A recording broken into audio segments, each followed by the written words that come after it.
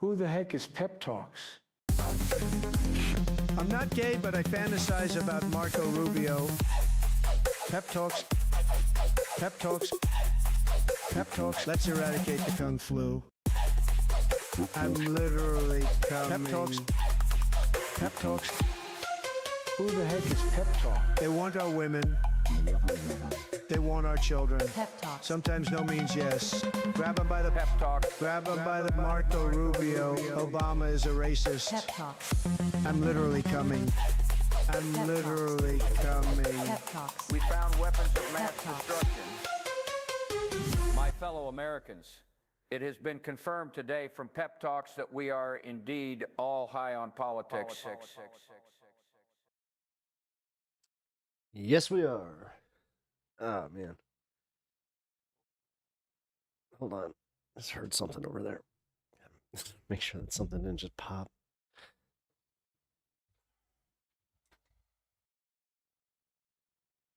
All right. I don't know what the hell that was. How's everybody doing?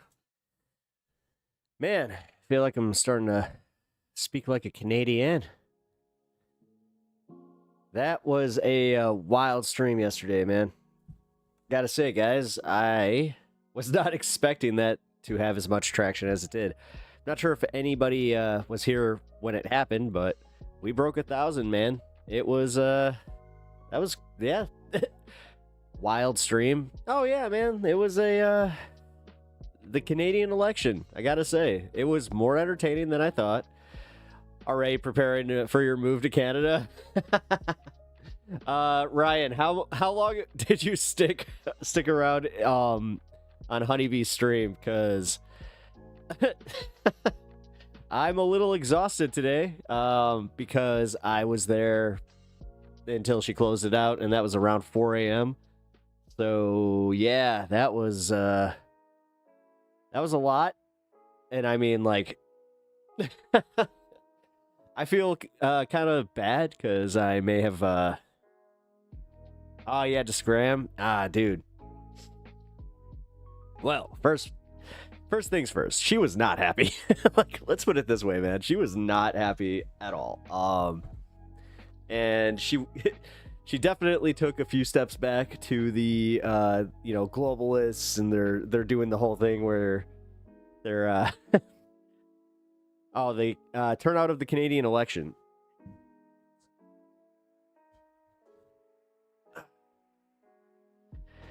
Yeah, she did not like the fact that Mark Carney won, and then the Liberals essentially...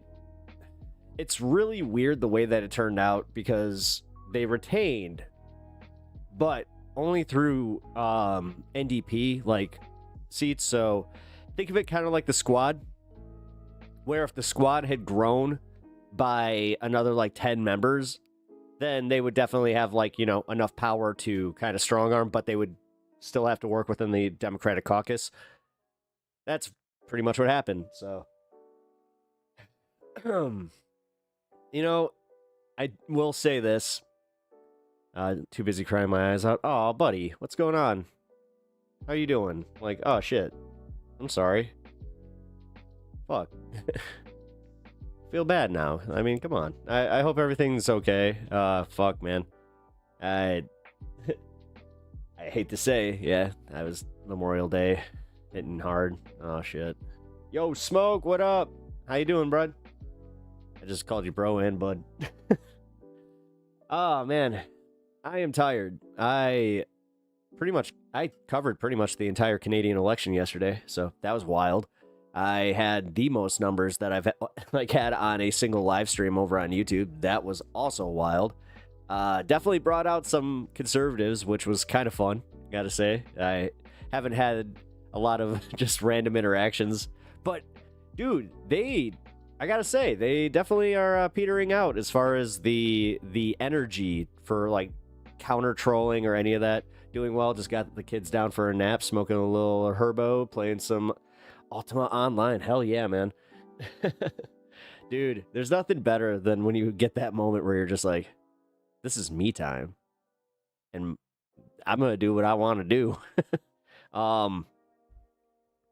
Let's see, what have I think that Tony Hawk, because I'm preparing for the new one. So, yeah, that's what I do. I kind of like just take a little smoke sesh, sit down, play a little bit of Tony Hawk. Although, actually, no, I've been playing a lot of Switch lately, like a lot of Mario games, and I got back into Smash Brothers, which, holy shit, dude. I forgot how much I love that game. Tony Hawk rules. It's literally I think it's one of the best games ever made. It really is. Dude, I'm not even, I gotta play that on stream. Because I got my capture card now, but here, you know what? Let's see, how much is that on Steam? I think I could just buy that. I should. You know what? That'd be cool, because, yeah, that's one of those games that I would not mind restarting. I'm not sure if you guys have those games where, like, you just don't care. Like, if your data file was to get corrupted, or you finished the game all these years ago. I did that. God, what was the last one I did that with? It was Zelda. Breath of the Wild, right before Tears of the Kingdom came out. I can play Morrowind like that. Nice. See, yeah, we all got one game where it's just like, I don't care. I love this game so much that I will literally start from the beginning. Unlike Aladdin and like the Lion King from the Sega Genesis. See, I didn't love those games enough for them to justify the fact that they wanted you to constantly restart from the beginning. Dude, I still have like video game trauma from that. I also have like game trauma specifically from the water level from Sonic 2. Hey, Pep, Angry Ginger sent me your way. Glad to see you live stream. Hey, man. Thanks, 5 Alarm Fire. Appreciate you, bud. Oh, yeah, dude, I've seen you in chat. Hell yeah. Thanks for being here. Sorry, I am, kind of getting my bearings, because, as I said, I was up until, like, 4 a.m. I bounced right off my stream, and then essentially onto somebody else's. I was just like, yeah, let's see what they have to say about the Canadian election. And then it turned into a spirited debate. I may have gone a little hard. I do hate to say that sometimes. Fuck the Sonic drowning music. Yeah, it's literally, it's trauma inducing. I'm not kidding. I think that I do have like kind of like a little bit of video game like anxiety from that shit, because I'm telling you, man, whenever I encounter a level like that, specifically with drowning mechanics, I'm so glad that the new Sonic got rid of that. Well, ish. They don't do the music as much. Good afternoon, gangstas. What up, Charlie? How you doing?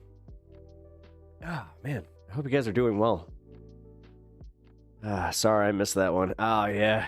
Yeah, that was, yeah, if you guys ever, if you see me raid Honeybee's channel and she's going on about some politics, you might want to stick around for at least 10 minutes or so, because I usually will kind of try to vibe and see what's going on and, debate her a little bit, because, listen, there's something about debating somebody that, admittingly, she just actually said, she's like, I just recently got into politics, so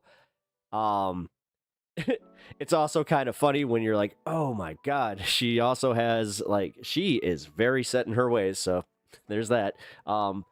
And yeah, it's also interesting because there's like a dash of like chemtrails and, you know, the globalists, so it's kind of like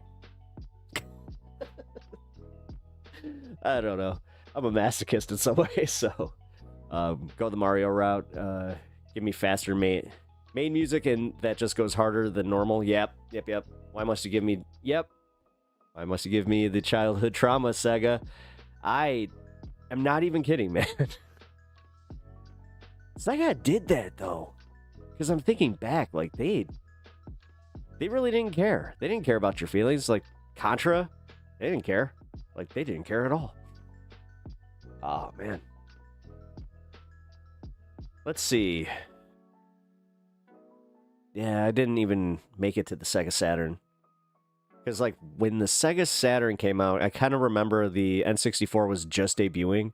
And I also remember doing that thing where in the 90s when you showed your parents like a new gaming system. It is very much just what it was today. Oh, dude, I also like looked into the prices. I'm not sure. I'm sure this has gone on like Reddit or whatever the hell, but I was like legit thinking like, you know what? Everybody complaining about the $80 price tag on video games. I'm like, I swear that's what video games used to be. Sure shit. Yeah. Some Super Nintendo games were about $80. And yeah, man, like the old systems, those were up there. Those were damn near, $400. So is there a way we can boost your political live streams on Discord? Please reach out to Ginger if you are interested. He has our contact info. Oh shit. Yeah. Hey. Yeah. He gave me the invite to the the Aegis. I wasn't sure like what the rules are for like self promotion or any of that. Yeah, so that like that kind of thing. I'm always down. I just I'm so new to this. I'm very open to where I've only been doing this for 8 months, I think. Yeah, about 8 months. So, jeez, dude, that's not much time, but at the same time, it's gone by, man. Damn. Like this is one of those very odd things where it feels like I've been on YouTube a lot longer, but at the same time, I'm just like, it does feel like yesterday. Huh. I must be having, like, how having kids is, where you're just like, it feels like yesterday. My dad used to say that all the time to me. And I'm not sure if that's all the... I don't know, I'm a PlayStation guy. I remember buying games for the PS3, and it cost the same. Yeah, COD games are cheaper, but in general, it all depended on what game... Yeah, Metal Gear Solid 4. Oh, dude, yeah. It's just like having kids. Okay, I'm glad that I got that right. I feel a little bit vindicated in that one. We promote your content as soon as you go live. Dude, thank you. Like that, yeah, that's the kind of stuff, thank you. Like that kind of stuff. Do you need a link or anything? I'm sure you got it. Whatever you need from me, let me know. I've streamed for about as long as my youngest has been alive. They both go quick. Dude. Really? Man. That's kind of crazy. Shit, dude. Like, yeah, man, you got a really committed fan base, so I gotta say, like, you kind of inspired me in just being like, hey, man, this is... Dude, were you here for this? I had some douchebag come into this channel, and he was, like, really going hard at the fact that I was like, he's like, oh, look at you and your tens of viewers, you thousand sub Andy, blah, blah, blah, blah. I was just like, wow. Okay, man. Like, the fact that he was going that hard at it, I was just like, what? Jeez. Somebody pays it that, like, I don't even really pay that much attention, to be completely honest. Like, I turned my my viewers off on Streamlabs specifically because it's never right. So, where's the guy trying to bring us all to salvation? Oh, yeah. What a way. Yeah, dude, he sucks. Like, he was here, like, for the majority of my stream, and I didn't have the balls to ban him because it was, like, intermittent, but at the same time, it was just boom, boom, boom. Yeah, where is he? I just realized that, Repentant Man has not been around. That's not good. He's not here to save my soul. I don't like that. If Ginger has your link, we'll post it for crossover communities from other content creators. I think he does have my link. I mean, it's my basic YouTube link, right? Here, I can actually just put this in the chat here.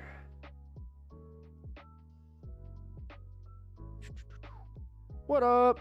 Hey, Anna. Oh, Dracos, hey. Good to see you again, man. Hope you enjoyed the stream. Yeah. I learned a lot about Canadian politics yesterday, I'll say that much. Oh, what is this? Check DMs. What is that?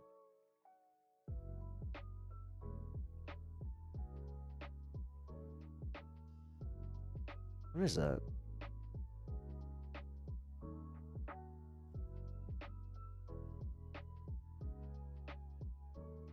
Oh.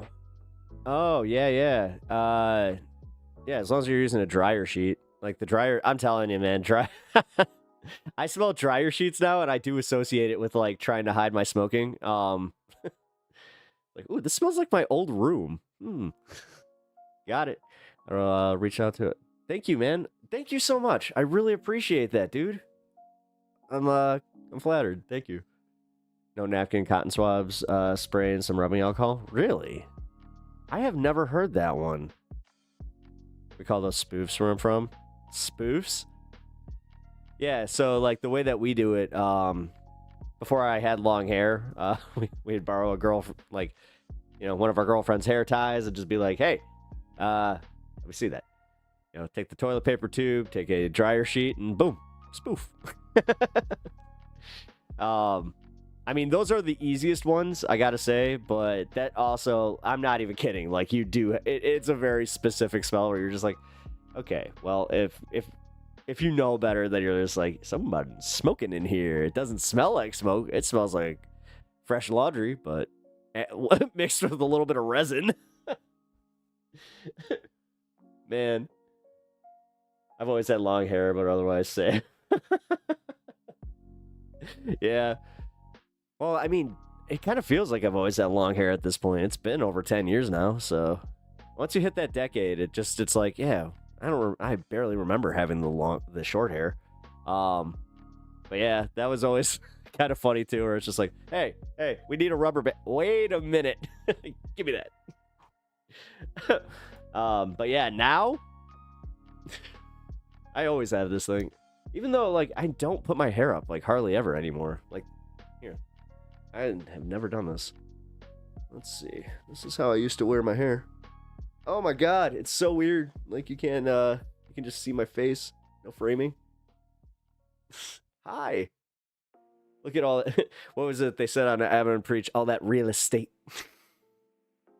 Yeah, I'm not sure if you guys like smoke. I'm not sure if you do top or I usually do like a mid knot and just like wrap it. I've always been like super lazy about my hair. Just whatever it is, like whatever it takes just to get it out of my face. That's kind of the thing. You remind me of Jeb with your hair up. Jeb, who that? I've always had one. Oh wait. I have the messy top knot. Yeah, nice. Like stay at home mom with the beard. I started doing that one too. It was kind of funny. I did it by accident. My wife was just kind of like, "You kind of, yeah, that works for you." I was just like, "Oh shit." She's a hairstylist, so she's like the reason that I have long hair. Where she's just like, "Oh no, I do not." She's like, "I don't want to cut your hair if I do not have to." So, that's nice. Yo, Bloodstone, what up? But also having a hairstylist as a wife, it has its benefits. You know, keratin treatments. Not sure if you've ever gotten one of those, but damn, those feel good. Makes your hair feel silky smooth. Also, yeah, using all like the exfoliating shampoos, all that kind of crap. I did it because I thought 6'9" looks. Never doing it again.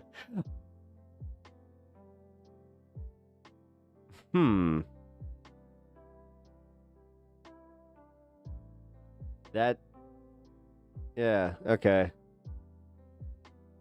I like because you're talking about like Tekashi 6'9". Yeah. Okay. Yeah. When you see somebody doing a similar hairstyle to you that you just absolutely hate, I get that. Luckily, I haven't had that one hit me yet. Although it's nice, my hair's finally like kind of trained to like stay in place now. So, and again, another tip from my wife where she was just like, not sure if you have like that, if you've ever done it where like you just either braid a little bit or you just wear like a little weight. Mr. Beast is falling even further. Yeah. So like I'm not big on that kind of stuff. as far as like internet culture bullshit, especially like Mr. Beast, I have somehow avoided most of his content. I just know of him through kind of like the scandals, CoffeeZilla, I know covered him at one point. And then just the standard, like, you know, everybody talking about him, but I think that I've never watched one of his videos ever. So, but it is interesting to see when somebody like that does like a con grab where they essentially did a Fire Fest. Here, you know what? Screw it. Let's go into this. It's a fun story. Not gonna upset anybody. Not that I care anymore. Oh, and what I mean by that is just like when I do somebody was just like, oh, so you start your show with some news. That's a bummer. I'm like, I try not to, but damn, I can't make anybody happy nowadays. Actually, you saved yourself by not watching. I did. Yes. You never know. And be upset. A stray 9-year-old might pop up and be upset. Again, this is what bothers me. Okay, I do know this much about his content because another creator had brought it up, and I couldn't believe it. So he's not marked for children. So like when you advertise, like when you put your videos out there, you have to make a setting where it's like this is either content like for kids that has like a whole bunch of different stuff that you it's different TOS. He marks his stuff as not for kids, but somehow he ends up on like kids' pages, and that's insane. Like that's absolutely insane to me. Just gonna say, like as a YouTuber, I'm like, oh, okay. How can you not talk about politics with the fuckery this administration is forcing on all of us? Yeah. And yeah, I get it. I mean, you watch AG, so he kind of said something similar the other day. I was lucky. I actually got to sit there and watch his stream pretty much in full last Thursday, just because of what I like doing this, and we kind of cross our time on there. So it's like, oh shit. But he made a really good point about just how like you do want to be informed and you do want to stay up on this, but even as a creator, he was just like, yeah, you don't want to burn yourself out. You do want to like, kind of take it slow as far as like bringing up a whole bunch of like the terrible shit of the day, because it does make it a little bit easier when you end stream. At least in my case, I have found that starting light and then ending light, it tends to be a really good balance. So it's kind of what are we, 24 minutes in? Yeah, so I'm kind of breaking it. I usually like to do a news story after the first hour, but since Mr. Beast has been brought up, dude, I gotta stop doing that. There we go. Oh my god, my capture card is just, it wants to take over so bad. I think that it wants me to play Smash, guys. I'm sorry. Nah, we can wait. I mean, it's literally it's 2 minutes and 30 seconds. And honestly, yeah, screw it. I'm sorry. I wanna cover it. It's bad. It's ridiculous. And you here at 6 tonight, a 3-day experience at Resorts World. And you here at 6 tonight, a 3-day experience at Resorts World advertised as Mr. Beast Experience in partnership with the popular YouTuber, causing now an uproar among some hotel guests. Yeah. Oh, I've been making a conscious effort to relax on politics a little. The fatigue is their goal, and staying informed without feeding their outrage grinder is a very tight balance to try to manage. Yeah. That promotion is now off its website, but what was advertised cost fans approximately $1,000. 8 News Now reporter Jessamine Wolk hearing from attendees who broke down what they were promised and what they got. It better be a VIP frickin' meet and greet. I started crying, and then I ran into other people that also were crying. I really just want my Mr. Beast experience that I paid for. Abigail Marquez is one of many disgruntled Mr. Beast fans demanding answers. Should have been like Yeah, he literally fire-fested these guys. mini games and meet and greets and photo It's ops. kind of funny. Special food and drink things, and unfortunately we didn't get any of that. Many coming from Every day out is of a town, like Teresa Meta, is clown who day for trekked this from regime. Arizona with her mother for the advertised immersive experience, but leaving disappointed with. You know what? Especially with friends on different political spectrums, I'm kind of lucky in that regard, where even my friends that are on a different political spectrum, they're more like centrist Republicans, where they kind of see through all this bullshit. Even the ones that's why I have made a strong goal to kind of differentiate between people that voted for Trump and people that support Trump actively, because yeah. What they did receive. I was told to wait in my room for 2 days, waiting for a package to come. And so I legit spent 2 days in Vegas in a room doing nothing, just waiting for a Mr. Beast package to come. That was a box of chocolates. As for what else they received, We were told we Oh, scavenging! were going to each get a mystery bag, but we only got one in the room. And it had kids' shorts, an extra extra small shirt, and a hat, and like a medium shirt. And you go to MrBeast.com to their Dude, see, that's wild, because again, you don't even get to choose. merchandise right now. All this stuff is on clearance for $9. We were told we were going to get exclusive merchandise, and obviously that's not the case. Do you know how pissed I'd be at that? Oh my God. a large group of fans banding together in the lobby to voice their concerns directly to the top. I think I'd Karen out too. Speaking with Resorts World I'm not CEO kidding, man. Alex Damn. Dixon. You're the chief executive. You are higher up than every other manager standing out here. Desiree Panetta says her son is a super fan of Mr. Beast. It was his birthday yesterday, so I just was trying to give him the best experience. And unfortunately, I feel like as a parent, I failed him. Panetta feels the hotel's response was not enough for the damage done. Their ultimate resolution for all the way across the board was $50 food and beverage credit for 2 different outlets. Experience has been nothing short of horrible. That's the only experience that we've had. Following the group's pleas with that CEO, Now we know what Mr. Beast thinks of all the adults, just a bunch of old overgrown hands kids. will actually exchange contact information, wanting to now file a lawsuit against the hotel to get some of their money back. We did reach out to a representative for Mr. Beast. Yeah, she was wearing the shirt. I'm glad you noticed that. Team for comment, She was and we're still totally wearing awaiting the a shirt. response. Apparently she wasn't that bad. How much did they pay? $1,000. $1,000. $1,000.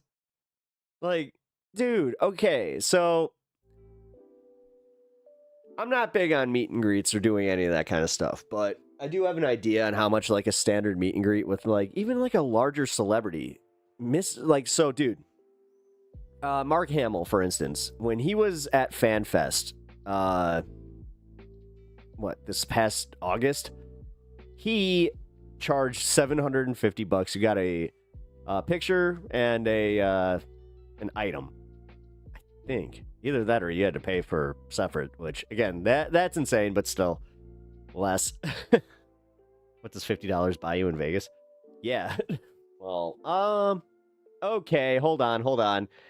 I don't know. My dad used to kind of do that thing where it's just like, Las Vegas, the only place that you could show up with $20 in your pocket and leave with more. It's just like that, or you could end up broke and not have a way to get home. I met Deftones for free in a series of cool coincidences. No way. That's crazy. You watch them change. Dude, that's one of the funniest Big J Okersonisms is, they definitely fucked a Deftones. Dude, I literally apply that to almost every time I go out, where I'm just like, and if I see one of those couples, I just crack up. $50 gets you 2 beers. Yeah, no shit. Yeah. It's like going to any event now, man. Dude, it's wild. Went to a hockey game not too long ago. I was just like, what happened? Like the $10 beers. The $10 beers are now freaking 15. Like, ugh. That was incomplete. Yeah.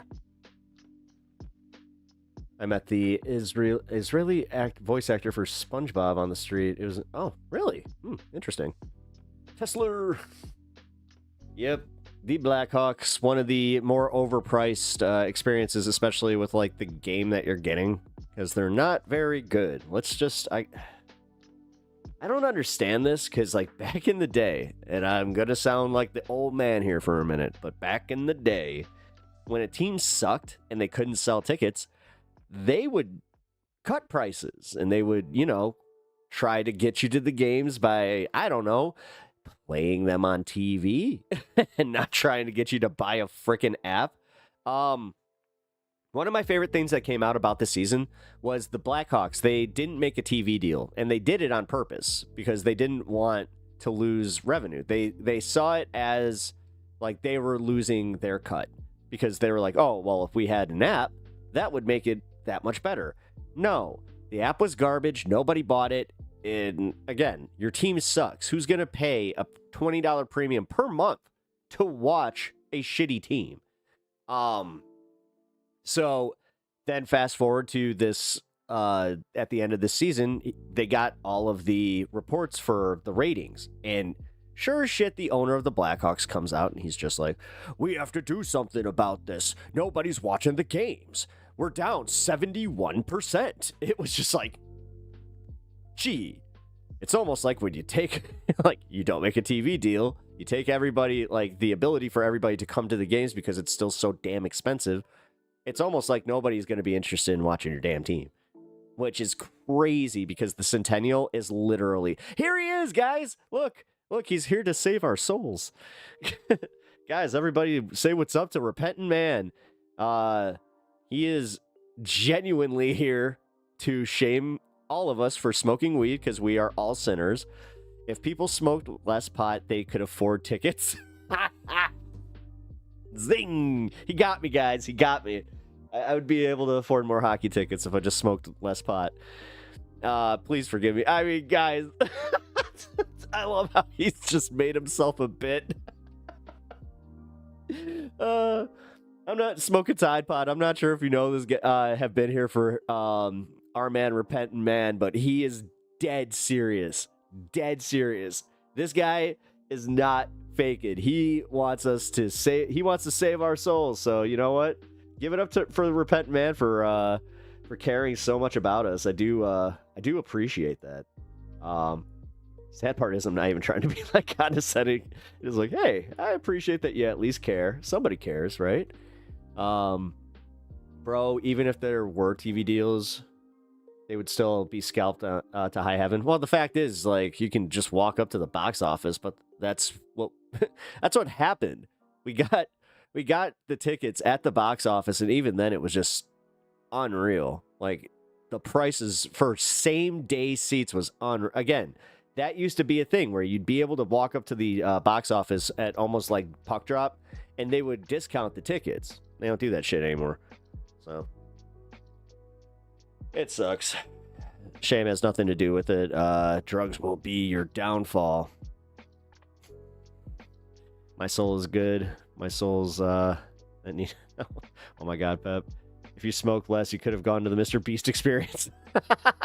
Dude, you're right. Oh man, if I had the hindsight, fuck. I failed. I blocked his ass like a month ago. Oh, you did? Oh, really? Oh, did he come to you first? Like, did he find me through you? Wait a minute. Wait, there's lore here, guys. Hold the phone. I didn't realize that he was also cheating on me. I don't appreciate that. I thought that I had the special soul saver in my chat. This isn't very nice. No, I blocked him here. I block fast. Oh. I'm sure that you've blocked a few other people in chat. I don't blame you. Sometimes they can be a lot. Cheating on me, I fucking snorted.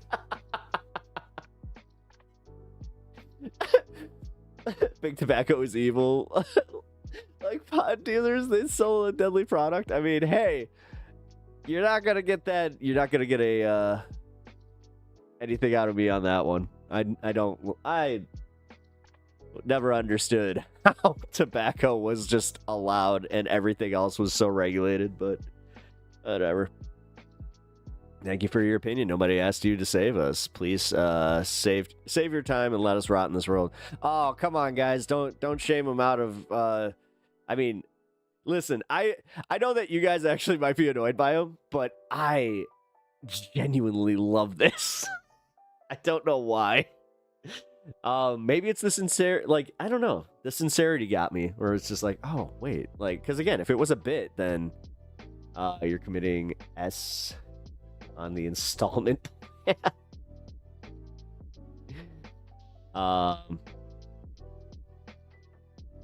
I was crying an hour ago, now I'm wheezing, thank you.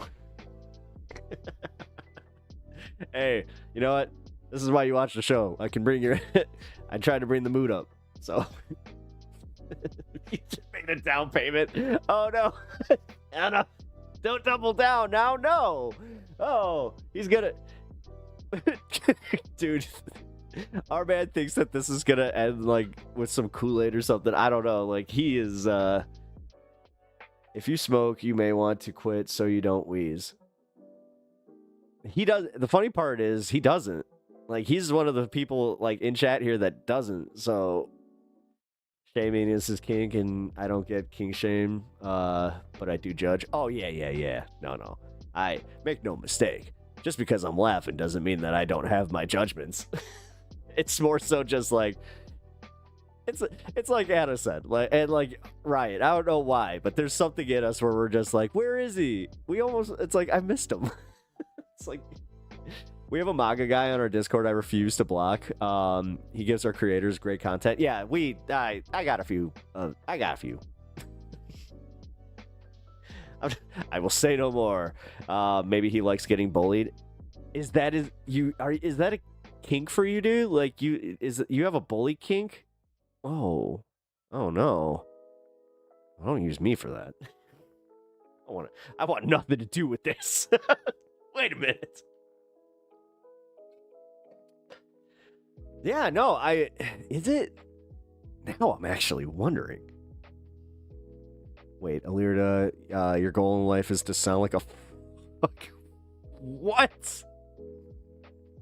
Why are there so many songs about rainbows?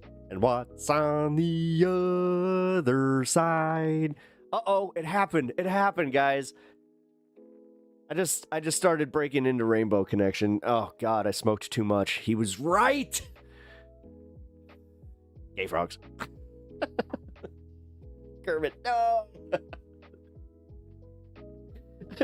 Oh shit, I just realized Squishmallow wasn't here for that. Where's our Squishmallow dragon? I know that Squish has been in Cambodia, so he is traveling the world like a badass. I mean, fucking Cambodia. I think Squish is working. Yeah, he mentioned that he was going to be on and off for a little bit, so doesn't mean I don't miss him. I like when I have my regular chatters, which is weird. Yesterday, a few of you guys just like straight up missed stream, and then yeah, I don't know how, but I guess covering the Canadian election was the popular thing to do, or unpopular thing to do, because God, I was not expecting as much traffic on the channel, but was very nice. We'll say that. You're being inefficient with your current strategy. Wait, I love that. But if you could do so much more by giving a homeless person money. Yeah. Wait. Oh my God, you just did it. You triggered one of the honeybee debates. Because we got on it about like the homeless problem, and I don't know how the hell she got to homeless equal immigrant, and I was just like, what? She's like, what? It broke my brain, and I was just like, this may be a dumb question, but what is your oh, it's not a dumb question at all. You're new here. Unfortunately, okay. My mom passed away not even a month. Well, oh God, no, it's about 2 months ago. Jeez. Yeah, shit. Yeah. So her memorial fund is for her memorial, and it goes to some of the expenses that accrued from her passing, because there are some municipal expenses, because apparently, yeah, when you die in America, they don't give a crap. I lecture on street corners, online, everywhere. Wait, do you? Do you actually like go out and physically stand with a sign? I'm sorry. Yeah, that was like really all over the place, but sorry, man.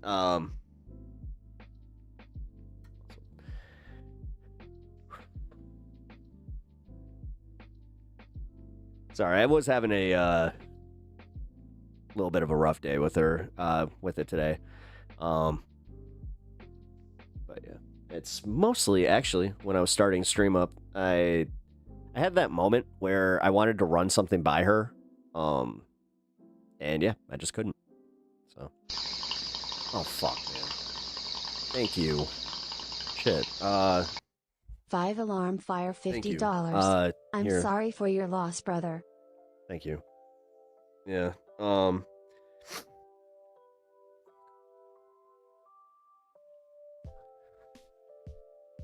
She was awesome, just so you know. And she also, I was lucky enough, she was part of this stream. She she knew of this community, and she had a really funny way of interacting with it, because my before she passed, she couldn't figure out how to use chat, so she used to text me responses to people.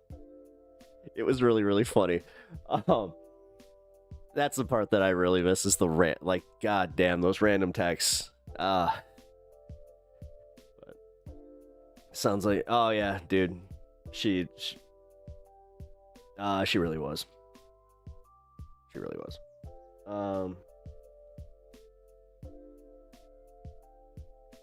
Why would it block Wonderful Woman? What? That's odd. Sure you have many great memories of her. I got so many. Like, my mom was, some people called her eccentric. She was definitely a character. If you guys don't know, she went, 5 Alarm, she went viral for, like, and I mean mega viral. She was on many news organizations, specifically the nightly news on NBC with Brian Gumbel. Yeah. Is that who it was, Brian Gumbel? I think that's who it was. Because, yeah, that was the wildest thing I ever was like, no. Yeah, that was weird. I call her the Moose Whisperer. I mean, yo, what up, Firefist? How you doing? Yeah, she sent me a point of view video too, after the whole thing. And it was her just going like, come here. Yeah, she was trying to get a stick off his head. That, like, everybody thought that she was trying to pet the buffalo, but she was actually trying to get a stick off his head, and she just didn't have any regard for her safety. And she was used as an example of what you don't do at Yellowstone National Park. My favorite part was that it was right at the same time where they were doing this thing where they're like, we're thinking about making the national animal a bison. And that was part of the story where I was just like, no. I do have a video that I made of me reacting to for the first time online in my library there. It's one of my favorites. You know what? I gotta put that on like my front page. I just realized I can still do that. But yeah, guys, like, she is awesome. And yeah, here, 5 Alarm. Let me add that to the tip goal, because unfortunately with Streamlabs, it is one of those situations where it's like, oh, we just. Are you a hockey fan? Yeah. Oh yeah, a huge hockey fan. Unfortunately, I kind of covered it. I couldn't really watch the Blackhawks this season because I bet your hockey heroes don't smoke pot. Yeah, they did. Thing is, dude, I've smoked with one of my hockey heroes, so I don't know what you're talking about. It would destroy their wind? No. You don't know how this works, do you? I was a goaltender, and honestly, no, I was one of the better conditioned players on my team. Like, you got this backwards, man. I don't think that you understand, like, the science of marijuana use as much as you think you do. Also, here, I'm going to link my Discord in the chat here. I need to get better at doing that. Yeah, don't even try to use the other link.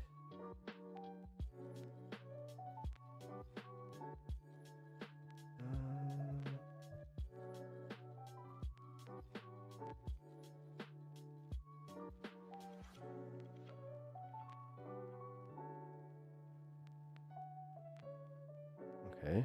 What the hell happened there? Are you a Blackhawks fan? Yeah. Yeah, I've been a Blackhawks fan since I was a little kid. Yeah, Michael Phelps. Yeah, Michael Phelps. Great. Yeah, Michael Phelps. Doesn't he have a... I swear. Yeah, I think that he has a product out there. I remember hearing like a radio commercial about that.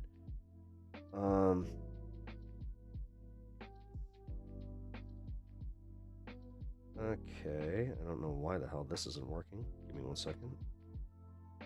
There we go.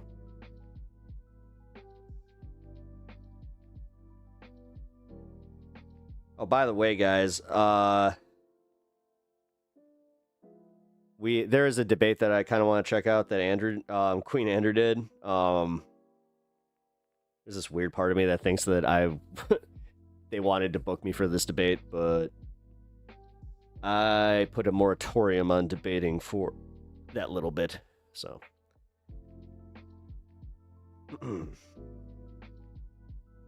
Oh, right.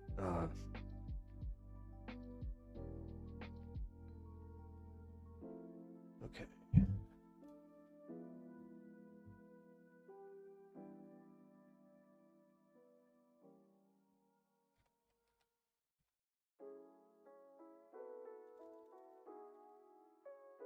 Thank you again, 5 Alarm Fire, for your donation, man. Thank you.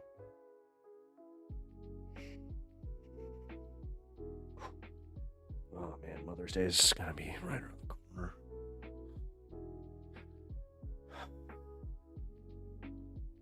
Yes, thank you, Watch. It's just like, you haven't moved today. I'm like, yeah, I know. I don't want that for any of you, and you shouldn't want it for yourselves. Again, you're very presumptuous in the fact that, like, yes, this is how it goes, is everybody just takes those puffs and then eventually it just leads to being destitute.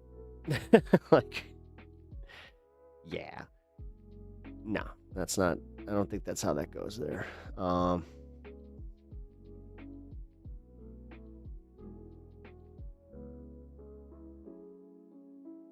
Ooh. There we go.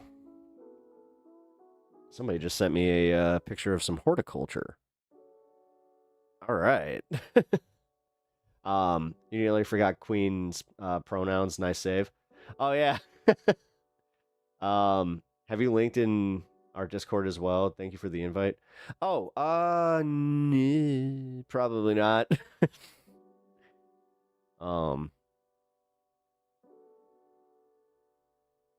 You can use that link if you want to.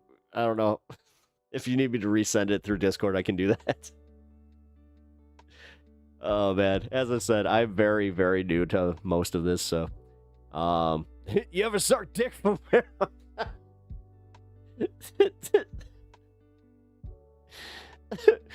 Oh, God. It's one of the best scenes. Dude, so I watched a classic movie, Happy Gilmore. Come on. I had this weird thing where it was definitely just as funny, but it felt like it was way shorter than when I was a kid. Like, that movie used to feel like it was, like, a long-ass comedy, but, dude. I don't know what the hell happened. I believe that thinking is very idiotic. It's the very logic that leads to the drug wars. Well, yeah. Oh, that thinking. I thought you meant like thinking in general. It's like, yes, thinking too hard about this. This is what does. That's what does it. Nah, dude, the drug wars. Can we just admit that nothing good came from that? It was, and more corruption. Like it going back to Oliver North and what the Iran-Contra stuff. Like, dude, there was just so much of that shit in the 80s and 90s that just was proving like this is not working. And then, sure as shit, like Portland having its rollout where they did the decriminalization thing, which I thought that was good, but then they did another or do I have that backwards? Because I think they decriminalized and then they walked that back where they were like, maybe not, but they have a bunch of clinics and they have a bunch of safe zones for use. And yeah, I think that that's the way to handle that kind of stuff. But, you know, repentant man here thinks that, I don't know, it's sinful to abuse your body. Dude, what was it? He without sin cast the first stone or whatever? My God, given mental illness, I'd like to have a word because pretty sure pot's cheaper than therapy.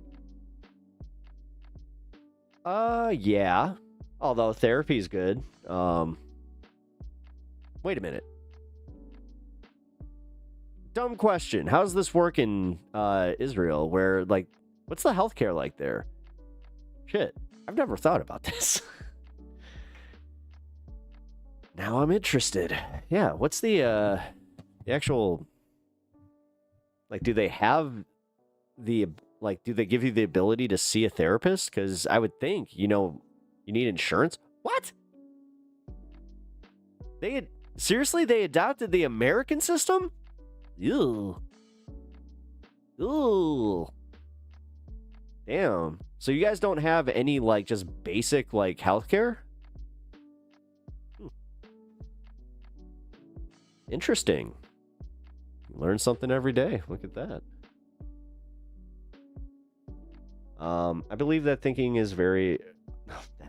I did it again. I hate... Okay, so whenever I have my multi-stream up, for some reason, YouTube's chat, it'll be like a little bit behind, and then when it does catch up, it's just like, oh, hey, look at that. Blé du Monde. The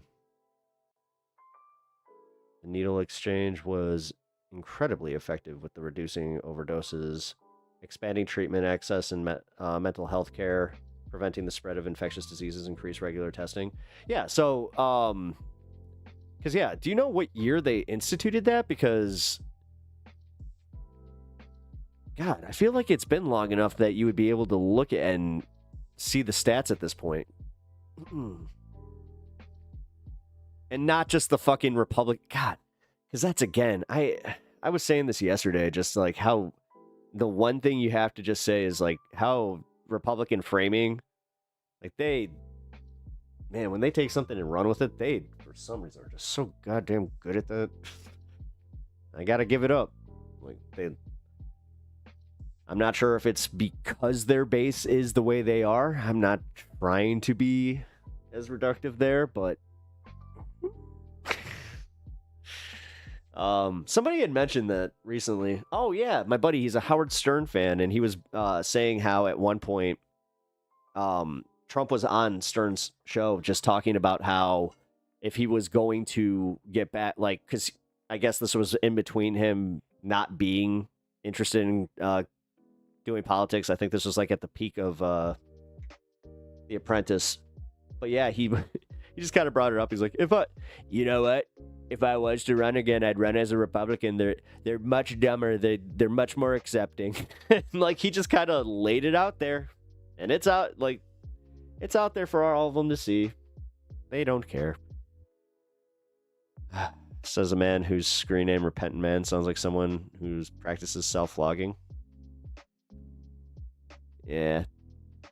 See, no, this is the problem, and I will admit, it does kind of reach its limit. Like, it's fun for like the first 5-10 minutes of him being here, but then he just keeps going, and then it's like, oh, now it's on the pay no mind list with you. Okay, cool.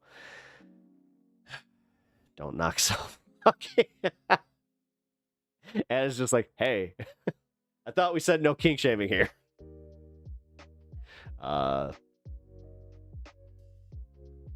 Fakeness? I mean, I just say fake apprentice. I don't know. That was a stretch. I feel like you definitely stretched for that one. Good try. Definitely. I appreciate the effort, but yeah. Ah, man. All right. You know what? I just did realize this. I have a lot to get to from yesterday too.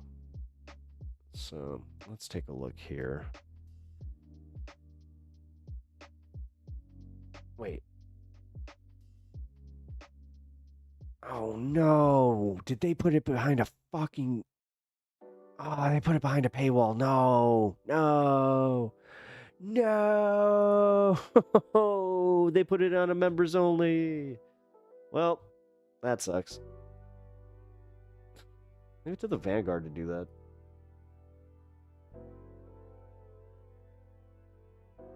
Try not to be as critical on that one.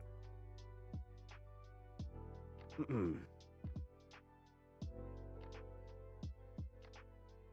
right. Bernie unleashes on MAGA. Finally.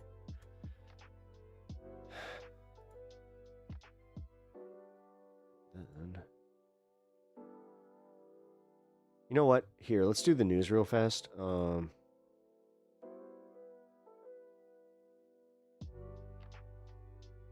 Dude, he's got to knock this shit off. I did a double check. We got healthcare that's very affordable and subsidized for all citizens and longtime residents. It includes mental health, but in general, best to also have some kind of insurance plan.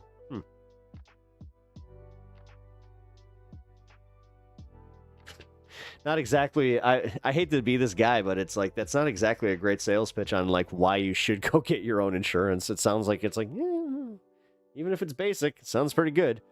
I mean, for real, the one thing that I want to just end is this fallacy that the American healthcare system somehow is that much better. It's not. Like, dude, I live in a pretty nice area as far as like Chicago, and like we got a few clinics. They're all garbage.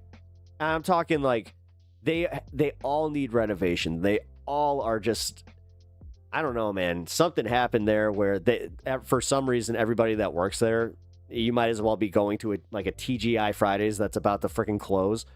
Like, also that's where I learned that whole, 1 minute it's covered, the next minute, oh hey, we found out that no, that wasn't necessary, so not covered anymore. Here, you're on the hook for that entire bill. Yeah, that happened to me. That was fun. I did a double checking. We got, it happened again. It happened again. Hold on. You know what? I'm gonna just reset my chat, guys. Give me a second. There we go. Can't you just add -archive to most paid sites and see behind the paywall?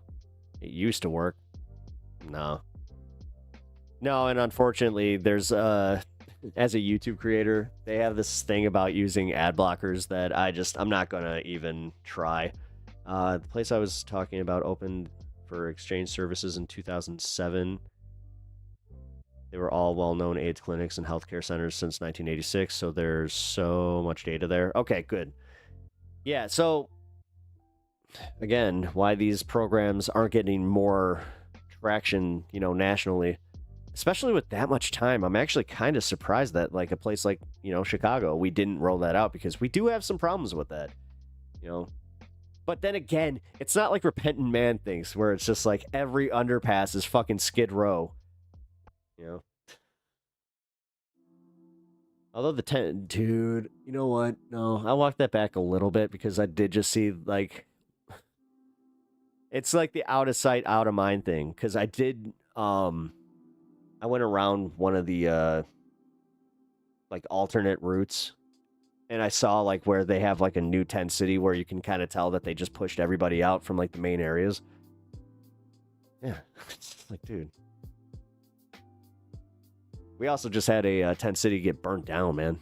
Like, and they were like, yeah, a space heater caused it. Mm-hmm. Yes. A space heater caused this fire at this tenement that the township and everybody, like, that lives around that area was actively trying to, you know, clean up or get them to move. Yeah, convenient, right? And the cops just didn't do anything, so gotta love that too. But here, if you guys don't know, this program is sponsored by Ground News. I sought out Ground News because I was already going to subscribe to them. And, yeah, I kind of figured as a content creator, why not go and show them what I'm doing? And I guess they liked it, so I'm too honest sometimes. No, for real, guys, I do love the fact that Ground News did the one thing that I was looking for, that it was advertised as, and that's breaking through the algorithm BS and just being able to kind of, like, see what I want to read. Whether it be from the left or the right, it is nice where I don't have to just rely on one algorithm on my phone or one algorithm on my computer just to give me a bunch of shit that they're like, oh, what? Let's be honest. It's just going to curate a bunch of shit that makes you happy, or even worse, the stuff that just constantly makes you mad. So this way I'm able to break through that. And then this is my favorite, aspect of Ground News is that you can go to the blind spot feature where they'll take the top stories of the day for the left and the right, and then you can just kind of go one by one and take a look. If you don't see right here, it's broken down by left, center, and right. Oh, that's actually really interesting. Here. 0% left is reported on this. Mexico has received nearly 39,000 deportees since from the U.S. since Trump took office. So Reuters, which again, Reuters, I've been told is like a left-wing publication. It's just like, really? Okay. But why not just report it? I guess it's because they don't even want to waste their time because, yeah, I guess they know their audience. There we go. See, I work it out in real time. But here, like this one, I wanted to check out. Trump eases tariffs on imported auto parts through executive order. He's literally just going by, like, which lobbyist hits him up and just goes, hey, we're seeing some bad shit here. Can you do something about this? It's like, okay. Except for the just blanket tariffs. I'm surprised. I'm actually really surprised that he's not backing off of a bunch of the other stuff. And then you have the thing that happened with, oh my God, why am I blanking on his name? Lex Luthor. What is his name? Oh my God. Bezos. Jeff Bezos. Holy crap. I just had that happen. Wait. David Hogg, more than a dozen Democratic incumbents could be primaried. That's kind of crazy that this kid got as much traction as he did. And, like, for some reason... Oh, my God, Timcast covered it. DNC imploding under David Hogg. Oh, no.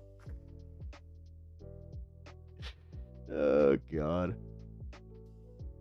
But anyway, let's take a look at some more blind spot. Jon Stewart tackles Trump's first 100 days in office. I'm so tired. Let's take a look. Where was it published? Oh, no. No. I can't do that. I can't do that. Bye.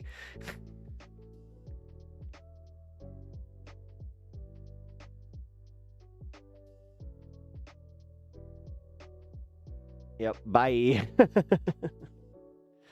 Yeah, that's something that cannot happen. I don't know why, but Comedy Central, they have one of the better checks on YouTube where it's just like, you are using our content. Please stop that right now, like right now. We got real life supervillains before GTA 6. Yeah, dude, it is kind of wild. Like, it's really, it's kind of wild to think about.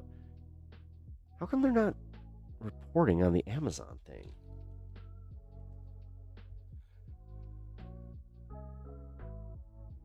White House calls Amazon displacing tariff costs a hostile and political act. Amazon says no Trump tariff price display after White House slams. So they backed off as quickly as they announced it. All right, yeah, that really shows a lot of gumption there. I mean, realistically, at least we can take it for what it is here. They gave us the little warning because we've been given the warning from enough news organizations that we really should just be stocking up on shit. So, by the way, I got a sponsored segment for Ground News today, and I thought about you. Nice. I appreciate that. South Park is the only thing keeping Comedy Central on. It really is. Yeah, and the fact that the rights distribution thing is such a cluster F, and Comedy Central, since they own all the episodes, that is one of the only places you can actually see like a lot of episodes right now that are held up in that whole rights negotiation between Paramount and Max. I think it's Max. I forgot exactly what happened there, man, but I do remember seeing some shenanigans. But yeah, if you guys want to try Ground News, you can try it free. And then if you guys really enjoy it, then use this link to get yourself 40% off a subscription, which really helps me out, guys, so I appreciate it. All right, so now let's check out Bernie. The MAGA-loving fake Democrats. So there's a Democratic senator by the name of Alyssa Slotkin. And this senator is basically Chuck Schumer's hand-picked successor to lead the Democratic Party. Schumer loves Alyssa Slotkin. Now, we're going to talk more about her in a little bit, but she came out recently and basically criticized Bernie Sanders and AOC. Keep safe since there are going to be shortages in the next couple of weeks. Yeah. And she repeated a Rahm Emanuel line. Well, and that's the thing. Like, trust me, the news cycle in the next few weeks is going to be nothing but a whole bunch of fuck around and find outers of like the Trumpers. Like, that's my favorite part, is seeing in real time his supporters start to get pissed. I have a guy in my neighborhood, right, where he flies, because of his position, he has a flagpole in his backyard where he flies an American flag and a Trump flag. Always has for the last fucking, I can't even, just from, almost 10 years. This is the first time I've seen him without one. Where she said, I don't know why you keep talking about oligarchy. That's not going to land with the American people. They don't even know what oligarchy means. That's awesome. Now, first of all, that's already been debunked because Bernie and AOC are putting up prime Beatles-like numbers. Oh, yeah, we already said ginos, which at their anti-oligarchy tour. I mean, you're talking 35,000, 38,000. Sizes that are even bigger than Bernie's 2016 and 2020 campaigns, his rallies then. And he's always had big rallies. But we're talking, I mean, people are ready to go, bro. Yeah. They hear this message. They love this message. They can't wait to fight back against Trump. They can't wait to fight. Mobilized. Oh, yeah, that's what we got to do. We got to watch the speech from J.B. Pritzker. Equality and give everybody universal health care and end the corruption and the bribery in our system. So she's just factually wrong to say, this isn't going to work. It's literally working. Alyssa Slotkin, if you want to lead the way, go ahead and try. Go ahead and try. Set up a rally. Shit, do it in your home state. I don't give a fuck. You know how many people are going to show up? 13. And 4 of them are going to be your family members. So I love this, like, lobbing bombs from the sidelines. Like, nobody's preventing you from getting in the fight. You want to get in the fight, and see how you do. And I guarantee you the anti-oligarchy message is going to blow your ass out of the water. So she's criticizing it. Rahm Emanuel's they don't even know the word oligarchy. Okay, well, Bernie was asked about what Alyssa Slotkin says, and he lets her rip. Let's go. Ask you about something that your colleague, Senator Alyssa Slotkin, said. She said Democrats should stop using the term I think my Lyft driver has some sort of problem with me. Oh, well. Oligarchy, because it's a phrase that doesn't resonate with all Americans. Are you missing a chance to speak to a wider audience, Senator? Let me also just say real quick, the idea that, oh, you need to appeal to, quote, all Americans. There is nothing anybody can say that appeals to all Americans. Nothing. I mean, we just covered a poll. It's 8% of 8%, 8, want to see cuts to Medicaid. Okay, that's literally a 92% issue for Democrats. But with Alyssa Slotkin's logic, well, that's not 100%. That's not all Americans, so don't talk about that either. This is the politics of chicken shittery, right? Don't believe in anything. Don't have... My bad. If you guys have had a little bit of skipping, I just realized that I forgot to tune my frame rate. Have any core values and argue for them. Don't move the polls in your direction. Just like, what? Fucking paint by numbers? No wonder Democrats like her fail over and over again. It's so like, it's paint by numbers. It's like, what are the things I can say in this exact moment that would appeal to you in this exact moment, which I will shapeshift and change with the winds on a whim, right? Like, people don't want that. They want conviction. They want heart. They want values and principles. So she's already wrong. But anyway, let's listen to his answer. She said Democrats should stop using the term oligarchy because it's a phrase that doesn't resonate with all Americans. Are you missing a chance to speak to a wider audience, Senator? Well, geez, we had... let's just note for the record, he literally laughed at her. 36,000 people out in Los Angeles, 34,000 people in Colorado. We had 30,000 people in Folsom, California, which is kind of a rural area. I think the American people are not quite as dumb as Ms. Slotkin thinks they are. Sassy much, Bernie? Sassy much? By the way, that, what was it, Folsom, California? Holy shit. That place where they held a rally, 30,000 people showed up. Man. The population size was like just shy of 90,000 or something. You almost had half the people show up. The idea that this is not landing is fucking...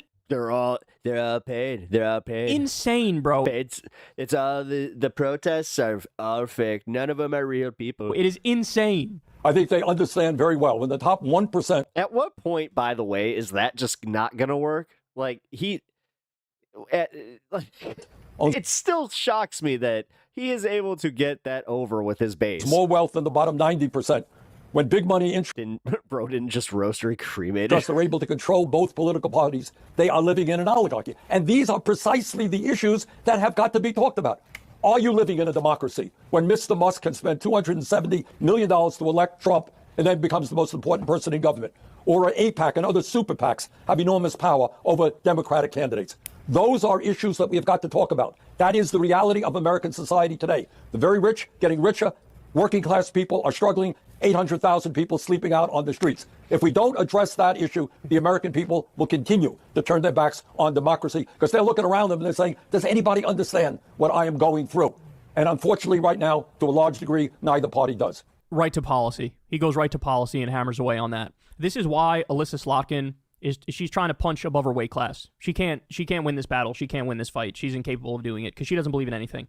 And Bernie he stands on his principles, right? And if you actually believe in something to your core, you're always going to win a fight with some wishy-washy goon who doesn't know anything and doesn't really care about anything. So, by the way, let's talk about why she's really slamming the idea of running against oligarchy. The reason why she's doing that is because she wants that sweet, sweet oligarch cash when she runs for higher office. Yeah. That's what she wants. In the same way, remember what happened with Hakeem Jeffries in the wake of Trump taking back the White House? Driver may not have a problem. I think they're just focused because they are driving. He went to Silicon Valley, hat in hand, got down on his knees, and started begging the tech overlords, the tech broligarchs, please, we'll represent you well. I promise. We'll be on your side. Just keep donating to the Democratic Party. We really need the funding. So literally, let's go to enemy territory and bend the knee and cave and cuck yourself. At the same time, what Hakeem Jeffries should have been doing is apologizing to pro-Palestine, anti-genocide protesters and young people and saying, we let you down. We need to adjust course. It's untenable, the direction that we went. I heard a funny comment earlier. There are two types of Trump supporters, billionaires and idiots. Check your bank account to find out which one you are. This is what we need to do in order to fight back and win. We actually have to stand for something. We have to be anti-war. We have to end the genocide. What he should have been doing is go... I mean, I'm not even kidding, 5 Alarm. I unironically had this argument just last night about how, what if theoretically, this girl makes her $1 billion. She wants to be able to keep it. She doesn't want to get taxed at these insane rates. And it's just, I going to small dollar my brain still hurts from that one. Donors and saying, we're going to represent the American people better and you're going to vote for us because we actually believe in something. We believe in social democracy. We're going to bring it back. We're going to get rid of income and wealth inequality. We're going to have universal health care. Instead, he went to the big money donors. Just like Hakeem Jeffries, Alyssa Slotkin wants that sweet, sweet oligarch cash. And she's acting like the year is 1996 and this is politics as usual and the Republican Party are not a fascist death cult. No, and on top of it, she's also acting like she's coming from the right. Every time that I've heard her speak, I'm not even kidding, guys. Like, I thought that she was a right-winger. Like, I was shocked when they were like, yeah, there's a D next to her name. I was like, what? Which leads me to the more important point. We just talked about Bernie's policy beliefs, and he just mentioned what he's fighting for. Joe Manchin, like politics much? What are we doing here? Let's remember this about Alyssa Slotkin. Alyssa Slotkin is a MAGA-loving fake Democrat. Yeah. She is a dino, a Democrat in name only. That's what she is. Pro-oligarch, fake Democrat, MAGA-loving dino. Why do I say that? Her record is why I say that. She voted for 8 of Trump's cabinet picks. This, by the way, was a long time ago. She may have voted for more since then. Green lighting all of Trump's cabinet picks. Okay. She voted for the Lake and Riley Act, which gets rid of due process for immigrants. She was a George W. Bush national security advisor. You know the guy who did multiple illegal wars against countries that didn't attack us and spent trillions of dollars and killed hundreds of thousands of civilians? She was a national security advisor to the bloodthirsty neocon imperialist warmongers. She was the first Democrat endorsed by Liz Cheney. She is pro-Israeli genocide. She was pro-TikTok ban. She is anti-student debt relief. Yeah, again, like, where is she not a Republican? And now she's going, oh, don't talk about oligarchy. Don't do that. I disagree with that strategically. The reality is, no, she doesn't. No, she doesn't. She disagrees with it substantively. She has made peace with the oligarchy. She raises money from the oligarchy. She will represent the oligarchy. Don't talk to me about the direction the Democratic Party should go in if you voted for 8 of Donald Trump's cabinet members. 8. Don't talk. You're responsible for this. You're responsible for this. It's fucking shameful. It's absolutely fucking shameful what we're talking about here. Slotkin was also heavily backed by crypto tech billionaires and tech billionaire-backed Fair Shake. I'm sorry. The fact that, like, we do this thing where we start taking the bait. I'm not even going to take the bait on treating her as a serious entity, like, as far as an opposition to an AOC or somebody that's up and coming in the party. Like, nah. So, also, she sucks. Funded by the crypto. Yeah, she's literally ex-CIA. Bros, the crypto bros, as you all know, they're all scam artists. Crypto is nothing but a massive scam industry. It is a fraud industry. Yeah. That shakes down billions of dollars from unsuspecting people who don't know any better. A gay with a PhD. So that's I love that. Was a funny ass screen name. Who Alyssa Slotkin is. Now, let me give you the good news. The good news is she's barbecue chicken. I'm sorry. The Rahm Emanuels, the Alyssa Slotkins, all the people who are coming out of the woodworks to be like, hold your horses now. Don't be too anti-billionaire, bro. All of those people are done. It's over. It's a wrap. No matter how much money they raise, we are going to beat them. Why? Because now the issue is rock solid to the American people. They see Elon Musk slashing pediatric cancer research illegally. They see Elon Musk getting rid of Meals on Wheels illegally. They see him looting the treasury, taking $38 billion in subsidies while he cuts government for you. They see him cutting Social Security, slashing 50% of the Social Security offices and cutting off the phone line and trying to make it collapse under its own weight. They see all of this. They saw the $270 million that Elon gave Trump, and Trump got in the White House, and now Elon's allowed to act in the most illegal and unconstitutional way imaginable and hack into the back end of our government and steal all of our data. Everybody sees it. You cannot hide anymore the fact that oligarchy is the problem. It is out in the fucking open. We are witnessing a fascist takeover and a robber baron coup. Ah, there it is. He said it. We have this thing wherever he says robber baron, we kind of take a hit. And if you're not... Our fighting on both those fronts, both fighting tooth and nail against the fascist takeover and fighting tooth and nail against the oligarch coup. We're not interested in what you're selling.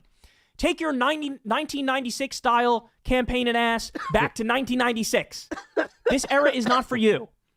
So I really think in this moment, no matter what, you will see the Democratic, the functional equivalent of the Democratic Tea Party. Because the people who are leading the charge, the only people who are actually fighting back against Trump and mean it, are the lefties. Yeah. It's Maxwell Frost, it's Jasmine Crockett, it's AOC, it's Bernie Sanders. Well, Jasmine Crockett, she did something that some left-leaning people don't agree with, so she's not good. These are the people. I gotta say, guys, my tolerance for that kind of shit is almost nil. I heard Emma and Sam going on about that. I was just like, really? Or Tim Walz out everywhere, doing rallies, doing town halls, telling people what's happening, going on TV and explaining it all. You don't get to pick your leaders. Leaders emerge. Chuck Schumer tried to handpick Alyssa Slotkin. Oh, you're going to be the leader. Good luck with that. Yeah. You are a MAGA-loving fake Democrat. You are a dino, a Democrat in name only. You are pro-oligarch, pro-crypto. This moment is not for you. We don't need some of their bullshit. Half MAGA Really? Democrats. What we need is the exact opposite. We need people who are going to fight tooth and nail on everything and then represent a big, bold counter agenda. They say the problem is immigrants. We say, no, it's fucking not. They say the problem is trans people. We say, no, it's fucking not. The problem are the billionaires. Yeah. The problem are the multinational corporations and the legalized bribery in this system. I mean, he's not And we will do everything to rein the oligarchy in, to arrest the criminals, the fraudsters in that group, the criminal billionaires who are destroying this country. And we will revive FDR's legacy, his legacy of a new economic Bill of Rights. We're going to raise the minimum wage. We're going to pass the PRO Act so everybody has a right to join a union. We're going to do universal health care. We're going to do free college education. We're going to get rid of the medical debt. We're going to get rid of the student loan debt. We're going to tax the wealthy and redistribute that money to the American people to give them a chance at the American dream, which is now dead. That's what we're going to do.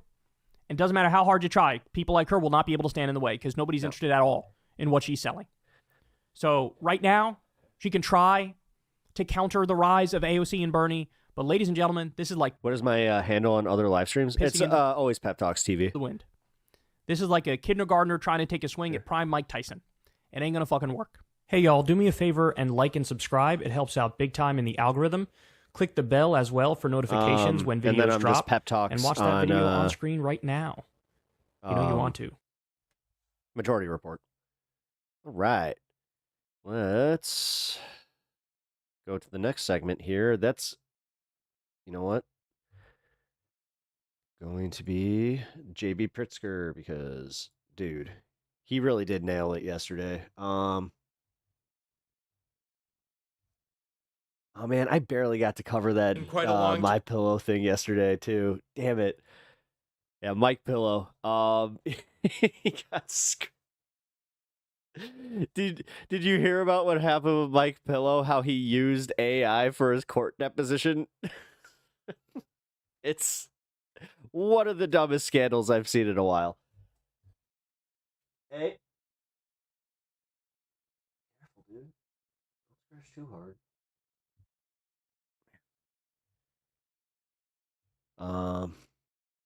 It really does feel like a horror movie right now, but can we just pause and skip this one? But we can't pause or skip this one. Oh, yeah. Yeah. Actually, one of my friends just texted me. She does, like shipping logistics, like in just taking stuff in and literally inputting tariffs. She said that she's been working like essentially so much overtime that it's like crushing her.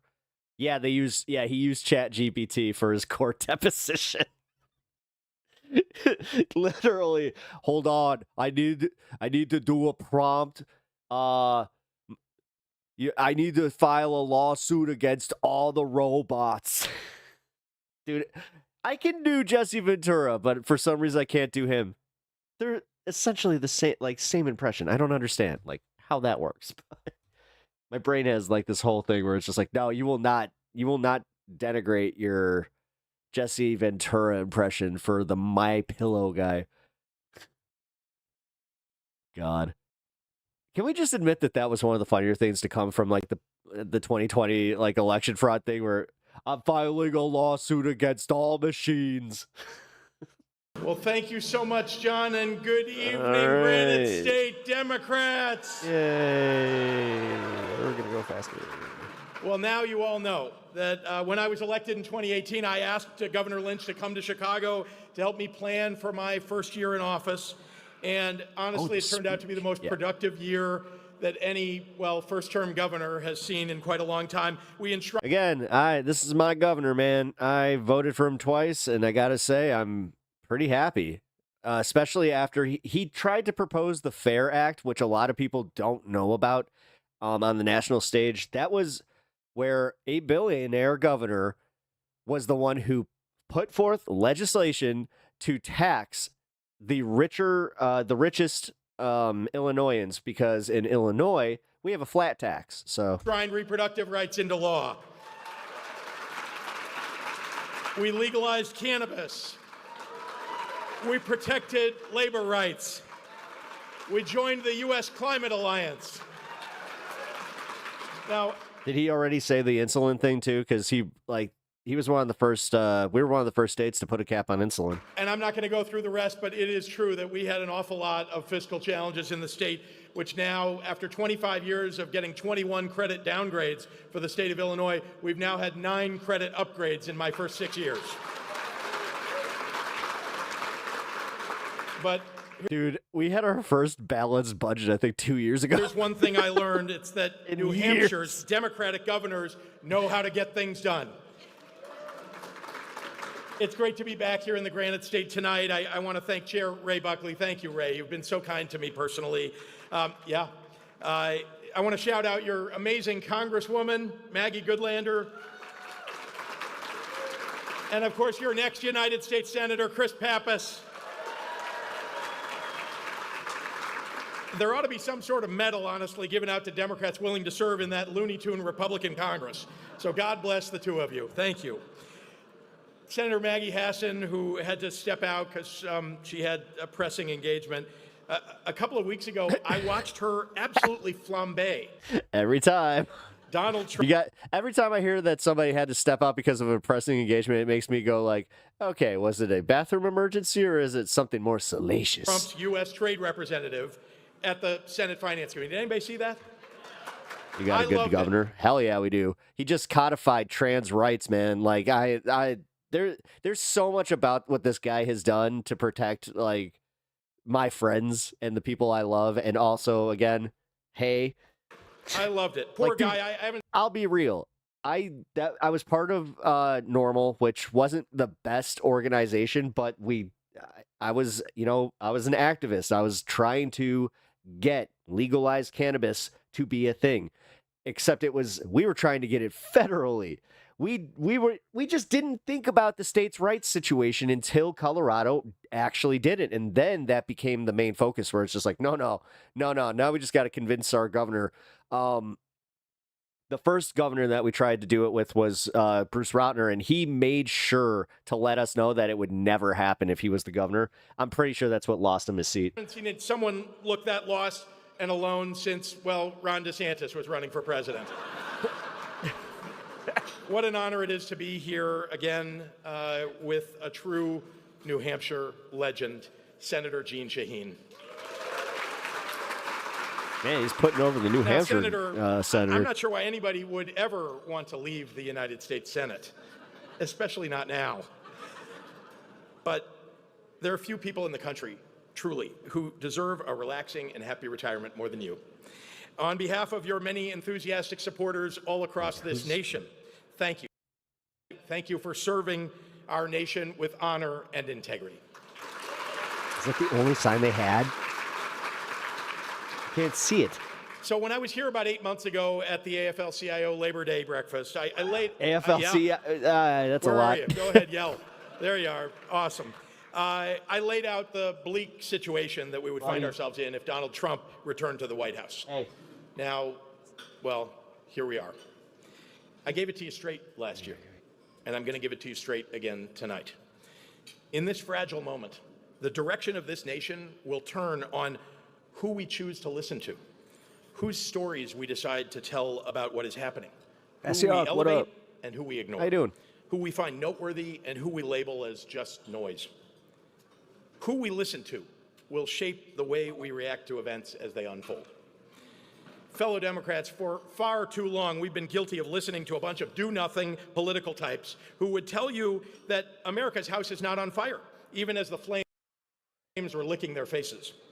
Today, as the blaze reaches the rafters... I mean, for as much as he's gaining popularity with us, you do realize that he just burned some bridges with that shit, right?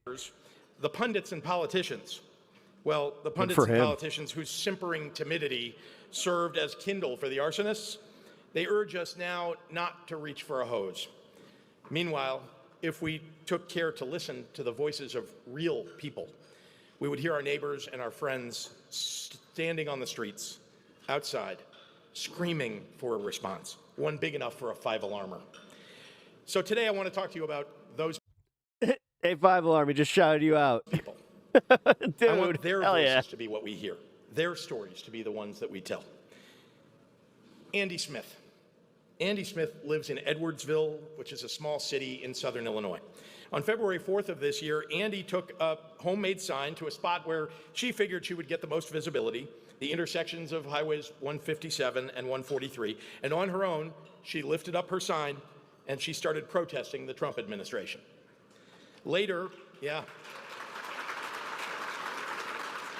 she told the local paper that on that first day, she felt like a crazy person standing out there all by herself. And then someone walking her dog saw her sign, stopped, and decided to join her. He's talking about standing up to Trump and protesting. That helped, Andy said. The next day, February 5th, Andy showed up to protest again, and this time 4 friends came to join her. Well, 2 days later, on February 7th, the small but hearty band of Edwardsville protesters got their first counter-protester. One guy who yelled obscenities at them. But in true Midwestern fashion, that guy later returned to apologize. Andy Smith's protesters now meet every Friday at 1 p.m. Last week, there were 300 of them.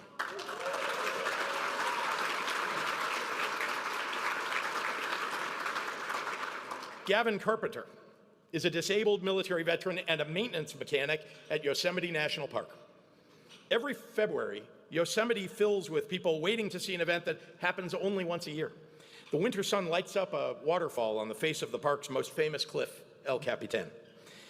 This year, on that day, Gavin climbed to the top of the cliff and he hung an American flag upside down, famously known as a signal of dire distress. When asked why he did it, Gavin pointed to the cuts that Elon Musk and Doge were making to his beloved national parks.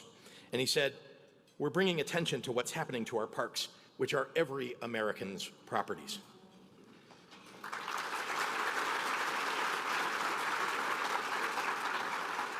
Lucy Welch. Lucy writes the daily snow report at the Sugarbush Resort in Vermont.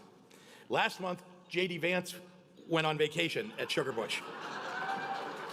So Lucy decided to write, well, a very different kind of snow report. Instead of the usual details about powder conditions and weather, she wrote about what was happening to the diverse and wonderful community of veterans and people with disabilities and LGBTQ plus friends and immigrant workers and people of color. She wrote, all of these groups are being targeted, undervalued, and disrespected by the current administration. And she finished. Oh, trust me, I know. But that's why I think that every single one of us that does this knowingly, like now especially, there's a degree of like balls you have to even like associate yourself with the left online right now. That's also why I do get a little touchy when people tend to focus on really stupid shit and then just be like, I'm gonna make this my be-all end-all. I don't want to even associate with you. Fuck this. Fuck. It's like, all right. Finished her snow report by writing, I am using my relative platform as snow reporter to be disruptive. I don't have a whole lot to lose. We're living in a really scary time, in a really serious time. What we do and don't do matters.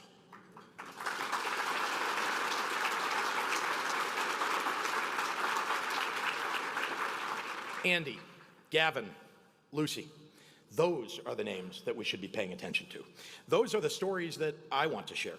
No pontification, no punditry there, no tortured op-eds about party messaging, no hand-wringing over which battles to pick. These three Americans acted on an instinct that we teach our children as one of their first lessons in life. When you see a danger, you yell for help at the top of your lungs. We Democrats, we shouldn't be comfortable ignoring those cries for help. The fact that so many are speaks to the real reason that we lost last November. What I find ironic. Even him addressing that. I mean, dude. What I find ironic about the current conversation surrounding our party is that the voices... He's playing with political fire here. Like, he's definitely... Like, I would equate him to, like, those fire jugglers you see at, like, the Renaissance Fair. Talking to podcasts and cable news shows to admonish fellow Democrats for not caring enough about the struggles of working families are the same ones who, when it comes to relief of the struggles of real people, have been timid, not bold. They didn't want to fight the health insurance companies and the drug manufacturers. They didn't want to demand an increase in the minimum wage or require paid family leave. They gave in to the powerful hedge fund managers and tech bros whose blind pursuit of profits is now destroying everything that matters to middle-class families. Bastiak, all I'm going to say is if any shelves do go empty, you can just mark Trump's days as numbered, like, at that point as far as, like, politically. Families. From home ownership to health care to veterans benefits. They told us to ignore the fact that most Americans can't afford a vacation while they're young or retirement once they're old. Here's the problem with the do-nothing crowd, now telling us what to do. Well, they spent their years watching Republicans illegitimately pack the Supreme Court, take away voting rights from people of color, systematically chip away at the constitutional order. And all the while, they offered, in response, a simple defense of norms and decorum and a blind hope that one day soon, Republicans would wake up to find their better angels. Well, that got us... I said politically. ...exactly where we are today. So, folks, the reckoning is here. It's already happening here in Alabama. You're also getting some crazy tornadoes lately. I follow Brandon Kopic and Max Velocity, and like half of the tornado outbreaks have been in Alabama. And now that this culture of timidity is on full display, those same do-nothing Democrats want to blame our losses on our defense of black people. Really, I want to know why. Well, I know, but I only know a Canadian and Middle Eastern perspective. Of trans kids. Oh, okay. Wait, what are you asking? I'm sorry. Immigrants, instead of their own lack of guts and gumption.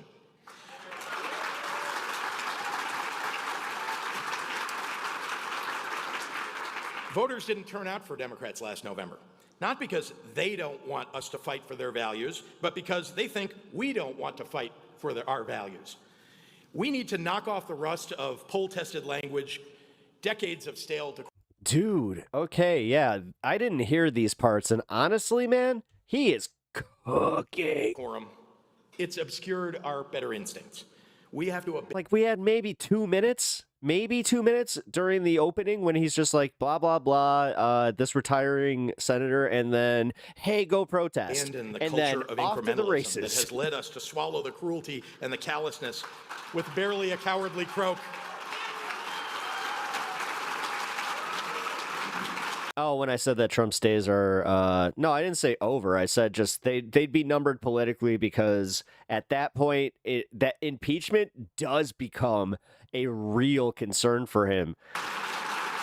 Because I'm telling you, man, if you can't have him do the whole power play without like a larger number of people not like raising their voice. But that's why everybody is so scared. That's why they are pushing this narrative of, oh, everybody's just paid. Like, they are so terrified of the fact that so many people are pissed off. And on top of it, as I said, anecdotally with the protests that I went to, a lot of them were ex-Trumpers that just said, enough. You know, they done fucked up. They fucked over their constituents. This is what they get.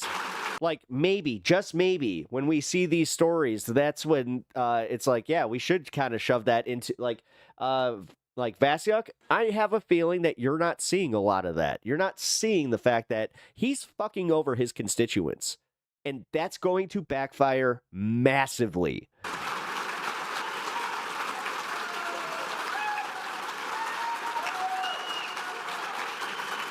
He's already lost the independent vote, like, honestly. It's time to... And everybody's doing the fear-mongering thing of, like, well, then he's just not going to have elections. It's like, good luck. Fight everywhere and... Like, do you think people are really... Again, if there's no food on the shelves, if they're, like, people at some point will just go, all at once. Is MAGA turning socialist? Little bit. The funniest part is some of the conversations I've been having, they have been going to, yeah, maybe we should actually have like better healthcare. Like, how come they don't we should definitely have some, some caps on insider trading and like they're coming around. But then you hit the wall just as hard when they're just like, but those transes and the swimmers. Now let's start like, with whatever. something that should, well, be easy to say. It's wrong to snatch. All companies need to start showing the tariff prices on goods. Yeah, I mean, Amazon's not going to do it. They backed down as quickly as they announced it. Person off the street and ship them to a foreign gulag with no chance to defend themselves in a court of law.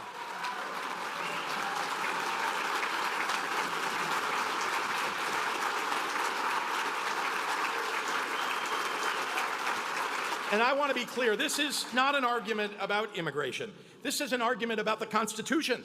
Remember, Trump just last week arrested and deported 3 children under 8 years old, all U.S. citizens, all of them. One of them a 4-year-old with stage 4 cancer. Let that sink in. Yeah, but repealing Citizens United requires a majority in both houses. And these people all benefit from Citizens United. That's where it's never going to change like that, unfortunately, until straight up lobbyists are just illegal. I don't know what to tell you. It was founded on the idea. I think that's actually, I just kind of figured that out, that we would have to actually ban lobbying before we could tackle that. Of habeas corpus. It's a fancy legal term. Because I agree with you. It's not that I disagree. It's the fact that practically I see that there are too many challenges right now. But again, that's not any reason to stop fighting for having that happen. That in plain words means no government has a right to arbitrarily take your freedom away from you. Preserving habeas corpus is not some fever dream of the left-wing echo chamber. Yep.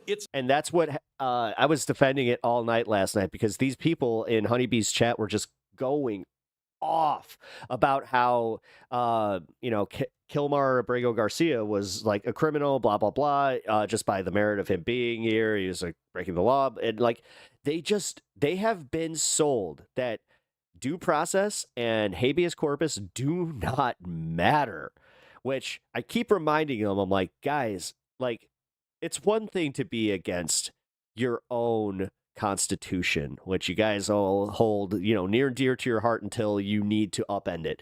But the Magna fucking Carta? What? It's a like, we're going back to the 13th century for this?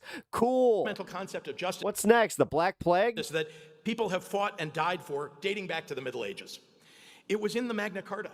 It was considered by our nation's founders to be so vital to our liberty that they wrote it right into the Constitution. Thomas Jefferson called it the essential principle of government. Benjamin Franklin opined that those who would give up woke assholes habeas corpus for temporary security deserve neither liberty nor security. Mm-hmm. Absolutely. And Alexander Hamilton wrote that the practice of... I hate them on their anger over immigrants. The thing is, this is an unpopular opinion, and I've gotten in trouble for this. I saw a few people were just like, yeah, not going to listen to you after voicing that. But realistically, man, those are the people that you got to say enough is enough and just call them on the fact that, like, and it's not this hyperbolic use of saying that they're racist, like just pointing out that they truly are the worst of humanity and just being like, no, I cannot be around that anymore. Like, you can die alone and miserable, and that's how they should be. Arbitrary imprisonments has been in all the ages the favorite and most formidable instruments of tyranny. What I don't understand is people who like actively just constantly go to bat, whether it be for a friend or family member, where they're just like, nah, he's not that bad. It's like, what? He literally said that you shouldn't that, I shouldn't exist as a lefty. Like they're using language like that too, where they're just like, yeah, the left shouldn't even exist. It's like, what the actual fuck? Like, you guys want to live in a world where it's just you? Like, this utilitarian, freaking authoritarian nation of, like, at what point do they realize how fucking boring that, like, these are the same assholes that truly think that just going to heaven is going to be awesome. But they can never explain why, how, or any of it. They just go, nope, just gotta be awesome. God told me so. Franklin, Jefferson, Hamilton. Standing for the idea... Lots of golden roads in my whole family. That the government doesn't have the right to kidnap you without due process is arguably the most effective campaign slogan in history. It's the OG of political messaging. He's not wrong. So, I mean, what do we think that Colonel Stark was talking about, if not this, when he said live free or die? Today it's an immigrant with a tattoo. Tomorrow it's a citizen whose Facebook post annoys. Yes, that's it. Donald Trump. Yes. Or a YouTuber that made a video that he's a meanie bobini leftist that needs to get locked up. And there are plenty of people in this country who hold opinions that I find abhorrent. But my faith and our Constitution dictate that I fight for their freedoms as loudly as I defend my own. Well, actually, Dracos, I can ask you this because you are Canadian. What is with the Canadian side, like the Canadian anger over immigration because, like, man, the shit that I was seeing on Honeybee's stream yesterday, because she's from Toronto, and she was talking about, like, she made a comment about how, the immigration problem in Canada is even worse than you even know. Like, technically, I would say it's even worse than in America. I was like, what? And as a Ukrainian-American Jew who built a Holocaust museum, whose family immigrated here as... I may be the only atheist in Alabama. There may be like 2 or 3 others. Refugees from the Russian... It's your fault, 5-alarm fire, that you're getting all those tornadoes. Pogroms. Let me say this to Donald Trump. Stop tearing Damn down heathen. the Constitution in the name of my ancestors. Yeah, that's a viral clip right there.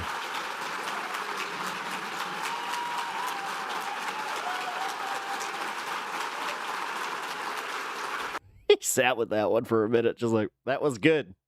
That was a banger. I mean, go ahead and clap. That was indeed a banger. I appreciate confidence in that way a little bit. That's a little, dare I say, Trumpian. Do not claim that your authoritarian power grabs are about combating anti-Semitism. When you destroy social justice, you are disparaging the very foundation of Judaism. When the pendulum swings back, and it always does, you will have contributed to the climate of retribution that will inevitably follow. So let's dispel another myth. Wait, I thought we controlled the weather. From the MAGA Republicans.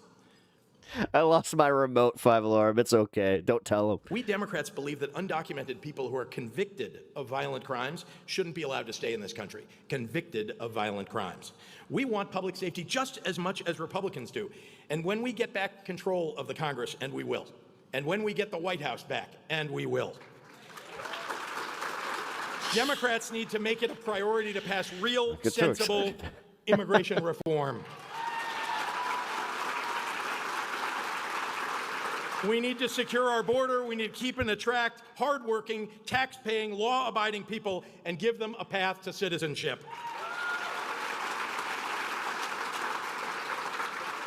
Immigration, with all its struggles and its complexities, is part of the secret sauce that makes America great, always. Immigrants... I thought the secret sauce was hot honey ranch. Strengthen our communities, enrich our neighborhoods, renew our passion for America's greatness, enliven our music and our culture, enhance understanding of the world. The success of our economy depends upon immigrants. In fact, 46% of Fortune 500 companies were founded by immigrants or the children of immigrants. I didn't know that. That's cool. The return on investment for America's 250-year commitment to immigration is incalculable. But because of Donald Trump's xenophobia, we've seen foreign students already choosing not to attend our universities and being told to leave. Businesses from overseas are afraid to invest their money here and to bring their executives to our shores. Scientists are choosing to innovate in European laboratories instead of American ones, already in just 100 days. If the best and the brightest around the world no longer flock to this shining city on a hill, then the U.S. economy is likely to fail. But failure, it's starting to look like that's the point of all this, doesn't it? We have a Secretary of Education who hates teachers and schools. We have a Secretary of Transportation who hates public transit. We have an Attorney General who hates the Constitution. We have a Secretary of State, the son of naturalized citizens, a family of refugees, on a crusade to expel our country of both.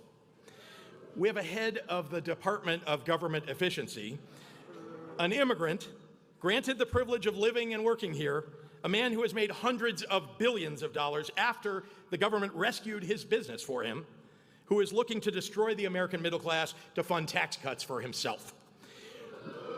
And we have a president who claims to love America, but who hates our military so much that he calls them losers and suckers, and who can't be bothered to delay his golf game to greet the bodies of 4 fallen U.S. soldiers. And we have a grand old party, founded by one of our nation's bravest presidents, Abraham Lincoln, who today would be a Democrat, I might add. But a grand old party so afraid of the felon and the fraud that they put into the White House that they would sooner watch him destroy our country than lift a hand to save it. Democrats, we may have to fix our messaging and our strategy, but our values are exactly where they ought to be. And we will never join so many Republicans in the special place in hell reserved for quislings and cowards. I thought I was going to say Quiznos. I'm like, hey, it's not that bad.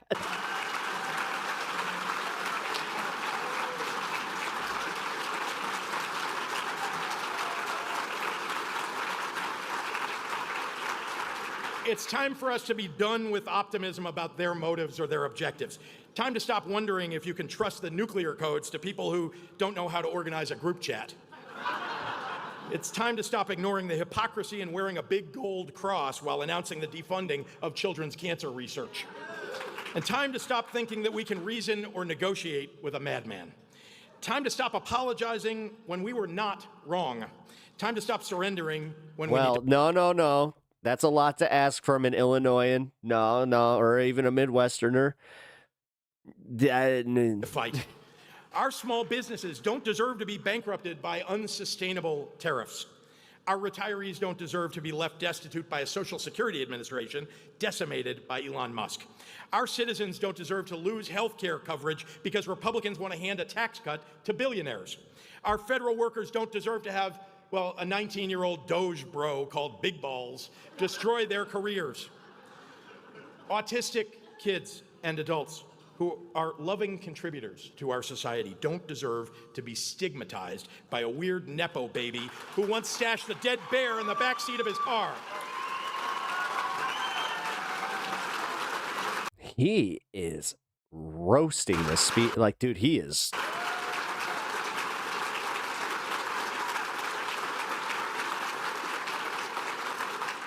Don't take my governor, guys. Damn it. Our military service members don't deserve to be told by a washed-up Fox TV commentator who drank too much and committed sexual assault before being appointed Secretary of Defense that they can't serve their country simply because they're black or gay or a woman. We live in such a just profoundly messed up time.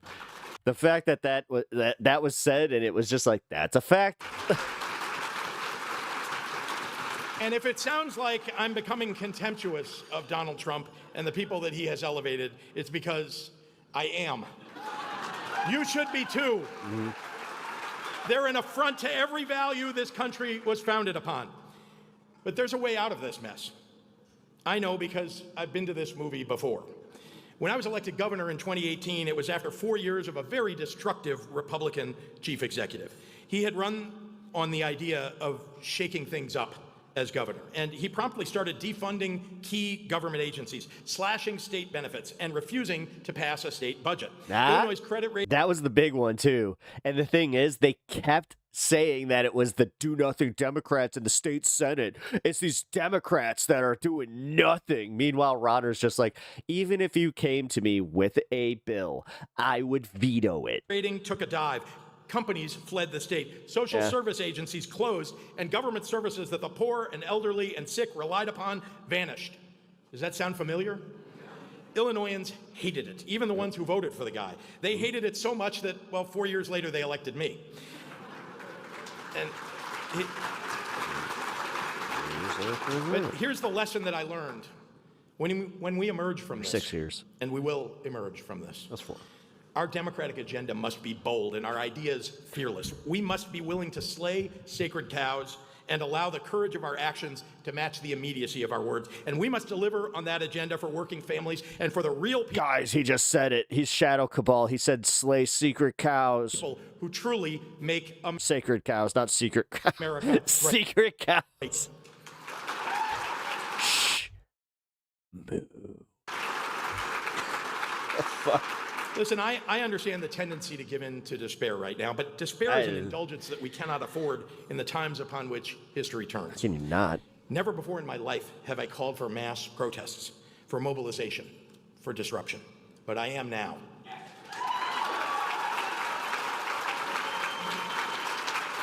Shit, I think I know what I'm doing Saturday.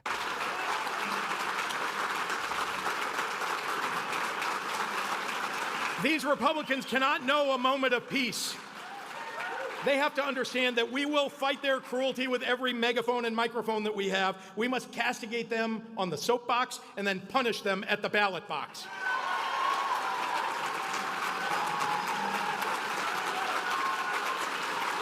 Let the courage of our action follow the truth of our words. 10 out of 10 line.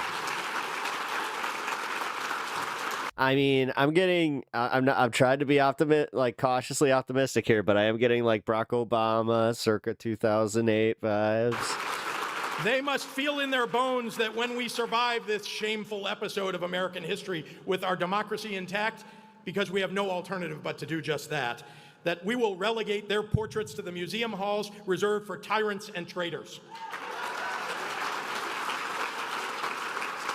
And when the courage of our civic leaders wavers, when they fail to stand up for our country in its moment of greatest need, then we should remind them that cowardice always comes. How many here gifted whose boat is this boat to MAGA family? At a cost. In the world's most successful republic, no generation of Americans has escaped our true inheritance, the test that we are given that asks how hard we are willing to fight to keep our society free. It was selfish to think that ours would be the first. But the fact that we are still here, debating the question, tells me our predecessors never failed this test in the past, often in situations just as dire as the one in front of us. Cowardice can be contagious, but so too can courage. And courage born during times when complacency beckons like a siren call is the most important kind of all. Just as the hope that we hold on to in the darkness shines with its own special light. These days, I cling to the courage and the hope demonstrated by Andy and Gavin and Lucy. Courage and hope that risks limbs and livelihoods to go to the most visible place possible, to wave a sign or to post an upside-down flag and remind everyone that what we do and what we don't do matters. So tonight, I'm telling you what I'm willing to do, and that's fight for our democracy, for our liberty, for the opportunity for all of our people to live lives that are meaningful and free. And I see around me tonight a room full of people who are ready to do the same. So I have one question for all of you, Granite Staters. Are you ready for the fight? For real, Granite Staters, are you ready for the fight? For real. Good night, New Hampshire. God bless you, and God bless these United States. Fuck yeah, man. That was a hell of a speech, guys. I think that's one that we will be revisiting come the election cycle.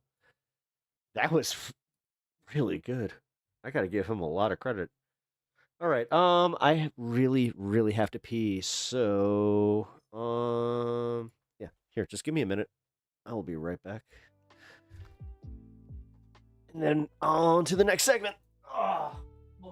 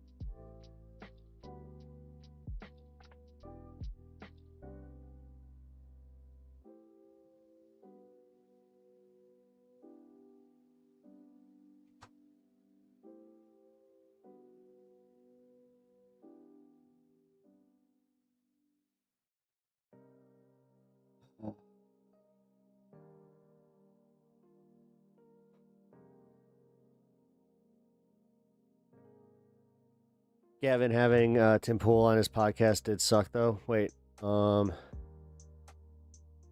Gavin? Like, from the Vanguard?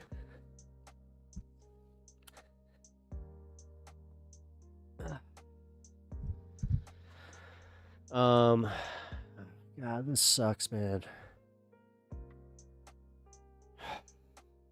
I just had a realization while I was up there. My yellow lab isn't doing too well.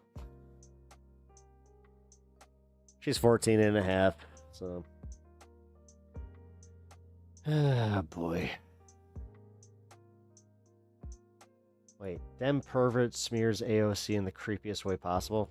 So, the right is now noticing that Bernie and AOC are getting gigantic crowds and all right, you know what? Really shaking up the political world and getting people excited for a counter vision to Trump, getting ready for people to fight back against Trump and, usher in social democracy in this country. And the right is noticing, and there's some different reactions that you're getting. Now, what you're about to hear here is some MAGA freak. He's former House Judiciary. Oh, excuse me. Hold on. Let me see. Democratic strategist Julian Epstein argued over the weekend that likes broad appeal. She embodies an OnlyFans. Okay. This is crazy. So I was wrong. I was wrong with who this person is. This makes it even worse. So here you're going to have the Republican. The Republican, I think, says some actually very true things. The Newsmax host says some true things about AOC. And then you have this centrist ghoul Democratic strategist who tries to pour cold water all over the rise of AOC and ends up getting creepy and perverted. Let's watch. I think she's the real deal. She's got millions of followers on social media. She's young, attractive. She's packing arenas. We treat her like she's an idiot on the right, but the left did the same thing to Donald Trump, and he's a two-term president. I think she's for real. What do you think? I'm glad I did. She had to go to the bathroom.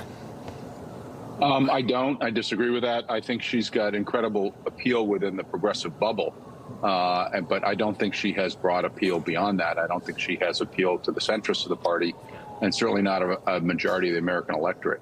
You're getting 38,000 people showing up to rallies. There was one rally in a rural area of California where nearly half the population of the town showed up. This country has never been more ready for a progressive takeover after watching this far-right freak administration destroy everything. So you're wrong. There's plenty of centrists. There's plenty of liberals who are now going, who's fighting Trump the hardest? AOC, I'm with her. The problem I think that the Democrats have is that they are no longer responding to voters, which is why the brand is so toxic. You look at the approval rating of congressional Democrats, it's in the 20s. We know why the approval rating is that low at the moment, because pollsters asked and they got an answer. The answer is, you're not fighting Trump. We want you to fight Trump. That's the answer. So he totally misinterprets that. Oh, Democrats aren't representing the voters anymore. Well, that's the point. And somebody like AOC does actually represent the voters because she's fighting back against Trump. And when you go issue for issue on the things she's going to fight for, higher minimum wage, universal health care, PRO-Act so everybody can join the union, paid family leave, and things of that nature, that does represent the people, and that's one of the many reasons why she's soaring right now. AOC highlights what I think is becoming the culture, which is it's becoming an OnlyFans type of culture. These politicians are interested in appealing to increasingly to a narrow cast of online activists, donors, foundations, activists, who will all exalt them as heroes within the progressive movement. Okay. Now let's just pause here to point out what this guy wants to see is you need to snuggle up to big money donors. You need to snuggle up to the oligarchy again. You need to snuggle up to the corporations again. How dare you talk to activists and work with activists? This is like OnlyFans culture. OnlyFans. Fuck. What a fucking creepy pervert. And the GOP represents their constituents. The fact that these douchebags exist and they're out here doing this on Newsmax, and it's ridiculous. I mean, honestly, we should just be laughing at this, but if anybody's like, I'm outraged, it's like... It's in the context of AOC. All of whom depend on this sort of identity grievance politics, but Why it should we doesn't care what this guy thinks? have broad appeal. So I think while she's very popular within progressive activist circles, I don't see the appeal being wider than that.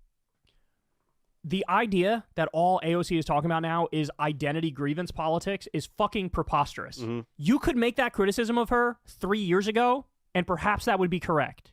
In the year of our Lord, 2025, that is not what she's doing. She is out there hammering away on the issues that matter. Hammering away. And that's not to say that identity issues don't matter. They certainly do matter, especially when immigrants and trans people are like the core of who Trump is trying to destroy, right? You actually do need to bring those things up. But the idea that she's a broken record and that's all she talks about, let me tell you something. When she runs for president, she's not going to be out there fucking talking about intersectionality and Latinx and whatever other goofy lingo. She's going to be hammering away on, I want to protect the Constitution, protect your rights, make sure people don't get sent to a gulag with no due process whatsoever. We're going to stop Trump from warmongering with all these different countries and trying to take over Gaza. Like, there are so many things. You can put the trade war destroying the economy. She's going to run on higher wages and universal health care. This is just a criticism that's stuck from 5 years ago about AOC, where perhaps she did lean a little too hard into it. It's not like that anymore. And that's why her and Bernie are packing out these arenas in tremendous fashion. Now, one more time, I want to play for you again the beginning, because what's interesting is the Republican host seems to understand the appeal of AOC way more than this centrist Democratic ghoul. Listen again. I think she's the real deal. She's got millions of followers on social media. She's young, attractive. She's packing arenas. We treat her like she's an idiot on the right, but the left did the same thing to Donald Trump, and he's a two-term president. I think she's for real. What do you think? What Republicans seem to get, or many of them do, which Democrats don't, is that Democrats are stuck in this mindset of like hierarchy and order and whose turn is it and seniority. Whereas on the Republican side, it's just the cream rises to the top, and whoever gets the most noise is going to make the most noise and get the most eyeballs, and then they're going to end up being a leader. It's a way more egalitarian mindset in terms of who rises to the top of the party on the right. I mean, that's what the whole rise of Donald Trump was, right? It's like they wanted the voters and the people wanted him, and so they were like, okay, I guess he's the one. You listen to right-wing media and the radio to know the level of stupidity that surrounds you. Whereas on the Democratic side, they've tried so hard to like put a lid on what the voters actually want. And now you have a Republican looking at it and being way more objective about it. You know, hey, she's young, she's good looking, she's a fighter, she's got all these things going for her. She's great on camera, and like the other guy just doesn't fucking see it. And by the way, look at him. He looks like he's got the head of a baby bird. And this guy, I'm not too concerned. He does. The peach fuzz, and then on top of it, his suit jacket is like all crinkled up on the back, and then his shirt like half unbuttoned. Like the guy looks he literally looks like one of the, like he came out of Central Casting for, we need somebody that's a stockbroker that's going to jump out of a window. And then they were just like, you! Concerned about this guy's take on optics, okay? Going on fucking Newsmax looking like a pasty, half-dead person with bird hair, okay? So, it's fascinating that his rolled off the tongue a little bit easier. Like the Republican gets it, and the Democratic strategist doesn't. Because, by the way, what do we know about Democratic strategists? They're all fucking useless. Right? They're all useless. That's why I like what Kat Abugazale said. She was like, I'm not hiring any strategists. I have no strategist because I don't need to pay somebody to tell me what I'm supposed to believe and what I'm supposed to say. I just know what I'm supposed to say and I know what I believe. Right? And that's something Democrats need to embrace more, man. The strategists are useless. The consultants are useless. It's a grift. They get paid whether you win or you lose. Right? So, it's kind of amazing that the Democrat doesn't see it, but the Republican does. And Democrats like this guy are in for a rude awakening in the next primary, because we're going to see Wedding he is the biggest fighter, the loudest voiced, the strongest one is going to win. It's not going to be like, oh, it's this person's turn anymore. It's not going to work. It's not going to work. Whoever leadership shoves down our throats, it's not going to work. You will see. All right, guys, that's the show, y'all. Love y'all very much. Gotta love some Kyle Kulinski. The man does know what he's doing. Out of all of the commentators in this space, I gotta say he's one of the best. Although, Like five alarm fire just brought up. He does kind of look like he he was. Oh wait. Are you talking about Kyle Kalinske or are you talking about the baby bird guy? Oh.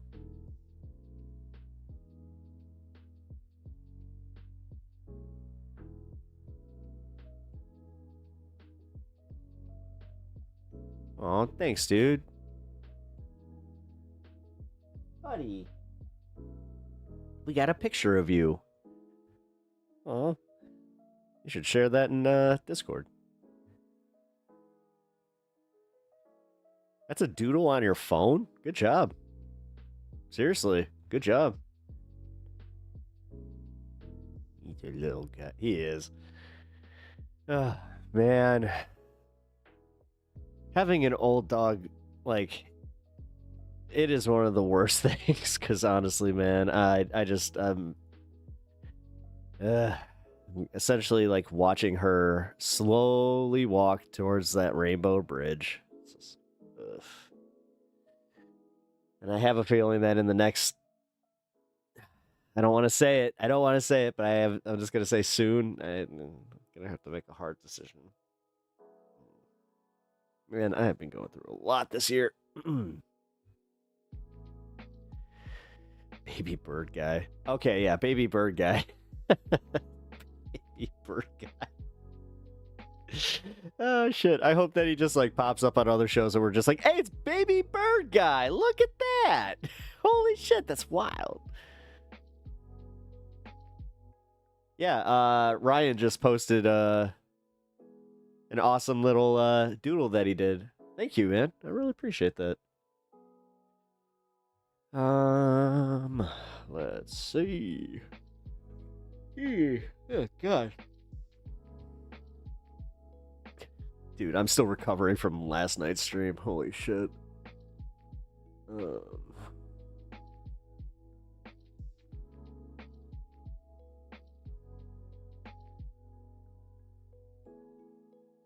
The Wisconsin Supreme Court has issued an order to temporarily relieve Judge Hannah Dugan of her duties amid charges against her. Dugan faces charges of obstruction of an official proceeding. The court's order prohibits Dugan from exercising her powers as a circuit judge until further notice. She's scheduled to appear in court on May 15th. Oh. That's interesting considering that, you know, the Wisconsin Supreme Court, like we did, it's a liberal Supreme Court, so honestly, it kind of makes me think, like, do they have a case for obstruction? Stephen Miller tells Fox News anchor on air, fire your pollster. Oh, Pee Wee German. How often do you live stream so I can notify our community and content creators? Here. I got my, fuck it, I just go, Monday and Tuesday, I stream at 4. Then Wednesday, I stream at 2. And then Thursday is, either 4 or 8. It's kind of like it depends. Actually, I should just put 4:20 or 8. And then Friday is 4 o'clock. And then Saturday I do a chill stream. Do about 4 to 6 hours per. I did an 8-hour yesterday, so I'm rambling. Sorry, Jesus. But here, real quick, I'll just do this too. This is my schedule. Again with this stupid capture card. No, what the hell? Really? There we go.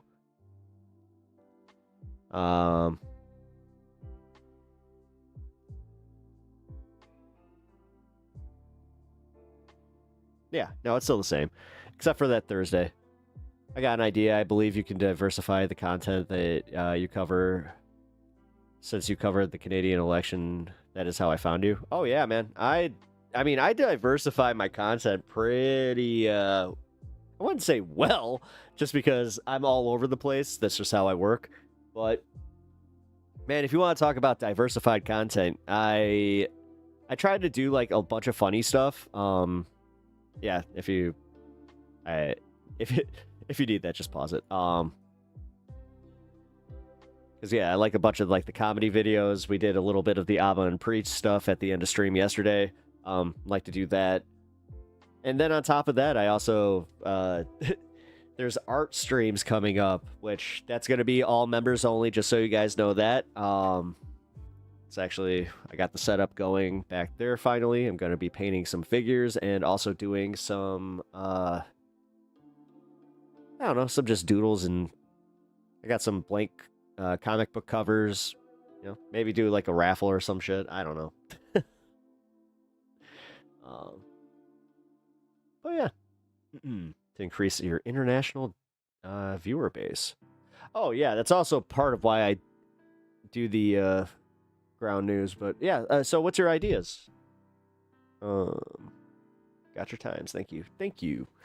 I appreciate that, man. Thank you for all you're doing right now. This is wild. I really appreciate it. Ooh. We just missed West Coast. Damn it. Missed the West Coast 420. Well, here. I'm going to do it late. And then we got some fun here. I'm very excited for this one. We got a who's who on Olay and Chill. I gotta say, man, she has one of the better, like, chill shows as far as, like, just getting a bunch of people to talk politics in a chill environment. I don't know how she did it, but she somehow managed to do it a little bit better than Leftist Mafia. Geopolitics other than My Borders. Oh, yeah. Oh, well, hey, I think I'm okay at that. Am I not, Ryan? Like, because honestly, like, as far as the left, like, is concerned, I think that I'm pretty good at being fair. I don't know, man. I do not envy you. I do know that. Especially, like, yeah. No, I've been pretty nuanced. Because I did, dude, I've been doubling down on this whole, like, do not, like, just conflate when you hear Israel and then go, Zionist. It's like, no. And then same with, like, Jews. Like, Zionists. It's like, no. I try not to otherize people like that. I mean, look at the way that I also have been trying to interact with, like, even right-wingers and, like, Trump supporters online. I'm trying my best. But I'm sorry, bud. Like, shit. There are plenty of massive stuff happening. Like the Australian... There's an Australian election, too? Wait, when's the Australian election?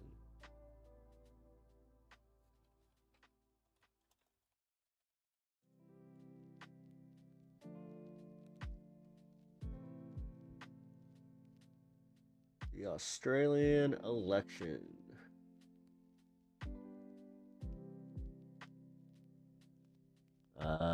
May 2025. Okay. You got the Labour Party, Liberal National Coalition, and the Greens. Oh, wait. Then you got Canada's Australian Party? What? Wait a minute. What? All right. Just when I thought that Canadian politics was a little bit odd, it's like, wait a minute.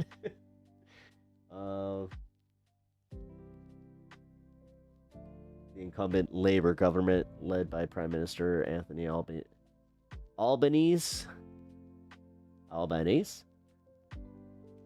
is seeking re-election for a second term, being challenged by the Liberal National Coalition, led by the opposition leader Peter Dutton. It's a center-left political party. Center. Wait, so your liberals are the right wing? You're going to break this little American's brain with this stuff. You guys got to stop swapping it up. I mean, just the color palette alone yesterday was like, oh, this is so much. If you guys don't know that the liberals and the conservatives are flip-flopped from America, where, yes, the liberals have the red and the conservatives have the blue, it was very confusing. So, I was going to say that. All right, let's watch this Olay and chill content. Oh, yeah, so it's technically an iDubbbz React video with like so many people. This is going to be streamception like to the nth degree, so let's just prepare you for that. All right, let's check it out.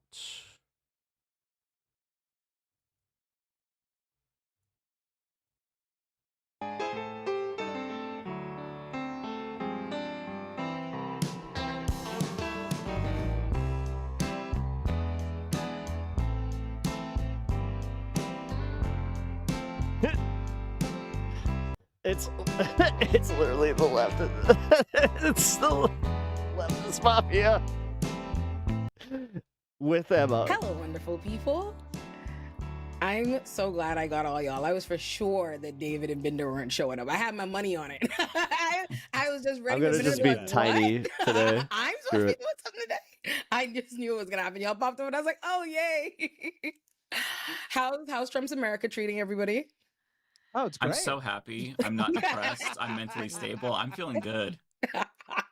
I've been happily in a Canadian bubble, focusing very much on the Canadian elections, so it's sort of in my safe space. How are you feeling, David? How are you feeling ahead of Monday? I mean, that's big election. It seems we're avoiding the worst case scenario, so I'm feeling pretty good right now. But I also remember how I felt before the U.S. election. I'm like, oh, Kamala's looking pretty good. And yeah, you know what? I have to admit that yesterday I had a little bit of that happen where, like, every time that there was like this like big swing, I was like so apprehensive to be like, oh, that's great. So I don't want to get too so many recognizable faces in a few seconds. I mean, it's legit. Like, this is an all-star cast right now. I love this. It's not hard to find. Every right winger seems to have it on lock and responding to all of my tweets with it. So yeah. Honestly, though, when Ole asks how's Trump's America treating us, for David and Lance, Trump actually helped them out. Basically flipped the election. Yeah, exactly. The election. Yeah. It must be nice. The conservatives were going to win over there in Canada. Now it looks we like shouldn't talk too soon. At least he's helping somebody. Yeah, true. You know, and we did jinx the U.S. election. We did record an Olay and Chill being too fucking optimistic before the last election, too. Like, that's the only well-performing video. I was like, fucking private this, behind the paywall, fuck this. People can't talk this shit the day after, like, fuck this. I appreciate that conversation, though, because you all did soothe my anxiety, because I was feeling very anxious, and you all made me feel better. So the temporary relief was actually a false sense nice. Of you lulled me into a false sense of security. It's okay. It's like a drug. We gave you a drug to numb the pain until the inevitable reality. Yeah, What's I'll take it. I'll take it. Anything. What's unfortunate is having that numbness wear off in the middle of the night when you realize he's about to take Pennsylvania. I was like, Jesus Christ. Or you're on stage like I was, like trying to hold it together. Oh, no. I'm so glad I didn't do that to myself. I went, when that election started to go south, I was like, thank God I said yes. I said no to going anywhere. Because let me tell y'all, the crash out y'all would have seen. I was like, I hate everybody. Yeah. I gotta say, I was on that Majority Report show with Emma that night, and I was talking it up backstage beforehand, super sure about how the night was gonna go. I was wrong, but I almost tongue in cheek to really rub it in. I almost showed up on stage. I was like, I'm gonna wear a MAGA hat to like really rub it in. Good thing I didn't, because it would have really made me look stupid. Is Binder a little low for you guys? Sorry, Binder. A little bit, yeah. Oh, I'm low? All right, I'll put myself louder. Yeah. Yeah. I also like How's add that? to that show. I brought my best friend. Like she was, and we were all like I thought it was gonna be a real feminist moment. I guess I don't know. I'm now steering the conversation, so tell me to stop. Whenever, No, but do your thing, sis. I was a lot less shocked about Hillary Clinton losing. I guess just because I'll agree. Trump's campaign was run better the first time around, and like there was more of the outsider thing that he had going for him. And Dude, the last bit of his campaign, he was jerking off invisible people.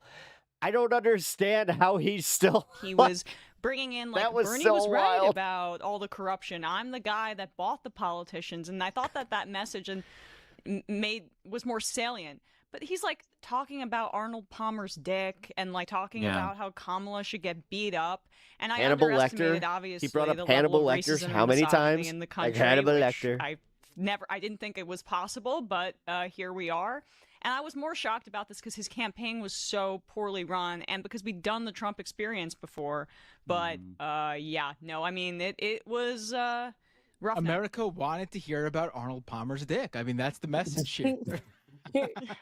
I was more shocked definitely during Hillary. I was painfully shocked when Hillary lost that election. Too. I'm telling y'all, I truly believe that Hillary was evil and powerful like B613 on Scandal, like everybody was saying, and I just knew. I promise y'all, it sounds so ridiculous now, or it doesn't actually, since the government is a Mickey Mouse operation now. So maybe I was just ahead of the curve. But I remember she like, okay, she's lost, she's losing. Like in the night, like she realistically, my brain was like, she's lost. I see this, but I said, surely not. There's no world in which Donald Trump becomes president. So I'm going to go to sleep, and the Clintons will have cleared this up, gotten rid of who they need to get rid of, disappeared who needs to be disappeared. And I woke up and the bitch was lost. I was like, oh my God. I remember being inside of my Beetle. I drove a silver Volkswagen Beetle in law school at the time, and I was sitting in the car like, weeping, bawling, like on Snapchat, like Jesus Christ, like I can't believe this. So this election, I wasn't surprised so much as I was mad, and I was mad at me because I fucking knew it. I said it. I hate when I'm convinced to believe that there's something deeper and intellectual and more nuanced than all this To YMCA as well. I guess his staff didn't get the memo. stuff that I'm like, Or they did and they just let it happen. missing when I don't see people's optimism. Because I said day one, I could have. Every time I see her fingernails, all I can think of is, I really want a back scratch. Put myself in a coma for the entire election season and just left it at what I thought. I'll just say the biggest crime is if she says no. When they It's said like, then Kamala what's was the running, point? and I said that ain't gonna fucking happen. Not only is she a black woman attached to an administration that people hate, but the bitch ran already and they hated her. Like she was the first person to drop out last time. That's what I said. There's no fucking way. I know America. If they weren't voting for the white lady, they're not voting for her. And I hate that I let people convince me that was too ABC and Mickey Mouse of an analysis. No, you don't know. America's not as what you think it is. It's way more positive. Look at her campaign. Look at her momentum. Making her vote for. So I was like, okay. I understand. I was too negative. Everybody's learned their lesson from the last Trump administration. Surely, right? We're not gonna vote him in. I honestly am the opposite. I thought this time was the sure thing, no way, because of all the things that had happened. People had already experienced what a administration under Trump was. They already saw how he handled COVID, and you also had his own followers who hated what he had done under COVID. And then, of course, you have January 6th, where the entire country during that time period came out against him. You know, I thought, and then following that, all the different trials and legal issues he was dealing with. I really thought people were going to be like, you know what, been there, done that. We just don't want to. Matt, this one is so much worse. No, this one is. But that adds to it too. I'm actually just reinforcing your point. It's so much worse than you thought it could have been. You already know what he was, and then you heard what he was saying he was going to do this time around, and it was going to be so much worse. Like I had been saying, the best case scenario, looking back, would have actually been for him to have actually just won in 2020, for him to just have beat Joe Biden, extended that same administration that he had with at least some of the people who were holding back his worst impulses, and he wouldn't have had the whole hell bent for revenge scenario we're seeing lay out because he wouldn't have had the opportunity to recalibrate. Why is his frame rate so bad? Right. Yeah. And he wouldn't have gone through all this legal stuff where he felt like he this needed is all to on him. now punish his enemies and anyone who Every didn't support time. him. Now we are in the worst case scenario. And Elon. Right. Elon Musk is one of this administration is so ridiculous and diabolical that it's hard to really pick out and keep track of all the things that is just absurd about it. But I will say Elon Musk is always top 3. No matter what is happening and what's coming out and shocking breaking news from Trump and them, Elon Musk's shadow presidency and his badass children running around the White House and him impregnating every bitch on Twitter, all of that, top 3 every time. No matter what happens, I'm like, yeah, this is fucking crazy. Clinton's not as gangster as the right made them out to be. But the good thing is that there is backlash. Like Elon Musk really felt. Well, I mean, dude, according to some right wingers, like every liberal, including myself, we're part of the deep state. Like he was untouchable. That's why he's doing this stuff. Like he really felt like he had everything going for him, and he could now fish. Partake in his. My favorite kind of fish, the golf fish. I absolutely love it. Take the mask off. Show who he really is to the world. He doesn't have to pretend to care about the environment and climate change. And he could tell Tesla, hey, you could stop sending out the pro LGBTQ plus tweets during Pride Month. We don't give a shit about that because I never really gave a shit about that. We could just go full on mask off because I'm now untouchable. Tesla's so huge. I'm the richest man on the planet. SpaceX. I mean, dude, he really did just bury that past persona of his. Is officially how I was trying to market towards liberals. Well, haha, hats off. Over. My heart goes out to them. The U.S. space program. Everyone loves me, and if they hate me, they can't escape me. But we now know that there is backlash that can hurt. The Tesla quarterly earnings for this past quarter, Q1 of 2025, showed that their Tesla sales are down over 70%. And I think one thing a lot of people are missing here is that even though the company still posted a profit, the reason they are profitable, and a lot of people are missing this, at least for this quarter, is because of the carbon credits that they receive from the government programs. If you take away the 500, that's government handout. Yeah, I'll be honest. I thought it was going to be Newsom.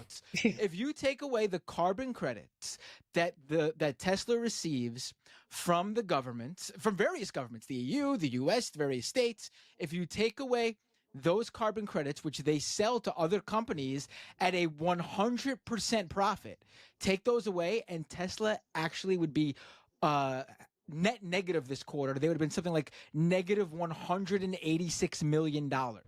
And I think Q2 a lot is going of to be people worse. Q2 is going to be worse because, and to just bolster your point, Binder, and to explain it to people, these carbon credits are basically dependent on how much Teslas are basically reducing emissions. And in Europe in particular, this is a major problem because if he's selling more Teslas, that means that the carbon... All I know is that some people have like real problems with the carbon credits because they think that they somehow paid for them. Credits are going to be more lucrative and they can sell those to other I'm companies just going that are based off going what I know. over their carbon limits. So it also underscores how inauthentic the whole initial Tesla branding of being a green company was because they're just selling what the lack of emissions to companies that are polluting so they can continue to pollute and go over that threshold. But if sales crater in that way, there's twofold. One, it undercuts their ability to get these carbon credits from governments.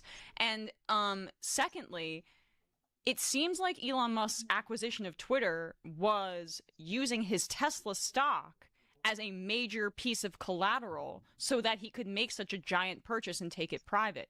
If that stock continues to dip, that means that potentially if the banks come calling, he's not going to have the funds to back up his acquisition of Twitter. And that's part of why he's so threatened by the protests against Tesla, is because it undercuts his other project, which is to destroy the journalistic communications platform. And he's already done it, I guess. Twitter. Right. Yeah. I do think that second part though with Twitter now X, the everything app. I do think that's a little bit more murky now what his responsibility there is, because they just actually sort of did some legal wrangling to sell X to his AI company, XAI, which actually, because we're currently in the AI bubble, and basically if you have an AI company, you're getting massive funding. That has a lot of funding, and they basically took over X. So there might actually be money now there to protect him from that. I'm not 100% clear. I just wanted to add that addendum. But also to your point about the carbon credits, they actually were a lot lower this quarter. The quarter before that, the last quarter in 2024, Tesla made over $800 million in carbon credits. This time it was almost cut in half. They're in trouble. It's actually ridiculous just how many avenues are set up to make sure he survives and wiggles his way, not just out of trouble, but wiggles his way into the most powerful rooms. Because I always knew, when I said it, I wrote Talon, it's kind of weird to actually agree with you on something like that specifically, because I think back to the paper straw thing, and that was one of the first times I was like, what are you fucking doing? I've had in the nation when what's his name? I'm confusing all my enemies. Elon Musk. I was about to call him Eric Adams. When Elon Musk bought Twitter, I knew that it was for the purpose of suppressing. And how the hell do you remember what you were talking about the second day you were here? Quashing progressive movements. That always seemed very clear to me. That wild. His main agenda, that it was a very obvious political agenda, and he's done it. He's been in plain sight since the moment he took over the app. So I always knew that. That didn't surprise me, and it also didn't surprise me the way he used the app to, influence Donald Trump and right wing win this election. What I somehow missed, I was like, did I miss this? I thought I was on top of this. I thought I saw Project 2012. I wasn't shocked by shit else other than Elon Musk becoming the puppet president. That much I didn't think I knew. I was like, did we know that? Did they tell us that Elon Musk was going to be running shit had Donald Trump win? What chapter of Project 2012? And speaking of that, you know what else I didn't see when he bought Twitter was I didn't know that he was going to be using it as a primary communications device to try and give women his semen. I didn't know that. I didn't know that he was actually dropping into women's DMs and offering them sperm. And apparently there was a YouTuber who was offered this lucrative deal, and she said no. And then he unfollowed her, and her ad revenue went from something like $20,000 a fortnight to nothing. And she's a Tiffany bitch, so I love it for her. Tiffany Fong, yeah. Yeah, they're correlated, but there was speculation even then, jokingly last year when she posted, because she posted that she made in 2 weeks something over $20,000 from Twitter, and even then, even though some of these guys were joking about it, the blue checks that are just in there, out there to try to make money through stealing viral shit and just posting it themselves, those people were all in her replies. I remember seeing being oh yeah, I forgot he actually did do that. Oh yeah, they're not just making ha-has. Is Elon hitting? Yeah, Elon did that. On you, is this his way of getting with you? And fast forward to a year later almost, and it turns out the guys who were joking about it were actually onto something. It's what was happening. I mean, honestly, who says romance is dead? Can I send you my semen over Twitter DM? I mean, that's how I met my fiance. So, I mean, listen, that's hot. Listen, if you're one of the fellas right now who doesn't have the confidence to ask a girl out, shoot your shot. No pun intended. Yes. Into a cup. Yes. Because I'm still saying we don't have this devolved any so real fast. evidence that Elon Musk has ever had sex. I was going to say, the most embarrassing. Elon Musk is hands down the most David embarrassing. Dole's just what happened? He's a super incel. He's a super incel, right? Because he's powerful, he got money, so I give him that. He's a souped up incel. But he is the most embarrassing of all of them, because I've seen a bunch of these. There's actually this nasty ass passport bro he was on 90 Day Fiance, and they should be sued for having him there. Sick ass, nasty ass man that was going around, and I mean, he looked like a worm, everything what he was on the inside, he was on the outside. I mean, just genetically inferior in every kind of way. The man was going all around the world. And to women preying on women who needed to have a baby but couldn't afford, the clinics and all this and the next thing, a souped up passport bro, impregnating bitches all over the world, collecting how much children, this and the next thing. He had this superior seed. And here's what I find creepy and interesting. Even that sicko That nasty ass sicko managed to convince people to sleep with him. But Elon Musk can't even do that. Like Elon Musk with all babies. right, it's like immediately he jumps right to scientific situation. Like let's get some IVF going. Let's go do this. I'm like, they don't want to fuck with you. Have you heard the conspiracy theory that he had some sort of penis enlargement surgery that was botched? Azalea Banks, I've heard that, yes. And that he can't have sex anymore? I think Azalea Banks, who is a troll. Yes, but not a reliable narrator. Not a reliable narrator. I like it. I'm choosing to believe this one. She was in his circle, though. She was in his circle though during his Grimes time period where he was with Grimes. And she's so wouldn't that make told her sense? I mean, the guy's had more hair plug surgeries than I've had sandwiches. He's like his face is I will say that's completely glass. Right? Go on. Yeah. I will say that's the one thing he's done well. Whoever did his hair. It did an amazing. It might be the best hair job I've ever seen. It really is good because if you look at the pictures of this guy balding, oh my God, there's no way he looks like he does. My dad said this about Musk. He will do whatever he wants. Musk also had a penis enlargement surgery that got botched, so now uses IVF for pregnancy. At least the hair. The hair is incredible. Elon created an app for his erection. His doctor for his hair transplant should be given the presidential medal. Honestly, you are correct. I'm looking at that right now. You know what's funny? I've seen this picture of Elon Musk looking fucked up with his hair bald like this. Like the picture that I'm looking at, I'm like, I've seen this before, but I just knew someone photoshopped that to hurt his feelings. If you're seeing the one with the bear, like the baby bird hair filling the front of his head, that is absolutely 100% real. It is an amazing job. Kudos to that doctor. I'm glad you exist and that you're out there in case one day, God forbid, I need you. They really ate that. Yeah. Well, I mean, it's crazy. Young him doesn't look like. Yeah, you could see it's interesting. I'm looking at him now, and young him looks like old him. So it's not like I can say like age bad or per se because you can see that it's him.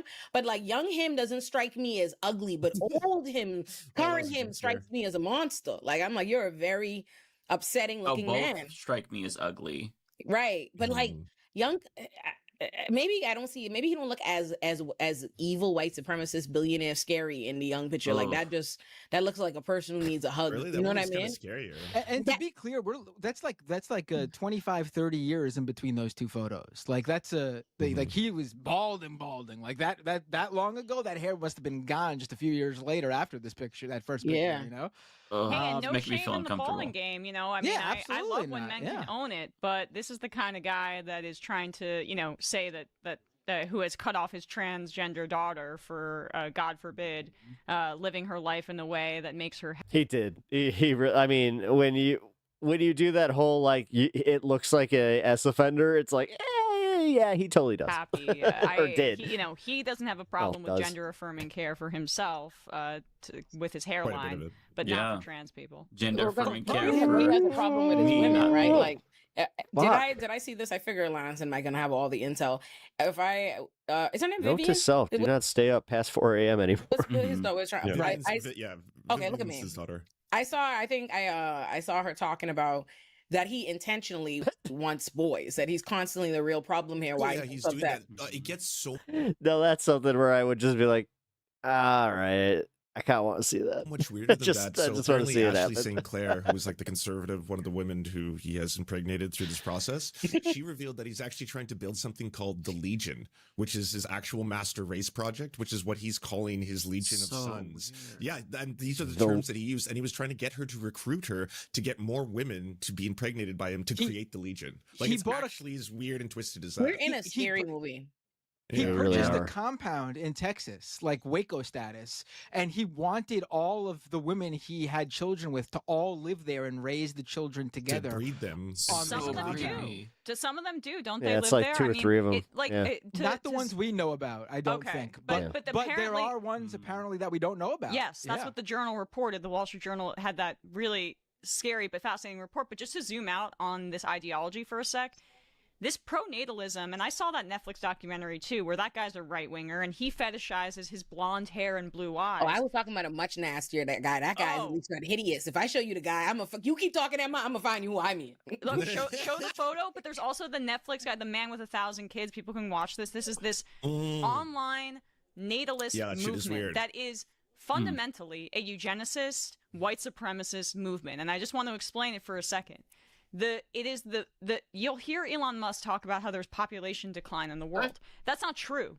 The population is increasing, but in wealthier countries, or in the United States in particular, yes, we're not having babies in a way that would grow the population. It's because, in part, we don't have a social safety net or universal child care or things that could help mothers when they want to have children, or people when they want to have children.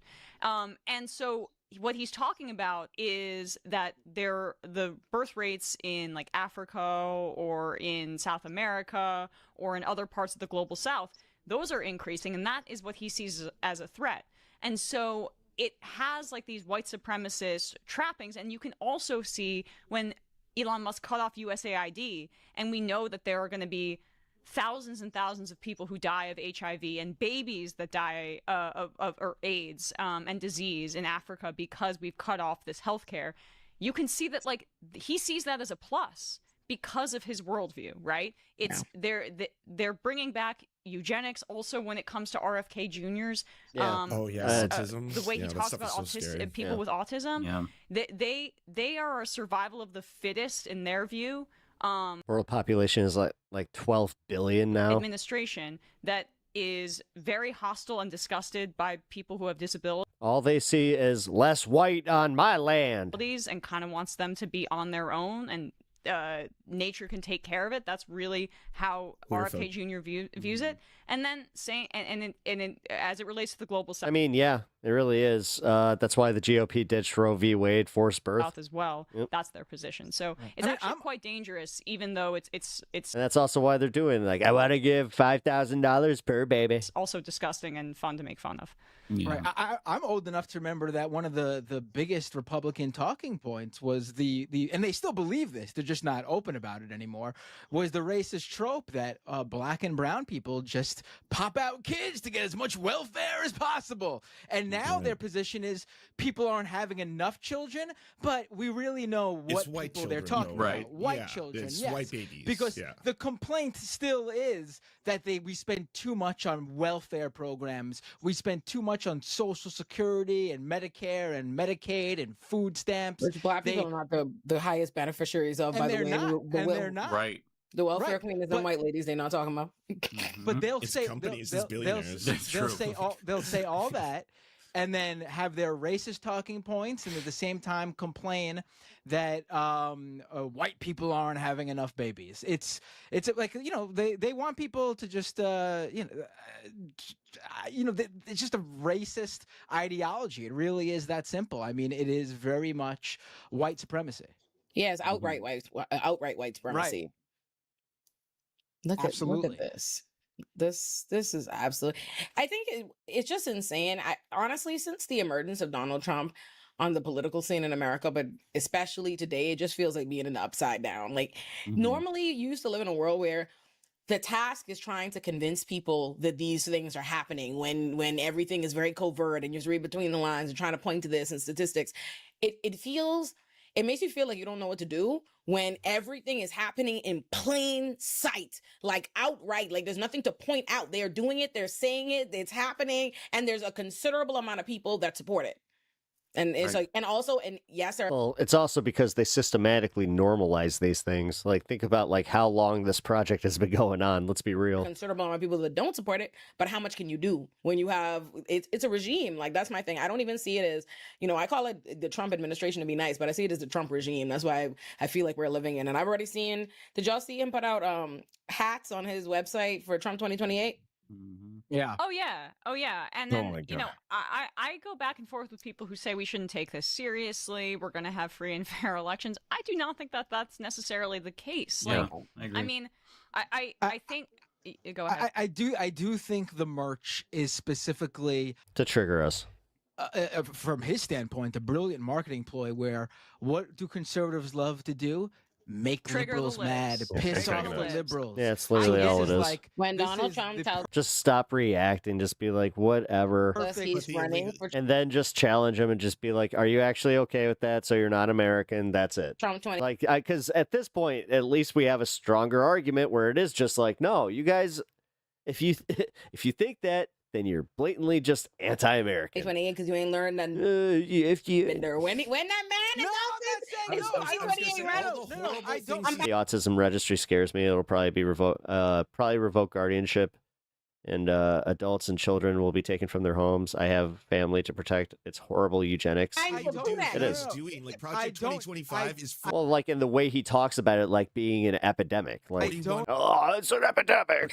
Complete. And then talking about how these kids will never love, and just like he's such an asshole, like blatantly just an asshole. Like RFK fucking sucks. I'm so sick of anybody that was trying to convince me that this guy, oh, he's great for our nation. Meanwhile, I did go to Steak and Shake recently, and they got like their beef tallow and everything. I'm like, there's the one thing where I was just like, okay, that.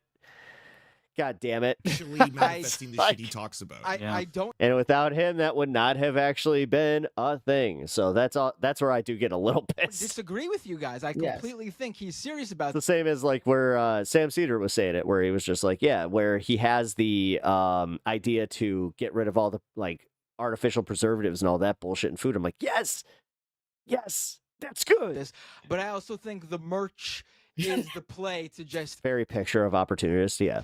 But then he does shit like that, and then immediately it's like, oh, we need a autism list to conservatives because he loves to grift his own followers to sell to conservatives. It's literally liberal tears in a. Yeah, dropped him out of the Angry Ginger. Great legend. Thanks, man. I really appreciate it. Take care. I have to drop to mod Angry Ginger. To piss off the libs, and he's going to make so much money off of that. So I think we shouldn't make too much deal about the merch itself. But yes, he actually does want. I will catch you later, 5 Alarm Fire, and tell AG I said what's up. To do that, so we should focus on that specific thing. That's what I mean. I just thank see you the again. merch and all of the really things as illustrative of what he is doing and what he is planning. Like, yes, he's always going to make a bag. He's always going to play off of his followers. He doesn't respect them. You know, they're a cult that worships him. That he thinks like it will never not be funny that the people who go the hardest for Donald Trump are poor white people that he would be disgusted by and don't give a flying fuck about and are actively arming. So we know that any opportunity to take what little money they have and kick their fucking back in, ooh, he's gonna do that. But also, that motherfucker want to be president forever. Yeah. Yeah. And I wouldn't be surprised. Like at this point, I'm so the kind of shit that is just happening regularly. Like, oh, Katy Perry in space. This is Donald Trump said this. Elon Musk said this. I will not be shocked when Elon Musk come out with like, we've come up with a super suit that'll keep Donald Trump alive for 72 more years. No, we're going to have AI Donald Trump, who's president. Not even joking. This is so people may not follow sports the way I do, but there's a total megalomaniac owner of the Dallas Cowboys, Jerry Jones, who also a huge Trump supporter and donor, by the way, not a coincidence. He's really old at this point, and he has created an AI Jerry Jones as like a fan attraction for Cowboys fans who it's like his image talking about the team and decision making, and like these guys think of themselves as gods, and they see as like AI as the new kind of way for them to keep themselves alive even past death. I'm not even joking about how insane they are. Did no one watch Smart House? Did y'all watch Smart House? Do you remember Disney Channel original? None of you watched Smart House? I wasn't allowed to watch Disney or Nickelodeon growing up because you were an oppressed, unfortunate my parents people. are a little strict, but yeah. None of you, so no one here watched. I got an Lance. I figured I too old. I watched a lot of Nickelodeon. I mean, I'm too old for this. Well, I'm surrounded by. No, I watched. No, I mean, Ole, I'm pretty sure that you're just a little bit younger than at least me and Matt. A lot of Nickelodeon growing up. I remember Pete and Pete, Ren and Stimpy. But y'all watch Disney Channel original movies? Y'all never see us. I mean, wait, what was the girl, the alien girl? Oh, wait. Smart House. What was her name? That's so crazy. I think it shaped a generation. My whole aversion. Shit is the Disney Channel. Disney Channel was a premium. Wait a minute. Premium channel. And I'm like. I was in the Bahamas. We got. I don't know how y'all have no excuse for this. Okay.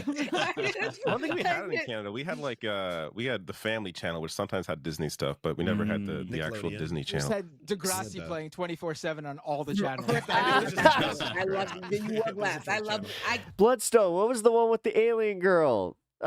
She had multiple movies. Crap. It starts with a Z. I forgot. Degrassi. Degrassi was my shit. Oh no, it's happening. My brain is just like, yeah, you're starting to forget things. I'm up to date. Okay, I love Degrassi.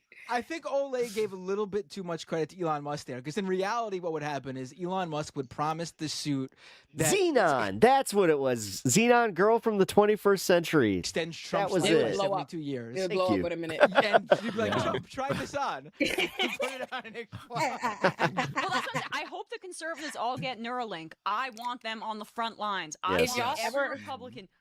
Agreed. Line up and get that chip in your brain and lose your Yep. shit. And sorry, And I want them to it'll drink make you lots of smarter. raw It'll make milk. you smarter. Yep. Drink lots of raw milk too, conservatives. If you- It has vitamins. Yeah. If you ever watch Hang where out with it's people like- with measles if you're not vaccinated, all of it. That's how you get the meme where it's immunity. like- Yeah, I love that meme where I the heard. meme where it's like 5 years ago, conservatives were like, Bill Gates wants to put a chip in your head, and then it's like now conservatives, Elon Musk wants to put a chip in my head.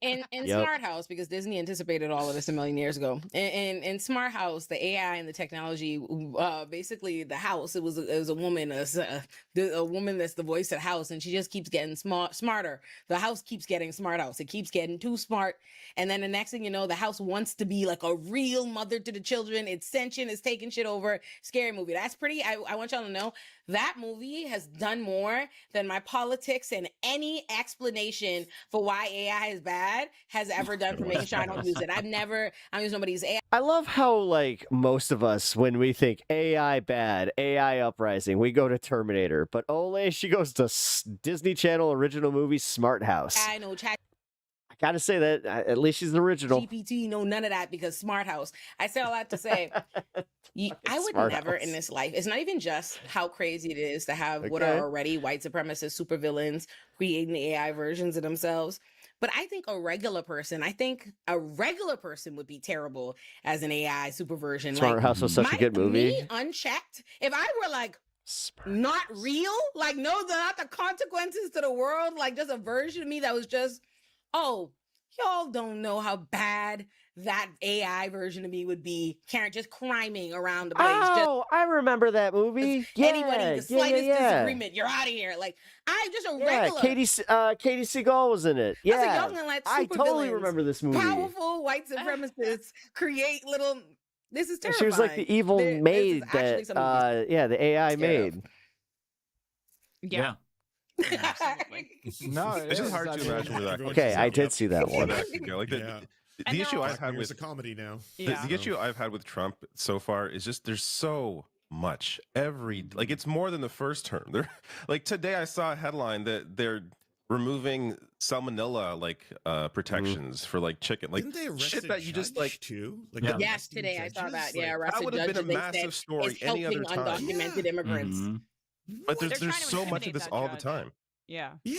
And other Yeah, you judges can't by keep up making with an it. example out of her to basically say hey, you want to challenge us in the courts? That's been the only thing that's curbed the administration. You want to challenge us in the courts? Well, we might arrest you if you do that. It's insane. Yeah. This regime is truly, I see people keep being like, fascism is upon us. I'm like, no, not upon us. We're knee deep. We're knee deep, Right. if not more already. Like that is what is happening right now. It's no longer. Yeah, Stephen Miller literally just came out and said we might have to arrest Governor Pritzker for inciting violence. A discussion about what Trump. Like, dude, this is it. Like, they're doing the fascist takeover bullshit, and it's just blatantly here. People are in straight up denial. Do you know how many people I've been talking to that do not think that there's going to be empty shelves? And like every economist that I've been watching for the past week has been telling us, yes, unless he reverses course, there will be empty shelves long term. He's like, unfortunately, he didn't reverse course quickly enough, so this is going to happen. And then I have my friends who work in this field who they literally see the intake and they see just like what's coming in as far as like the shipping, and they're saying, yes, there are going to be shortages. Yes, this is going to result in actual physical like physical empty shelves, and that is going to just be like, I have a feeling America is going to turn on Trump so hard if that happens. If you have grocery stores that have legit empty shelves again, and this is like there's no COVID or any, I'm telling you guys, like, trust me, there are a lot of sycophantic Trump supporters, but even those idiots will then, like, because we'll see them at that same grocery store and be like, hey, what, huh? And they'll be like, yeah, you know what? Yeah, this is bad. Is going to do is what he's already doing. And if they continue, if they keep going, then why, like, I keep saying this, then at that point, why even bother with those, like, those people are far gone. He's intentionally overwhelming us. It's not a coincidence. Yeah. He's doing more this time because it's meant to make it where you feel like there's so much to do, there's so much to address, so much is going wrong. You feel like everyone is too anxious and it's too much. You feel overwhelmed to address any of it. And that is intentionally the point. My buddy works for Morgan Stanley and said that due to tariffs, layoffs will start in June. I think Leisha, do y'all know Leisha Miller on YouTube? Leisha Miller has a really good video. She's fucking great, ain't she? Mm-hmm. She has a really good video about that, about like the fatigue of it all, him trying to overwhelm us with bad shit. And he is. Steve Bannon said it. He said that you flood the zone. That's their tactic, because then it doesn't give the ability for people to. People will never understand until they have to deal with it themselves. It's only a matter of time. There are so many people who still support Trump, and they are either. Yeah, they're either they are bots either way. We're cooked. To sink their teeth into anything. The one thing I've seen has been the Kilmar Abrego Garcia case. But well, yeah, because like when we say cultists, the thing is they legitimately half of them don't even care about the politics of the man. They literally just care that we hate him and other people hate him, and anybody that hates him is wrong. Like, honest to God, these people live in a fucking just a cycle of insanity, and we just accepted that as normal. And then they're the ones going, you look at this craziness, this LGBT, the autism, look at all, there's so much wrong with you. We're normal. Really? Meanwhile, they have lead poisoning literally coming out of their eyes. Been the only thing that I feel like the resistance, for lack of ears, whatever a better word, has been able to kind of latch onto. Right. Mm-hmm. Yeah. Damn. Lance and Mike, we were supposed to, the last time y'all were here, we discussed Ethan Klein versus Hassan before, when it was just the content nuke. The content nuke had come out. Now, since we have a content cop from iDubbbz, and then we have a response from Ethan Klein. But I know that David and Binder probably barely know any of this, and for the audience, so all right, so we did watch the Ethan Klein response. One of you should give a background on this drama. All right, let Lance give the. I don't know if most people would understand that sentence. Right, I was like, Lance, you're gonna have to explain all of that. I need a little refresher. I know that there's that Ethan has. Well, that's also part of the Dave, think about this. They're doing this push where they're going to have these Trump babies, but also these morons, they don't think, this is where they, honest to God, think they're never going to have kids that hate them or any of that shit. Basically kind of just been crashing out and going obsessively talking about Hassan. I know that he tagged me in some things and thinks I'm an anti-Semite. I mean, what else is new? I did see your face on. You know what? Yeah. I did see, and I was like, "What happened to? How am I it was so random." It's just the idea, because I'm anti-Zionist, because I criticize the genocide in Palestine, and because we are friends with Hassan. I mean, I think that he seems to be addicted to attention, addicted to responding to things, addicted to being outraged, and addicted to some other things. I wouldn't be shocked. It's a victim complex. He doesn't seem well. He doesn't seem well. Right. But he does, I think he and Sam are going to have a conversation. He had said previously that he thought that was, so he had said to Hassan, this is what I know, that Hassan could never understand because he's not a Jewish person. And Hassan had said, okay, then perhaps you could have a conversation with an anti-Zionist Jewish person, and has floated Sam. In response to that, Ethan has said that that's tokenism.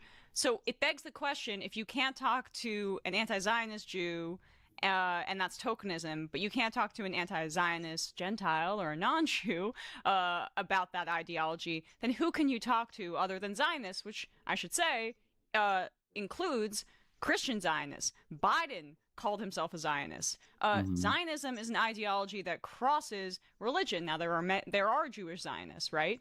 But in terms of numbers in this country, the entire Republican Party is filled with Christian Zionists. I mean, the majority of the Republican Party, the elected Republicans, are Christians and they are Zionists. So from a numbers perspective, Zionists, there are more Christian Zionists in this country than there are Jewish Zionists. Yeah, and absolutely. The constant conflation of those things, I think, is, obviously misinformation, but it seems to be something that he's struggling with, so he's lashing out at everybody else, and I don't know. That's my understanding of what's happened. My read on it, because I followed Ethan Klein for years, I was a really big fan. I even have like Teddy Fresh merch. Like I bought their shit. I don't get it. I don't, for someone who's, what is the appeal? I don't get how they got famous. I don't get the deal with their show. It was the Howard Stern on the internet appeal. Like you didn't have to pay for like premium subscription or any of that. And honest to God, their content was consistently hilarious. That's their merch company.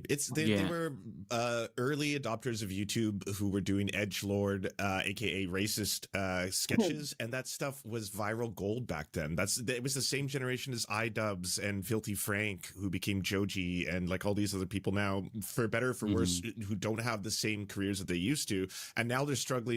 You literally just said iDubbbz, but iDubbbz was the one who made the content cop stuff. It's like, again, this idea that nobody can ever just have a slip up with trying to do modern, and then, or they never try to discuss that they literally, like, this is my problem with Lance specifically, is like he takes these opportunities to jump on anybody that is on the left that has something like that, but then he'll, like, after enough time goes by, then something happens with Ethan Klein, and then iDubbbz does this other thing, then he's just like, all right, all is forgiven on your end because you made something that is technically more based than and helps me make fun of this other topic. So modern politics. Like, honestly, it's very inconsistent, and I don't like it. And that used to they used to just be entertainers. They're He's aware iDubbbz has gone through an arc. They're not people who study or analyze news and politics. You can follow in his own videos. They're just people who were like... the thing is, I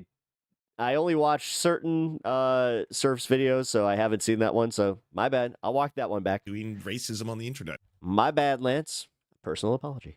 Back in the day, I got famous doing that. So his thing was that he was kind of like... Thank you, Seth. I appreciate that. The one person on the internet that was shitting on other shitty internet personalities. Like, remember Ty Lopez, that ad that everybody hated, the Here in My Garage? He would shit on him, and it was... Oh, yeah.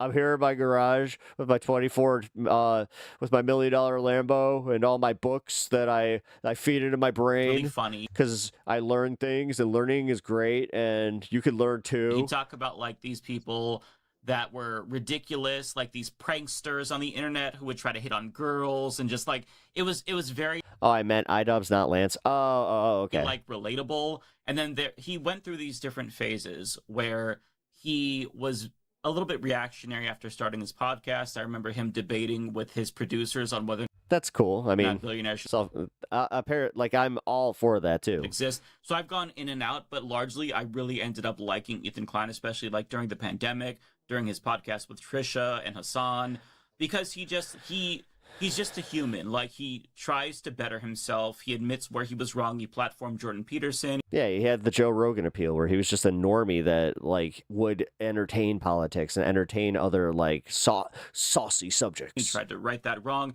To me, what I get from the Hassan thing is just straight up grievance politics. Like, even though grievance politics and a little scorn lover syndrome. Certainly it's about Israel. That's in the water these days. Right. That's exactly it. I mean, certainly he's sensitive about this because his wife is Israeli. He lived in Israel.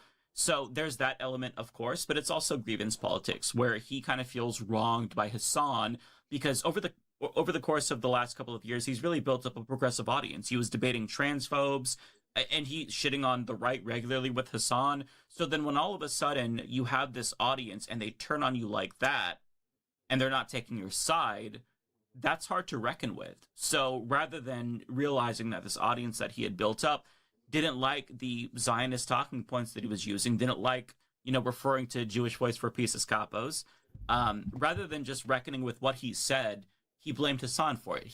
Can you explain what the content nuke is? The content nuke is Ethan Klein, like, torching Hassan with a bunch of clips of just Hassan torching. I will say this. It's not the content nuke that like he thought it was.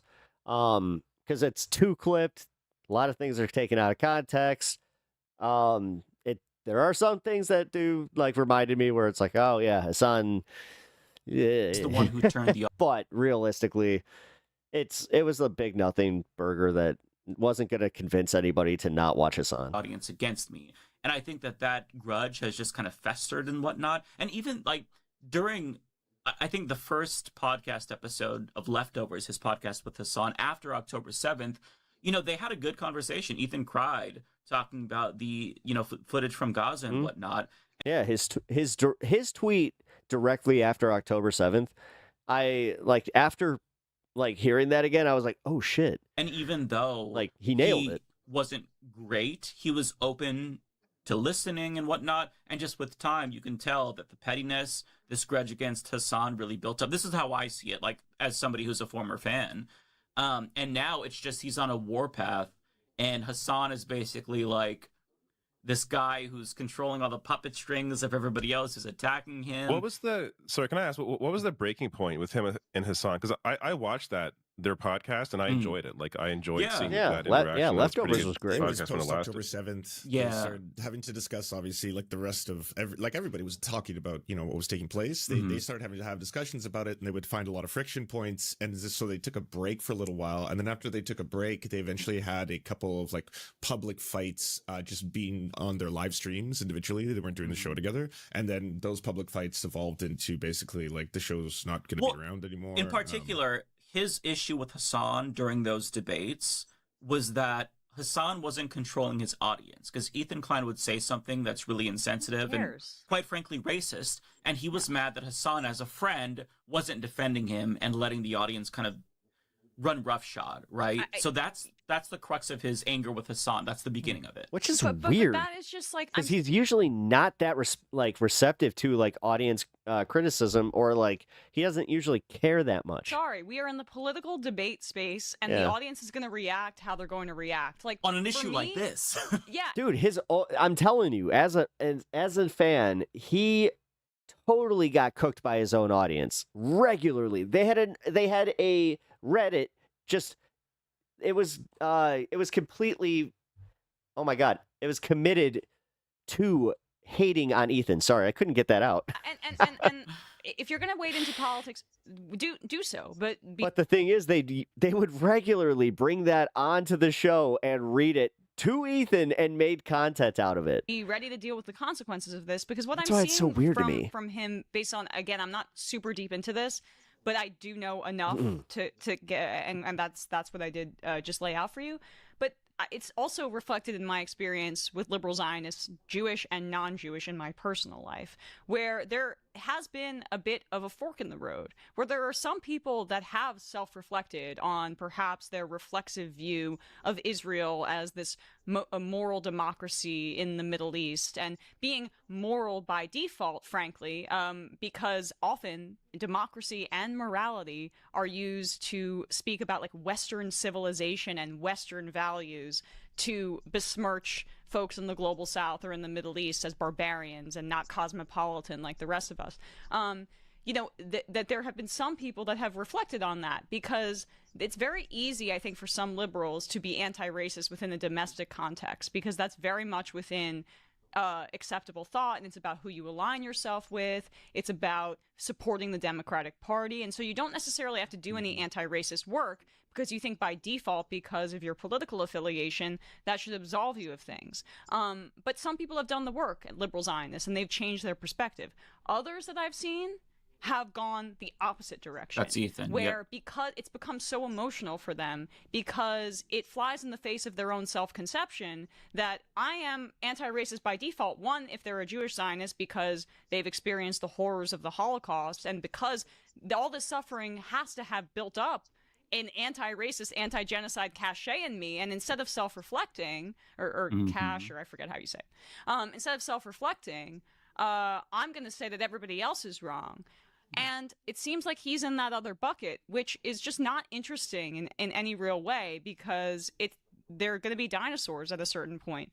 Right now, majority public opinion in this country is negative about Israel. There was polling done, I think it was by Gallup or Pew, but I think it's Pew off the top of my head.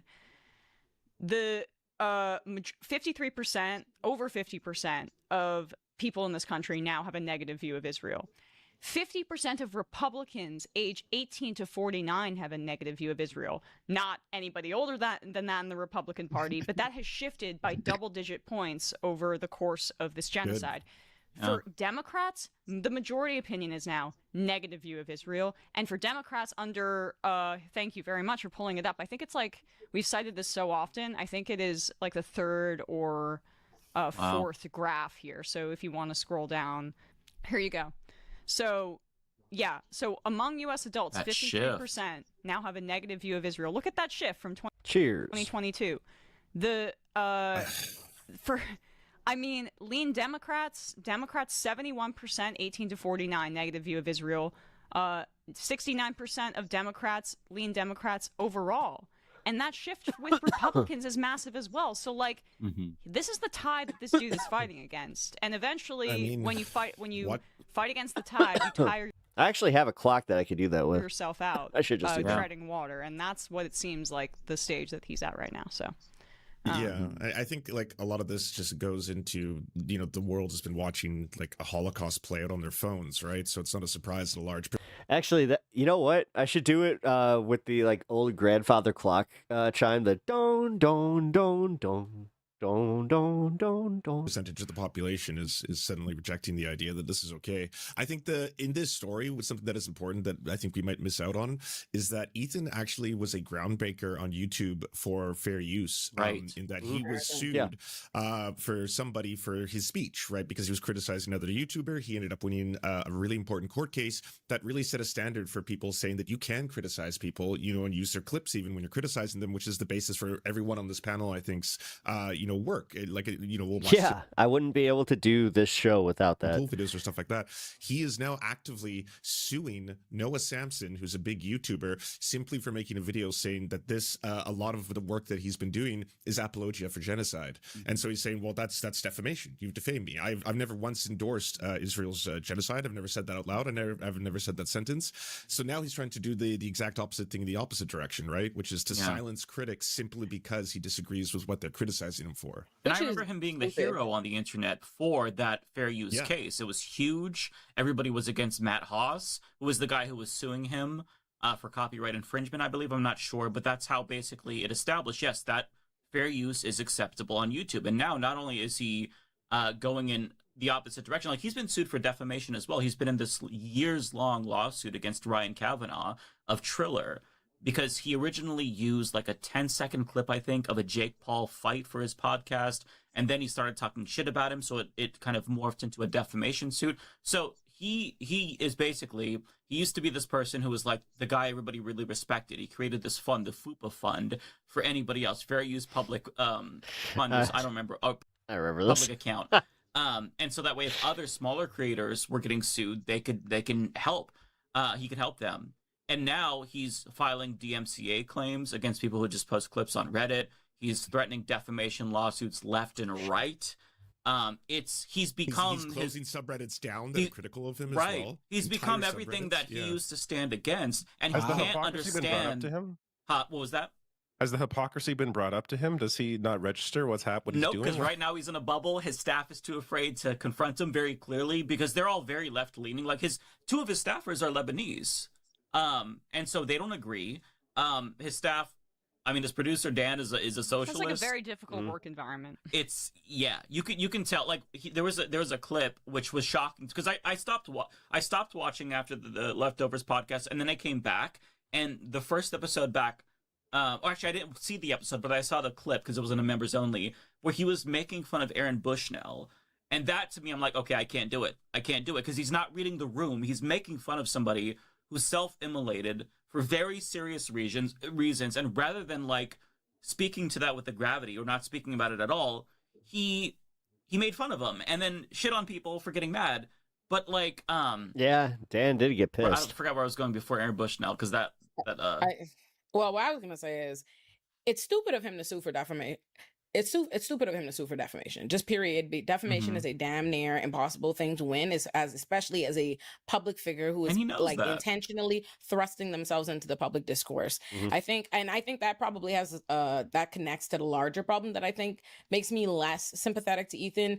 I'm always trying to. I'm in the season of my life where I try to be sensitive and give and look at things in the light most favorable to the like aggrieved party, the person who's very upset and spiraling because of the internet. Because I understand like the internet and communities and everything can like overwhelm you, and years of that make you lose your fucking mind. So I try to be considerate as somebody who I know is sensitive to internet. I just don't want to be a hypocrite. Like everybody knows I can't stand how the internet carries on. So I don't want to be always caring about my feelings, and then when other people are mad about the internet, I'm like, fuck you.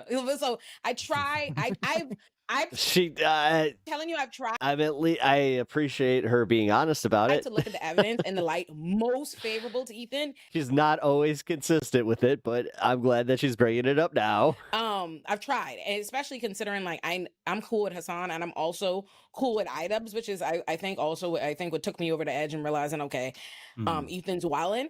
But I think the thing I understand having. What makes it less sympathetic for Ethan is I understand having a bad take or a take that the internet doesn't support, and you can't divorce yourself from that take. You just can't bring yourself to change that position or argue otherwise because the internet. So usually I think what the correct response to do with that, especially if you don't like how some people are fine with outrage. You don't mind if everybody's fucking mad at them. They don't care if everybody hates them as long as it's getting the views and the attention or whatever. But for Ethan, he clearly does have a problem with people being mad at him. It does matter how they're perceiving him. It's not enough of the views and stuff because he's still getting that. So clearly to me, when if I don't like how the internet, I know the internet is going to jump me for something. I know it, or they've jumped me in already. So I know now. Maybe I didn't know it first, but I know now and I don't want to be jumped. I usually stay away from that. I probably wouldn't spend like the next year and some change talking about every fucking chance I get. He seeks it out. Every single tweet that somebody makes, he seeks it out, and it's crazy. Like I did one video on Ethan Klein. I have many videos defending Ethan Klein. We're talking about him debating a transphobe. I did one video criticizing him, comparing his crash out to the TYT crash out, and he never responded to that. But somebody else on the internet streamed my reaction, and they were shitting on it. And Ethan Klein never responded to me, but he sent that guy a bunch of Teddy Fresh bursts. It is the funniest shit ever, the most passive aggressive shit. I like that. That's hilarious as fuck. I said to say it like that kind of petty. I want to say I understand, and watching Idubbbz video because whose name is Ian? Ian was talking about essentially that he's just wanted to stay the fuck out of it. This beef has been going on for more than a year. He and Ethan has forced him to have to respond by bringing him and his wife's name into it because they're mad that they feel like they're not speaking out against him and they're friends with people that don't fuck with them. Now I'll say this, even with like watching Ian's video and seeing where like Ethan is wrong. I think the thing is Ethan's content nuke and how Ethan presents things when Ethan is talking, he makes it seem as though he is off just saying like reason. If you watch Ethan's content nuke in a vacuum, which I did at first, I don't know what the fuck these people are going on, all this larger drama, it would seem like Ethan is somebody who's like, okay, I understand that the genocide is bad, but also I believe in a two-state, you know what I mean? I want Israel to be, and then everybody's just jumping him and kicking his back in, which when you see the larger and you see other people's videos, you realize that is not the case. Ethan is constantly doing podcasts and videos and attacking people and calling people stupid and all this and the next thing. So he's not this like victim the way that he's making it seem. That being said, I do understand if you're friends with creators, your content creators, as I saw when Ethan did his response to Ian's content cop, he was pointing like showing how these specific people, were talking crazy shit about him, and Ethan and them are following him. People, I understand that on a human level of being like, I see this, a bunch of people are kicking my fucking back, and there are some people, certainly there's bulk people that are valid, and there's some people who are I will say that his response video, like his response to it was fair. Going beyond the pale and making personal attacks to my children and all this and the next thing, and you're not distancing yourself from them, so I don't fuck with you. I get that. I could understand on a passive aggressive, you know what I mean? Like, I just don't Yeah, I mean, you should be able to deal with you, but that's an entirely different thing. I don't deal with you. I notice this and I'm personally offended, or I feel some kind of way quietly, versus let me now make content about you and like have millions of people on the internet talking shit about you and making you a villain and doing this larger thing. So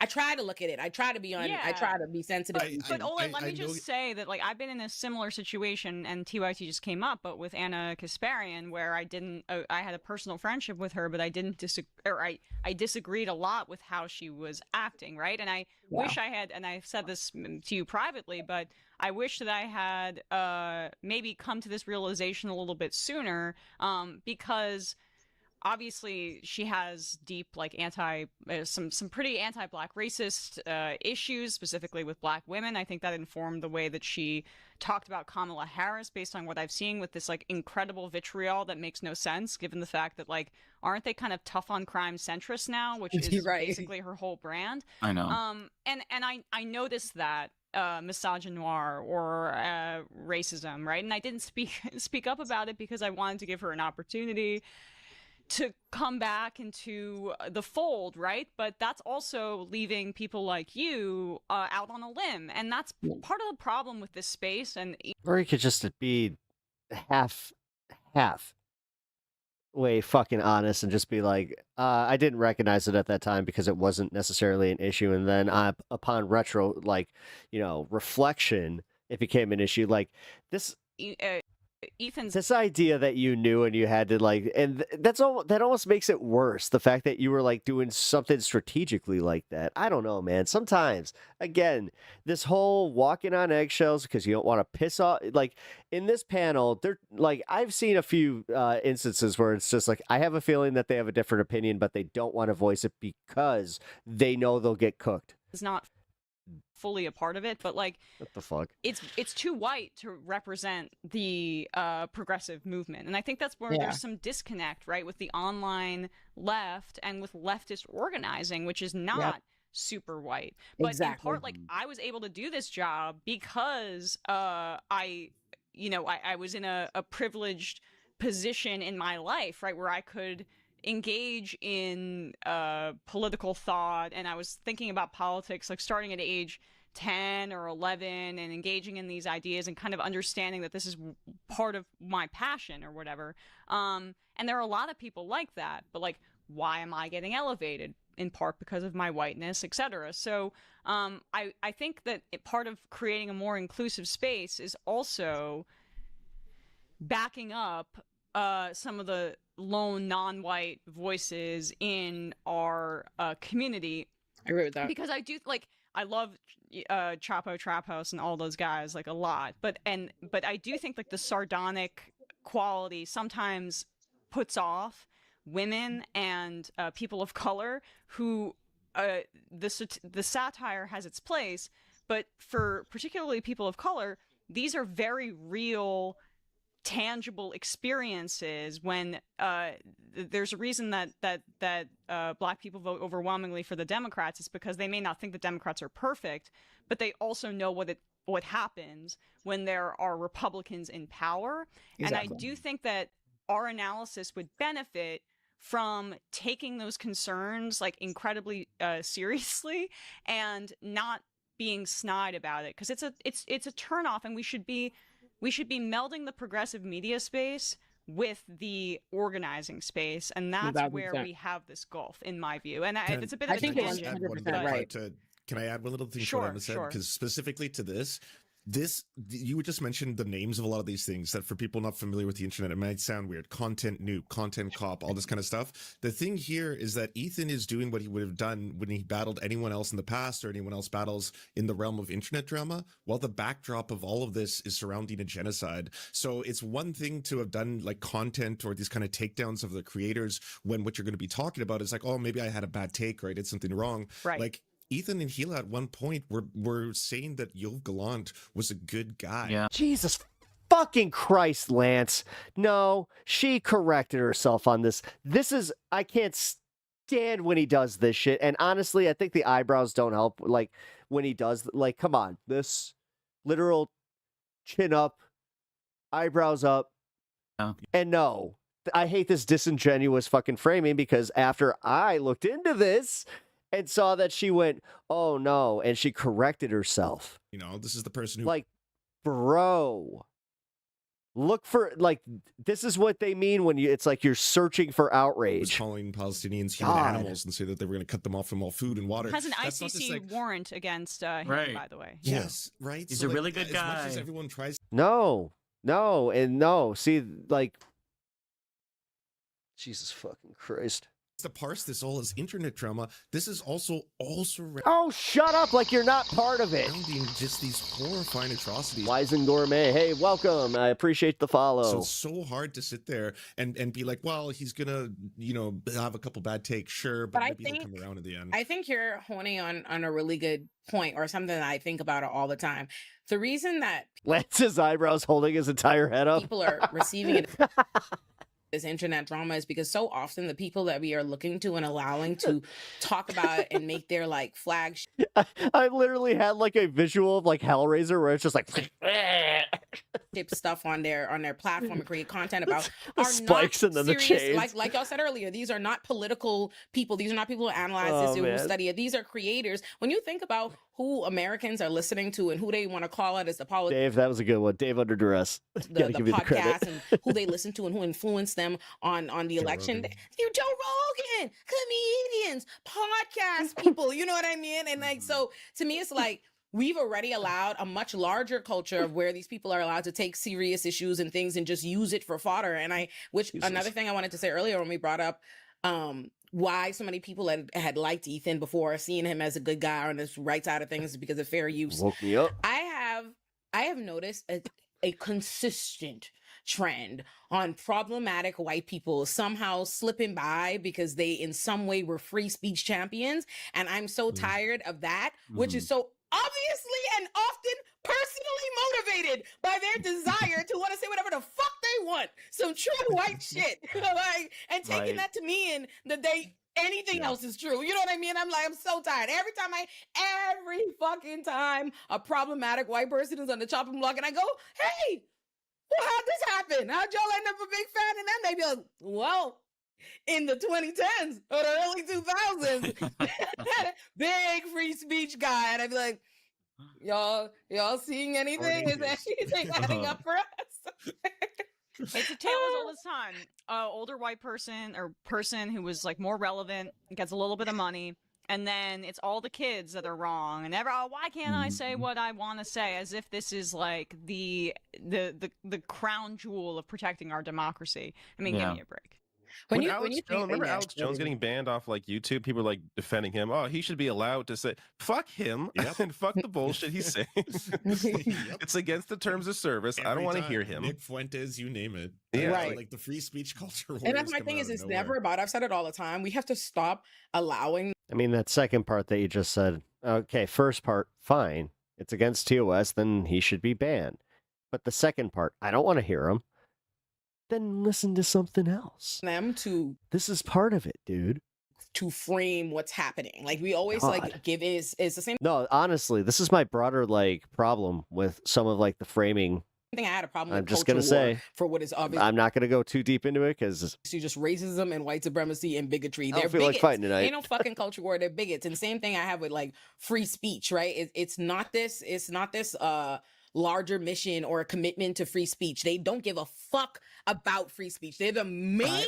All they love to do is suppress. They suppress Donald Trump free is locking speech. up people for their speech right now. Yeah. Right. Posing a genocide. Yeah. Squirrel won't dream of letting your tweet be seen. And those free speech, those so-called free speech people, nowhere to be found. Where are they speaking out against the students who are getting rounded up? Barry Weiss. Barry Weiss, the free press. Getting rounded up for an op-ed in their school paper. Well, if they speak actually, out about to it, be fair, and I hate doing this, but Glenn Greenwald did walk it back and said that it was bullshit, and that he's just like, I was wrong, like he did that. So the deportations of like Mahmoud Khalil. But then here comes the so you like Glenn Greenwald? You actually I see how it goes. All these free speech, like the gaming space, kind of bullshit. Ashlyn Gold said, "Oh yeah, fuck them, deport them." Like it's the freedom to deport them. It's gonna backfire so heavy. The going after international students, which again, none of this surprised me. This is what I've been saying to people all the time. You don't think of I was an international student. These are my exact. I said it. I've watched every like visa status I've been in come under fire this season, and everybody acted like these things only impact undocumented immigrants. Yada yada yada, as though that would change it or make it any better. And I'm like, that's not the case. It's gonna be everybody. But my problem What really bothers me about international students being attacked on a moral level, on a personal level, it bothers me so deeply. The idea you come to a country to go to school, try to go to opportunities. They already make it impossible for international students to be able to get a work visa, to work, to actually use the degrees they let you get and make you pay exorbitantly for it. It's a painful thing, and you just have you don't have any recourse. There's nothing. International students have just no power to challenge anything, but. What really bothers me is that it's fucking stupid, beyond being wicked, because it's going to backfire. Because for decades now, I've heard Republicans complain about our liberal arts education. I was about to make a point, and then I was just like, I have a feeling that she's about to say. College campuses is indoctrinating their kids in XYZ. Yeah. But it is true that the more educated you are, the less likely you are to be a right-wing jackass, right? Like, it's true, right? You go and get you a liberal arts education, you learn the world, you become in diverse environments, and you become a smarter person. And that's across the board for not just white people. I was going to just say that they were scared that their kid's going to come home, with blue hair and liberal ideals, but yeah. Everybody. If I had not gone and been forced, if I didn't go to my liberal arts and they made me take women's gender studies and African American studies and all these things, I'd have been an ignorant bitch. I remember what I thought prior to going into those classes. Yep. And I said, this is part of but here's the thing. You admit that you would have been ignorant like that, but you don't allow people the grace that to come back from something like that. Because again, I didn't have any of that. I didn't go to college. I didn't have I came to leftism on my own. Also, kind of oddly enough, reading some of the biblical texts and just going, well, this Jesus fella. He seems to have these ideas of caring for people and caring for your neighbor and just wanting a better life for people. And then everybody was just like, yeah.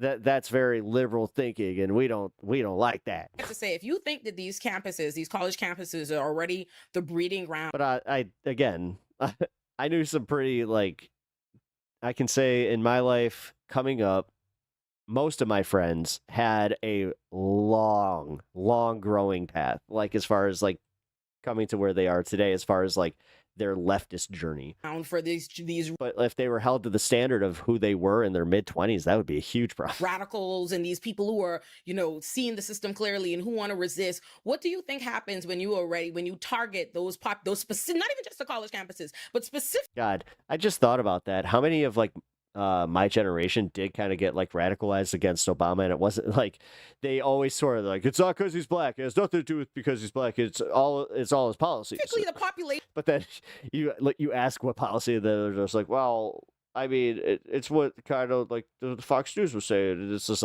so it's because he's black. It's of informed, enlightened college students that I went to a good college and I studied neuroscience, so I didn't have much time for learning politics, but.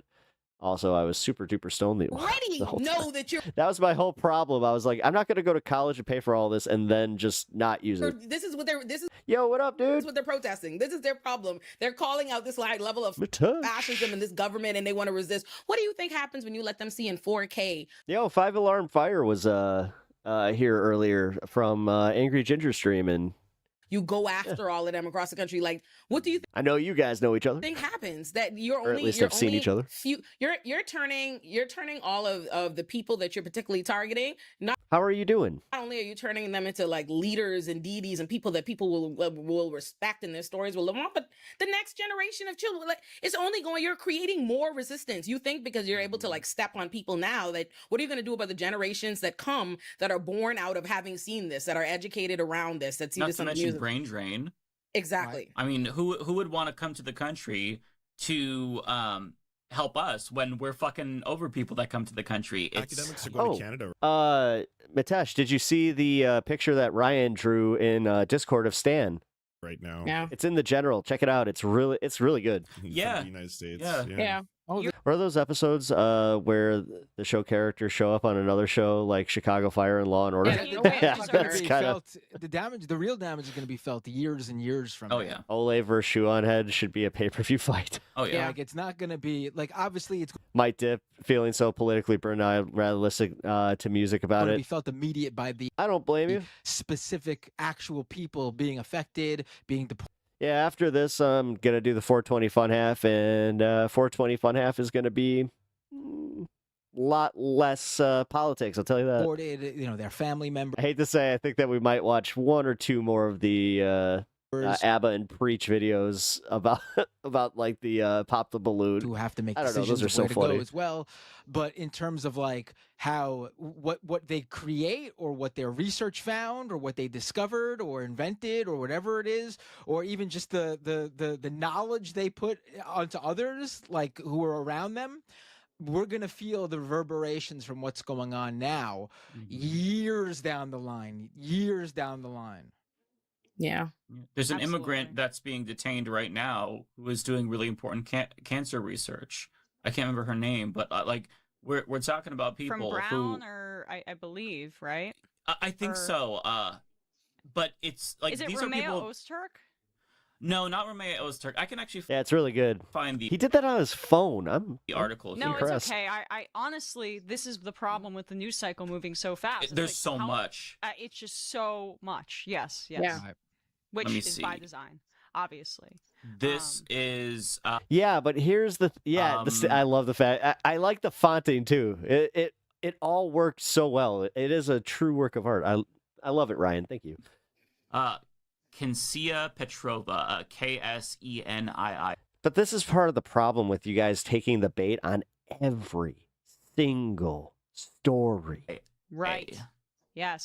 This is the woman who is Russian and who has spoken out against the war in Ukraine, or Russia's invasion of Ukraine, if I am remembering this correctly. And This reminds me of what I said about the other. I forgot her. She could face like deep political persecution if she goes Sammy back Sounds? to Russia and is deported there. Right. Yeah. This administration is truly disgusting. But I do know that David and Bender told me that they got things to do at 4 We o'clock. gotta jump. You see, sorry. look at me. I respected it. I was like, let me let y'all let people do some final words, so I don't just end this episode abruptly because I know y'all want to be free. No, I love doing this. I wish we could have done it a couple hours later or a couple hours earlier. Bender, I'm honestly just glad you made it. I feel love that you came. You're a father. We have to, you guys both. That is true. Y'all do all children. Real That's responsibilities. Yep. All right. Well, we got 15 minutes until the fun half, so let's see. What can we?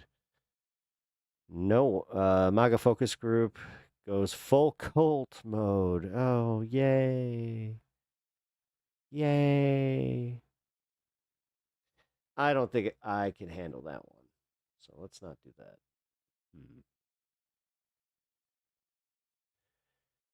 Oh, man.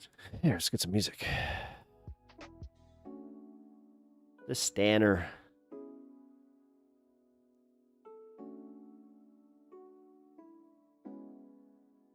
Yeah, he has to go to the vet. It's gonna be a rough day. Because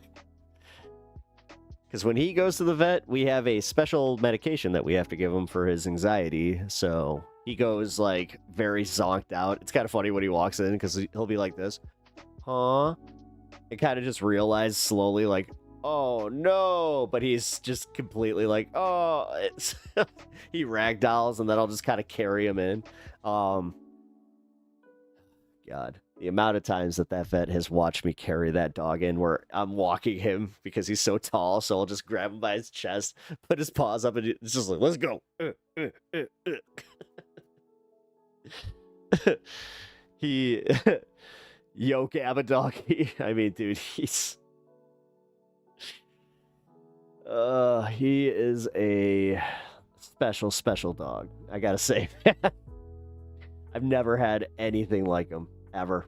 And I don't think I ever will again, because I've met other hounds that just do not have near the proclivities that he does. Like, he's got a special type of anxiety, but it's like, usually it would either be like, so crippling that he doesn't like people, but it's funny. Yeah, I love it. It's cute. It definitely, I like see, I'm a big fan of like minimalist art, and So the way that you use the colors, and I also like a little bit of overlap. I don't mind. It's a color outside the lines kind of stuff. Separation anxiety. He has hardcore separation anxiety. You should see him like when I get home. You know what? I should just record that and put that on as a short because it's funny. Like he gets so excited where he loses his footing, so he keeps like he'll walk backwards, number one, which is already odd, which he does for most everything on the hardwood, where he's just like, and he has anxiety like when he hears loud like the backup beeps from a truck outside. So it's really funny when all of a sudden he's going beep beep beep, and we'll make the noise for him, and he looks at you just like, stop antagonizing me. Funny. WWE should create a leftist wrestler character who stands up for people calling him Hulk Hogan. They've done that. God, I forgot his name. Yeah. No, they've already done like the ultimate Democrat thing, but God, even wrestling. I hate to say it, wrestling has become like harder to watch because now they're doing all this, Travis Scott entertainment, like entertainer thing, and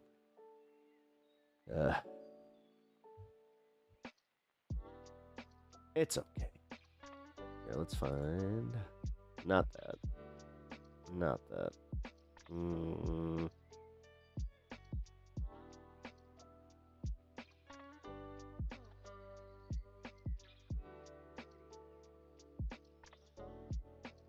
Bernie Smashers feel the burn, you anarchist. No one's upset. There's no one upset. Okay, that's great.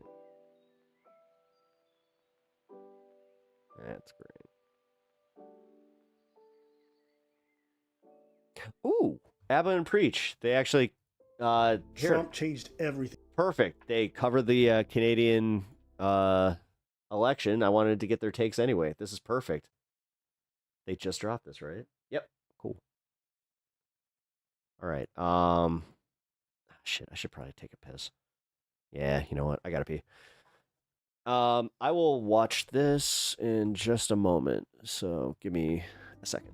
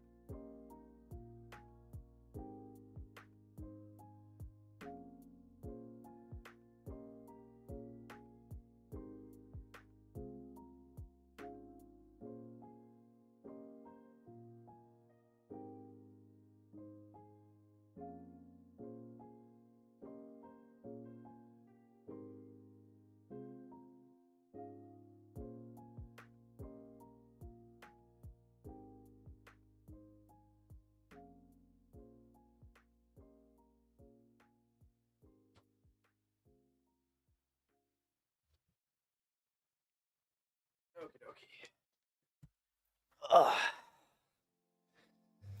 Snack.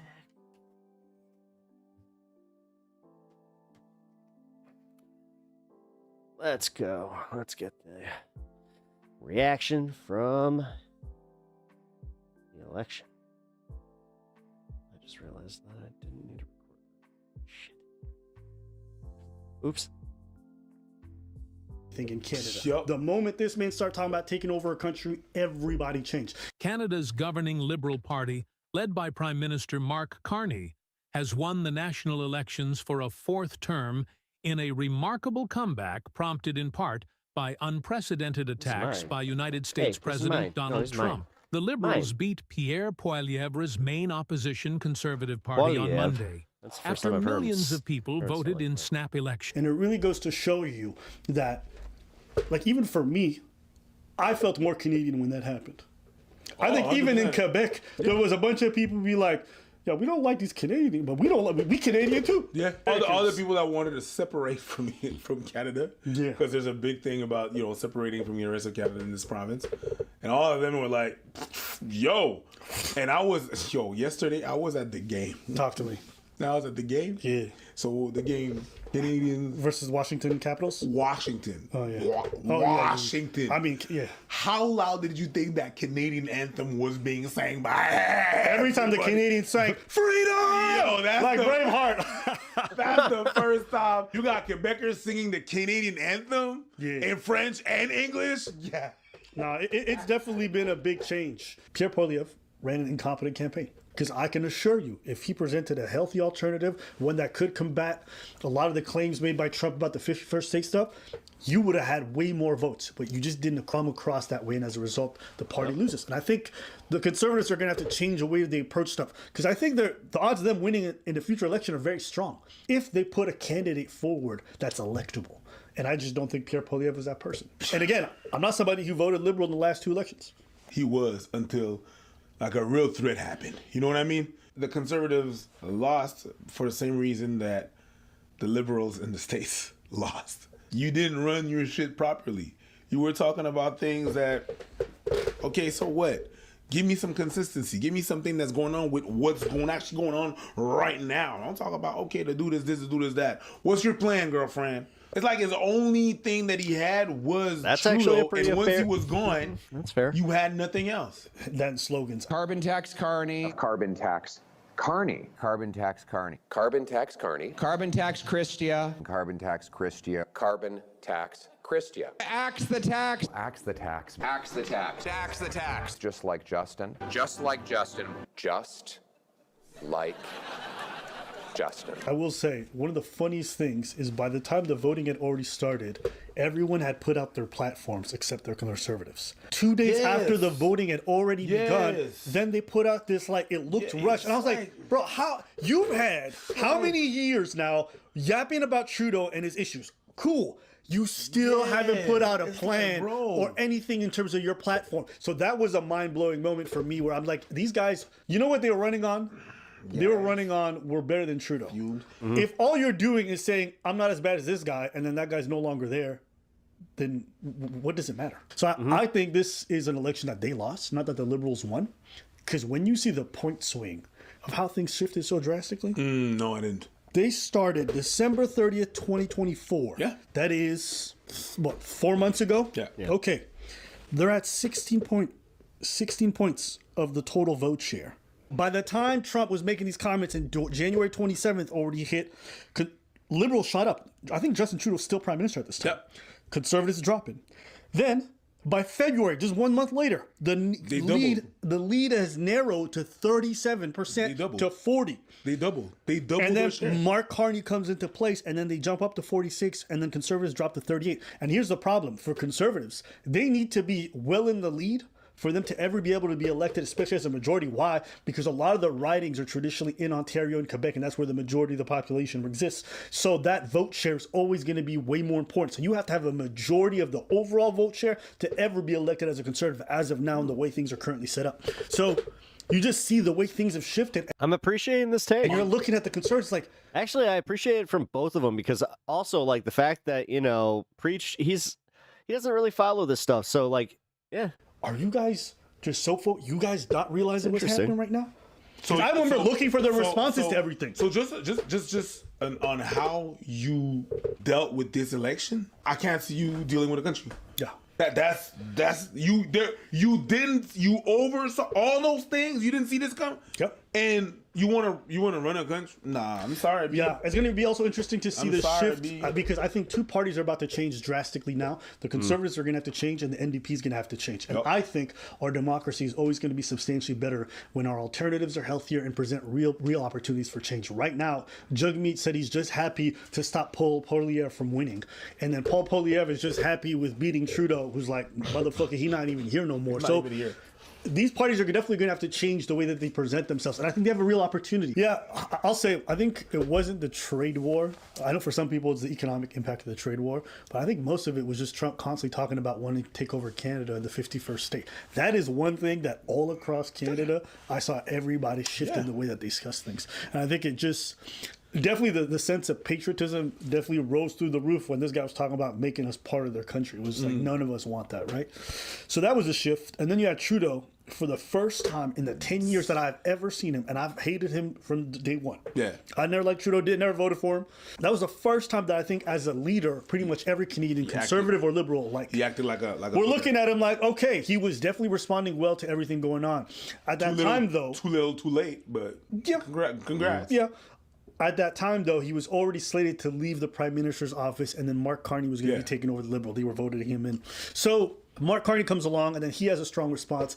But through this whole process, I think one thing the Conservatives made, which I think is their biggest mistake, is they spent all this time still attacking Trudeau, which is... He was not there. It's not that he was there at the time, but our whole point is like, yo, we got something down south here who's talking about taking over the country, and you're still using your same slogan. Like, at this point, I'm like, shut the fuck up. You got to switch it up. Like, you got nothing else? Right. They were more interested in still being divisive in regards to a lot of this stuff than rather than taking... Like, listen, we all have our differences across Canada in regards to how this country should be managed, who should be in charge, sure. But when there's an existential crisis in regards to who's going to manage this country, whether or not it's going to be a foreign state, I think that's time where you put your differences aside, not forever, but at least during this period. And I think that's where they failed miserably. I think this is the right result based off of where I think the country's at. Will it be the result going forward into the next election? Who knows? I think Mark Carney's going to have his time to be able to change the opinions of liberals because it's still negative. I feel like sometimes they're not connected. They don't understand how things look. They're so disconnected about the perspective of...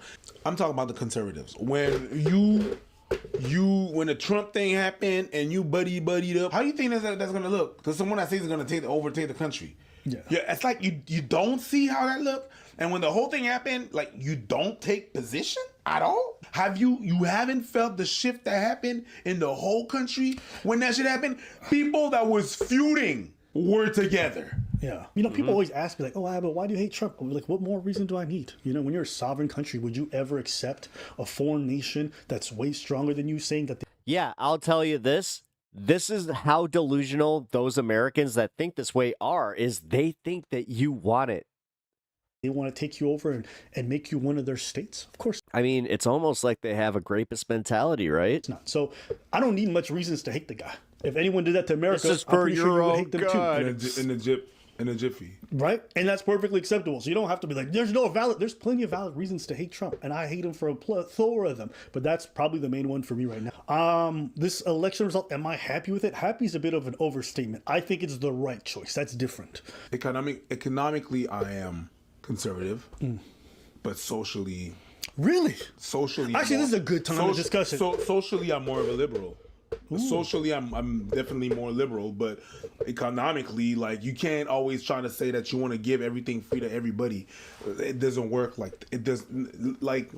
doesn't work like that. And then, economically, you can't always say tax the rich, and then give it all to the rich.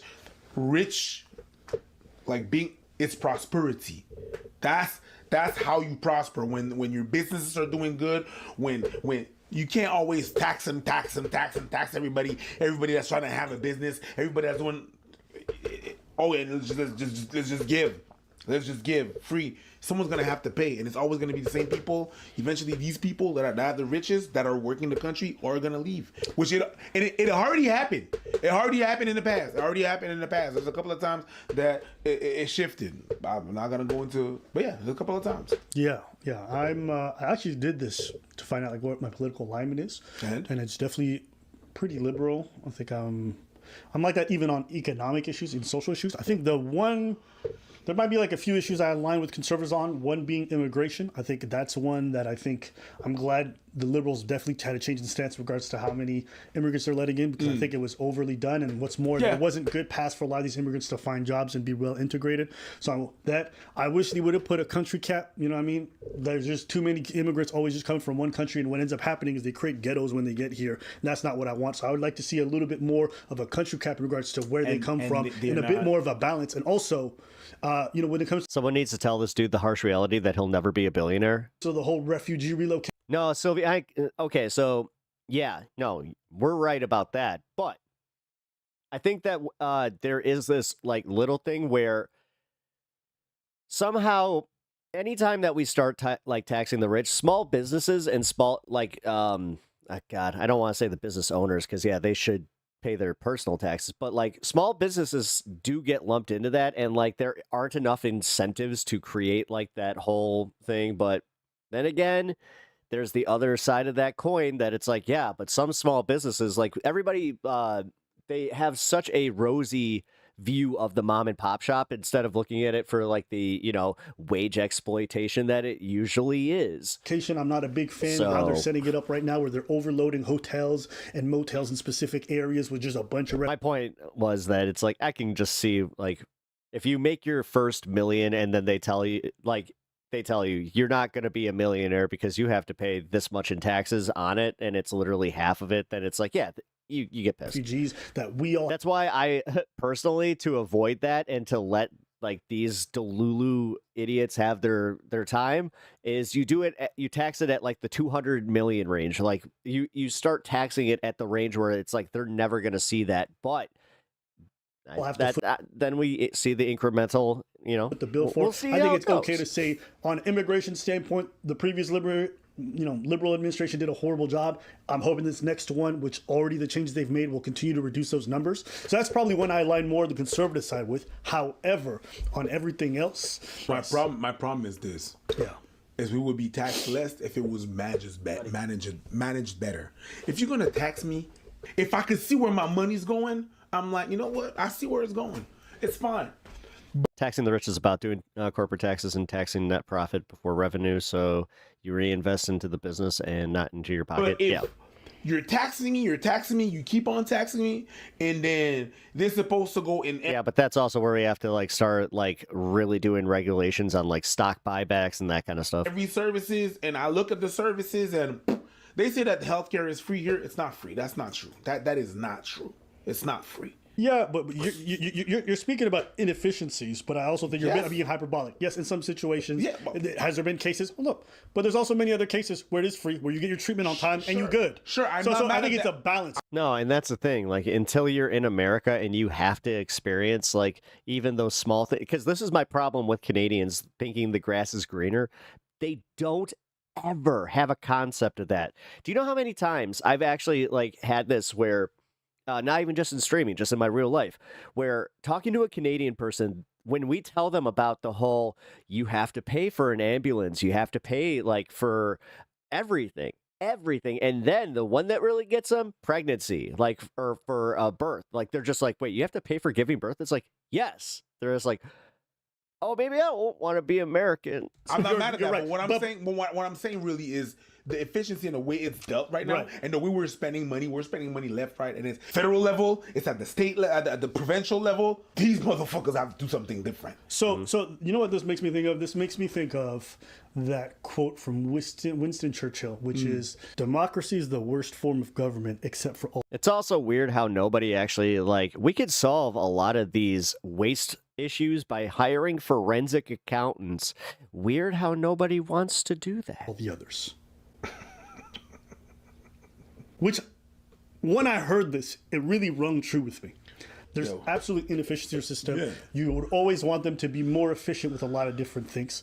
But then you look at For example, go look to the US when they tried to do their whole efficiency thing and they hired Doge to run around slash things. Now a bunch of their services are being cut and people realize like, oh wait, these services are actually super important. Even in the way that they did that, it was not efficient. But yeah, it sucks. Your taxes pay for hospitals, but you still have to pay for at the hospital. But you get my point. You know what people realize is like, yes, it's inefficient. Yes, you could always want for more. But the reality is it's actually quite different because they realize the way the governments, are not businesses. No, they're not. They're not businesses. They're not meant to be hyper efficient. That's not the way you should look at things. When we run a business, you think like that. Why? Because you're looking at every... Yeah, Talon, that's also where you're a bit of an asshole. Profit margins like that. Think about governmental research. People... If you can't see like that you should be paying taxes on over that, like... this whole like arbitrary number of like, oh, if it's 20 million, then maybe 50, like, fuck you. Complain. Oh, we spend so much money. And also, I hope that works out for you. But it's one of the most important investments we have. Because think about cancer treatment. Unless it's profitable, private companies have no interest in doing that, right? Why? Because these are long drawn things that even if they help will just make us lose money in the long run. Why? Because then we can't overcharge for a lot of these cancer treatments that keep you in service. So governments, we invest in a lot of inefficient things. Why? So that they can take care of problems which are meant to be long term. All I'm trying to say is I agree with you. There's certain levels of efficiency that I wish they would reach at least some of the bare minimum. But I think the expectation of government to... This is also part of the problem I'm seeing right here, this dynamic. I've been told that I have this dynamic when discussing things where they're just like, why do you get so emotional about this? Why do you care so much? It's just like, because I genuinely do give a shit. Because it's also like, if you say that you care so much about this wasted money, that, like, what is it? Just say it. Just say it. You just want to keep every fucking dime that you make because that you're just a selfish fucking asshole. Be efficient is an unreasonable... I don't want to pay for taxes. I don't want... And then first one to bitch about the roads. First one to bitch about the fact that they don't have any good schools around them. First one to bitch about the fact that they don't have any hospital near them. It takes forever for their fire department to get there. They have maybe 2 cops. Like, it's always that bullshit. Because a lot of what they do is meant for long-term gains. I can understand that, but the thing that happened is that, you see, when I said that I want them to be more efficient, then you take the efficient... The thing is, do you understand how like sick it is that these people can actually waste that much? When you say generational wealth, people like Talon can find ways to waste all of that. The example of Doge, that's why I call bullshit on all this. Disingenuous. Basically, you cannot take Doge as an example because what Doge they did is like, yo, your computer's... Hell yeah, it is. If you got your house paid off. No, the thing is, you have an unrealistic concept of what you need in life.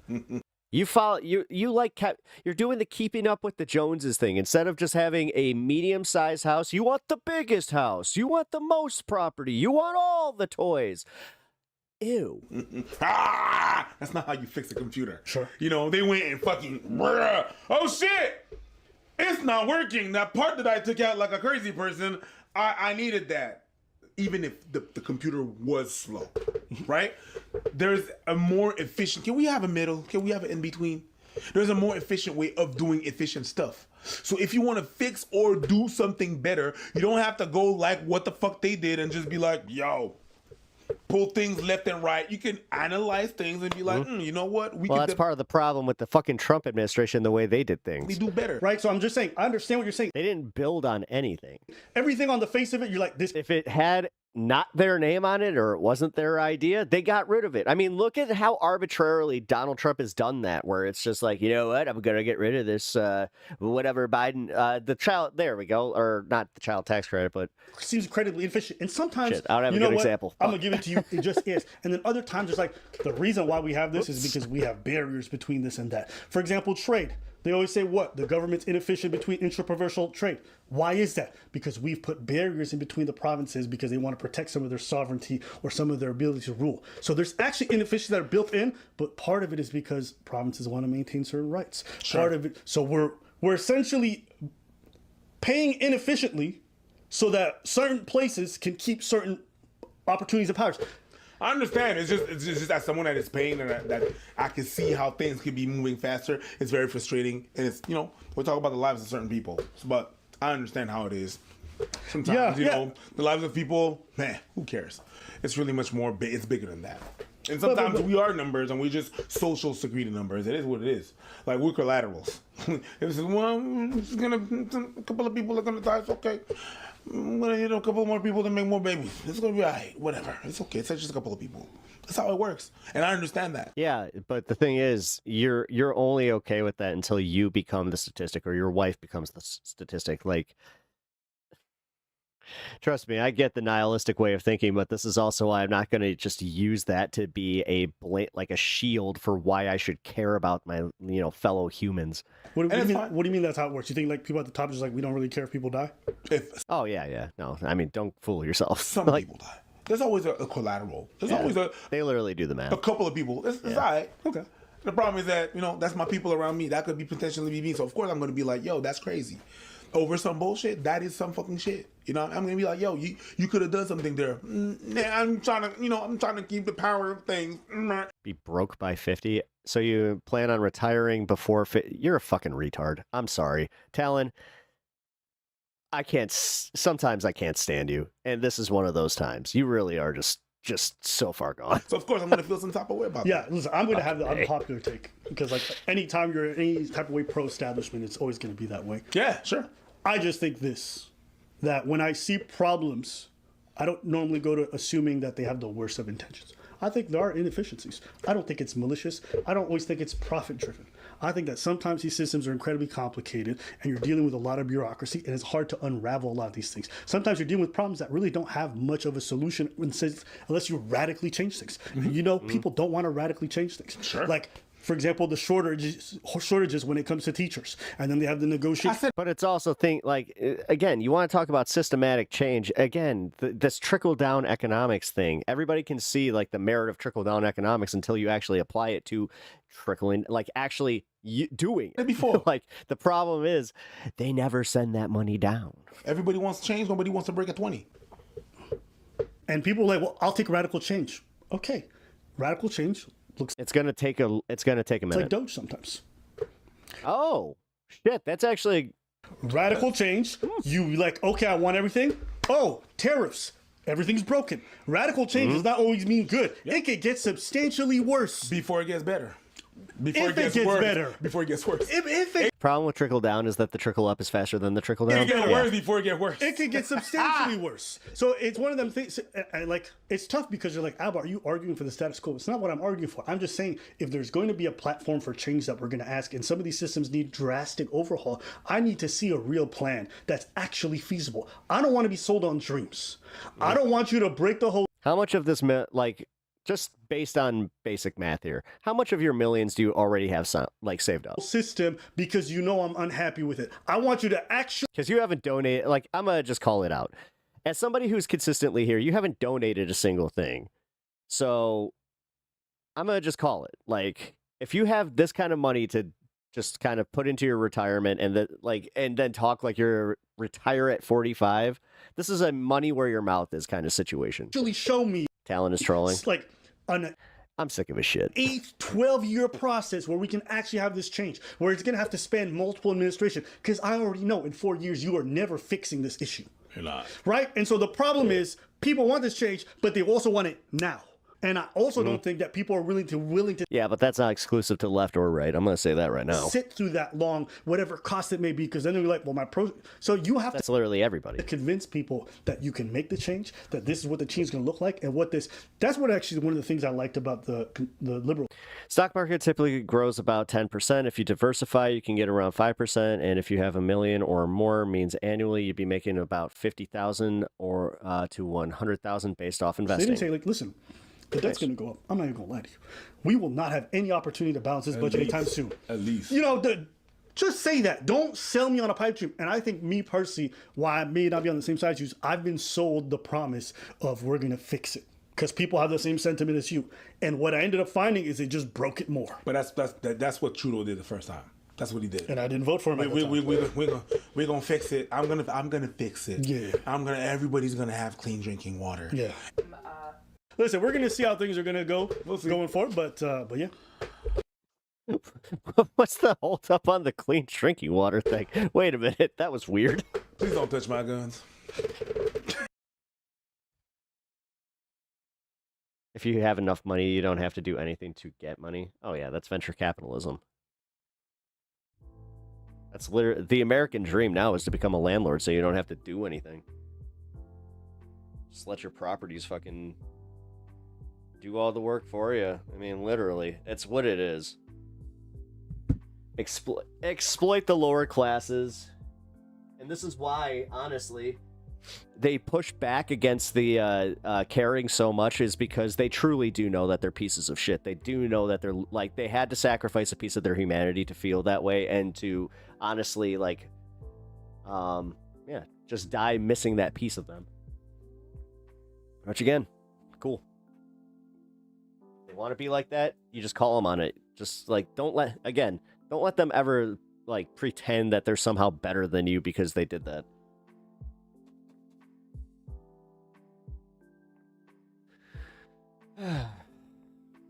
That's fair. I have enough about thought about donating to the memorial fund, but you can see the name. Oh. You don't have to, actually, no, I don't have to see the name. You can block that. I do know that. Because I've had to do that. You just have to remember to do it. That's part of the problem. Because my first time donating through a Streamlabs link, I made the same mistake. So I understand that, but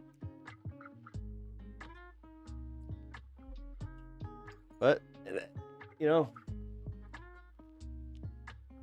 that's my way of calling out anybody that's just like, I plan on doing such and such with all my money. It's just like, well, subscribed at tier 1 for 6 months. Oh shit. Okay. Well, I hope your retirement serves you well. God damn it. See, I'll eat my words. I'm not actually being condescending. Like, I do hope it works out for you. You just remind me of my, never mind. I almost made a mistake there. You remind me of somebody that I know that is very similar outlook on things.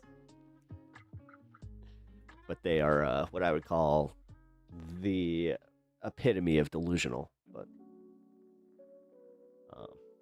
But thank you, man. Thank you for the 6 month tier 1. Damn. And you've been subscribed for 2 months already. Shit.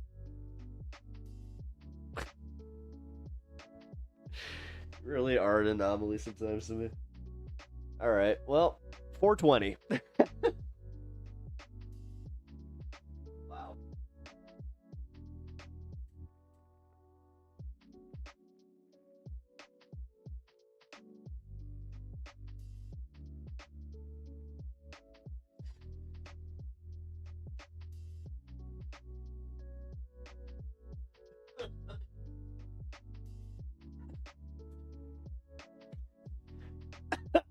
The repentant man has failed.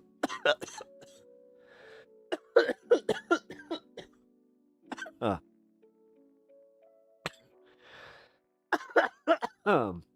right. 420 fun half. My favorite. Man, this Shannon Sharp thing definitely took off.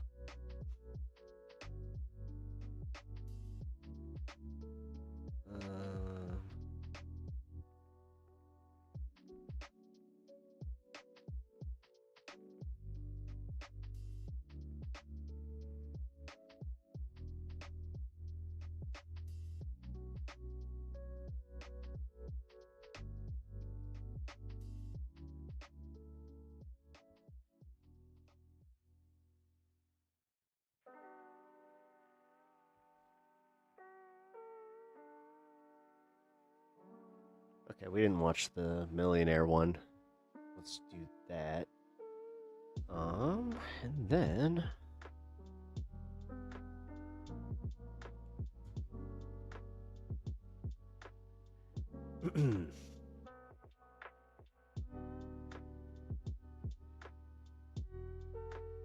Yeah. I actually just thought about this, Sylvie. Yeah, on a lower scale, like, you can do that too, because this kind of plays into what I was thinking about, what the small business owners.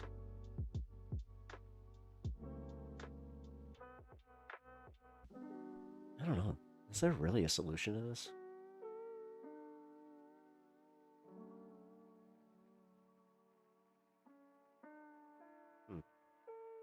Because I'm trying to think of what, like, the fair tax rate for a small business would be, and how you establish that.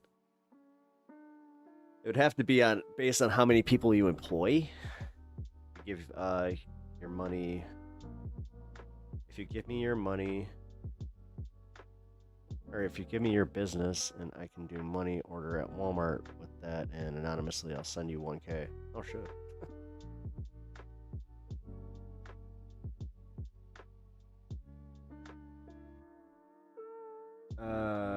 Okay. Shit. That would definitely help with this memorial fund. Shit, that would actually take care of a lot of the debt that I got from my mom. Which I should probably just let you guys know. I did appeal, so I'm waiting to hear back from the state of Tennessee on what the final tally is going to be. Because, dude, when I looked at some of, like, I finally got an itemized tally for everything that they did. None of it makes sense. Like, I thought the healthcare, like, industry was bad. What is small business? So, like, everybody thinks a small business is like a mom and pop shop, you know? Like, funny enough, when I think small business, I think of, ironically, the one small business that I fully support and I supporting is comic shops, you know, because their overhead, they're barely pulling in a profit. So there really is, like, no way for them to be, like, screwing people over, like, really, like, they're doing it. Trust me, if you own a comic shop, you're doing it for the love of comics. It's kind of the same thing with, like, little boutiques and shit like that. Like, that's why those places are so contagious, is because you can tell and you can feel, like, the actual love and caring for what they're doing. As opposed to when you go to, like, a GameStop where you're just like, it's just the corporate grind mindset bullshit, and it's just, it's soulless. Everybody there, they've lost their soul. I mean, dude, that's one of my jokes is, every time I walk into a GameStop, you could just see they're just dead in their eyes. And on top of it, I don't know what the hell is going on with that company, but I get offered a job every time I go in there. So that's a little sad. I did just watch one of my local GameStops close down. I was like, oh shit. Like, I didn't realize how often I actually went there, so that kind of sucked. But luckily, there's already a process for that. You file incorporation papers to the state. You believe in souls? No, not really. I believe in selling your principles, which is you. Like, at some point, you have something that makes you you. So I would consider that more of a core principle. Right? I don't know. Let's discuss this a little more. Because trust me, man, think about it. Like, if I was debating Andrew, he would more than likely go right there. Because, like, he tried to kind of debate me on that a little bit the last time. God, it's been so long. But, man. They are... Oh, shit. You. Shit. I think I may have... Please tell me I didn't. Alright. My bad. Well.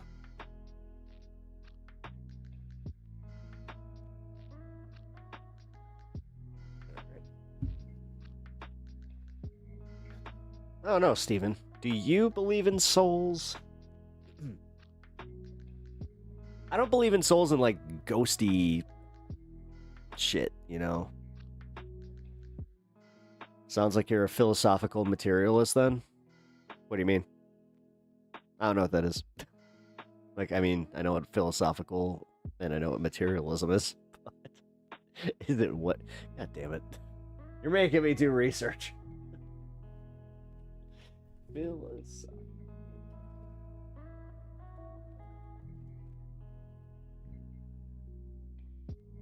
Philosophical materialism is the belief that everything, including mental states and consciousness, is ultimately made of or can be explained by physical matter. Oh, yeah. I think that, like, literally, like, your consciousness and what makes you you is stored in your brain. Because I've dealt with this without going into too much detail. I've dealt with a traumatic brain injury with somebody that I loved, and I watched them turn into a different person. So yeah. And also, I don't know. I thought it was so weird when my mom, like, passed. I thought I would maybe kind of inch towards spiritualism a little bit, or spirituality, and I was like, none. if anything, it was so weird, where, like, I was just like, oh, that's just, oh, and maybe it's the way she passed, but I don't know. No, I'm a philosophical naturalist, materialist, mechanist, mind, body, manus. If you're serious, then I'm just like, cool. How many times does that happen, I wonder? Where somebody, like, they start talking about things like, you know, Dantology or whatever, and the person is just like, yeah, but inside their heads, they're like, I don't know what he's talking about. I know that I did that for a little while before I just admitted, where I was just like, oh, I need to, like, study up on theory before I can even have an opinion on that kind of stuff. Because I remember after watching one of Vosh's streams, I got into it with the chatter, and they were talking about Dantology, and I was about to engage, and then I just had that realistic moment where I'm like, I don't know enough about this to debate it. I'm sorry. And then they did kind of turn that around, just like, what are you even doing here then? It's like, I didn't know that I was apparently in college, and this was, like, admission only. My bad. Holy shit. That's also where I might have formulated my whole opinion about, like, you know, the pretentiousness of some, you know, streamers or, like, people on the left that put, like, academia, like, front and center instead of trying to understand, you know, other people's material conditions or why they are not receptive to certain ideas. Like, that's a big one. That's a real big one. I don't want to hammer that too much, but you guys know that it's just like, fuck, man. Making it just too difficult to communicate to people that would more than likely agree, but it's just the way that they get, you know, proselytized to. Because I think of it the way that, like, when Jehovah's Witnesses come to me and, have you heard the word of our Lord and Savior, and all that kind of stuff. Like, it's kind of the same shit where it's just, nah, you know what? No, let's go away. Hi, citizens of Trump. That is a weird way to put that, but at the same time, pun, I'll allow it. Damn you. How you doing, man? Actually, how you doing? Like, what's your take on the whole possible ceasefire coming up? And you see that he was, like, I'm not sure how true it is, but they were saying that, like, he may cede Crimea. Yeah, so what's your take on that one? My relatives believe dead people's spirits sending messages to us through sidekicks and such, which is a bit disturbing. But we should be. I mean, I'm all about that. See, I'm not one of those people.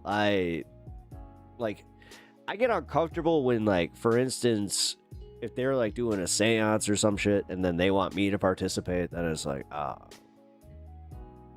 nah. And I've gotten like the, oh, so you're a skeptic, huh? And like all that kind of bullshit too. It's like, nah.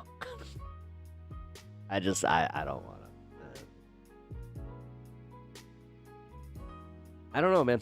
Although I will admit this, I have had like, because I've had this conversation where people are just like, oh, so you've never had like a supernatural experience? It's like, actually, I have. Like, I have had like unexplained phenomena in my life where I was like, okay, interesting. But I've also taken it with a grain of salt, where it could just be me. Oh, Talon, Ukraine and Russia. I got tired and fell asleep to wake up just before I have to go out. Oh. That sucks. Skeptics rule. Oh, Russia. Yeah. I mean, I've always like been interested and more aligned with like skepticism or skeptics on everything. Like, because especially after I got out of my religion, it is kind of hard not to be, where it's just like, and I'm glad that I have this. This is not a bad trait. Like, it sucks because I do have this thing where, like, I have trust issues now. But I have trust issues because of the way that people exploited and, like, used my trust against me. So I don't know. I know that kind of definitely ignited that a little bit. And then being, like, skeptical about just literally anything, whether it be ghosts, aliens, any of it. I'm just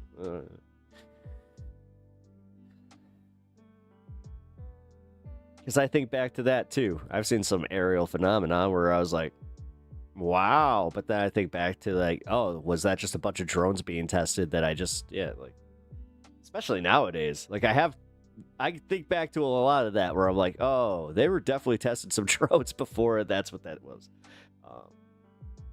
I trust that you have trust issues, but I hope you trust me when I say that.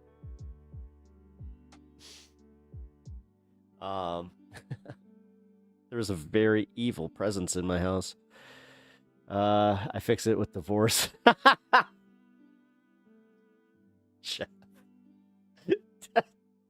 Jeff coming in with the hot zinger. That's a good one. So that's the alternative name for exorcism. Got it. Procall. How are you? I'm doing well. Definitely, we're in the chill portion of the program. I'm doing all right. I had a long night last night, and then I had a kind of rough day today. Just as far as, lots of stuff to remind me about my mom. So I have a feeling that throughout, like literally till Mother's Day, things are just going to be really rough for me. So, have you watched the Ethan iDubbbz debate? No, I haven't. All right, I guess we're watching that. Thank you.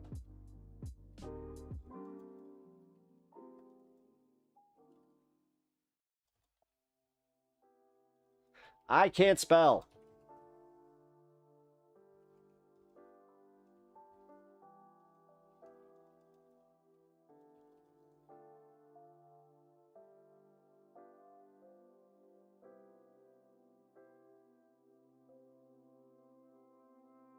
Why is it all blacked out?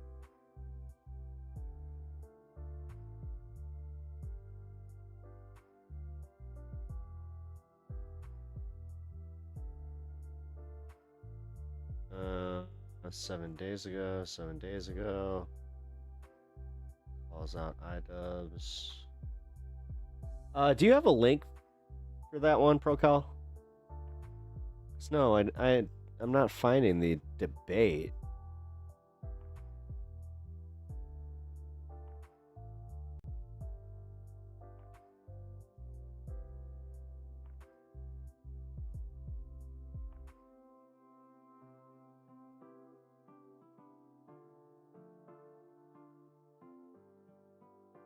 Here, I got this update, I guess. I watched Destiny, watching some of that, but what is the iDubbbz backstory? No, sorry. I'll have a look now. Thank you. I appreciate that. Yeah, because I can't find the link. Oh, you know what? It might be on X. Hold on. Somebody got mad at me. They're like, "You're calling it X?" I'm just like, at some point, man, just gotta just give. You gotta give up and just go. Yeah, it's X now.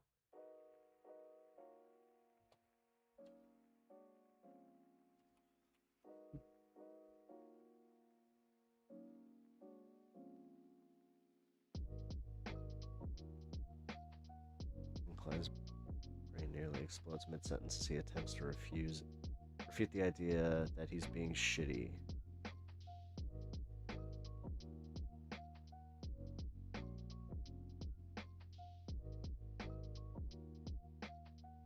Who cares? Like, I'm fine with the like drama aspect of things, but now people are just like, iDubbbz's content cop has already outperformed H3's content nuke within 24 hours.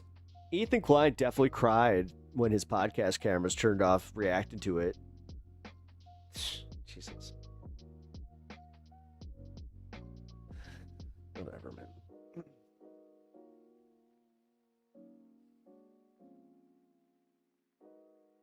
I remember you did a really cute photo near a statue title, like the mother like son. It looks like a picture my mom would do. Yeah. Yeah, that was so weird too, because I was on the way to go deal with her estate, and I stopped by. That was the first rest stop I stopped at, and I was just like, "No way!" Like, that was wild. I couldn't believe it. Is there anything uplifting about this melodrama? Not really. See, that's like, I just had this discussion with one of my mods, and she was trying to tell me, she's like, yeah, you know what? Have you thought about covering a little more of the drama content? And it's like, I don't really want to, because there's just already so many people doing it. But then she made the point where she's like, yeah, but that's a way that you can kind of like adjacent, like do political adjacent. This is why people do it. I'm like, oh, that kind of makes sense. Or can we find some more enriching infotainment? Oh, we're gonna find some more enriching infotainment. We're gonna be, I mean, like studying philosophy. I don't want, not tonight, dude. My brain hurts. I'm not sure how much I could take in the philosophy realm. I mean, unless you got something that's like philosophy's, nobody's doing it. Thank you for trying to influence my content. I appreciate that. But I mentioned that I was up until 4 a.m. last night. So, wow,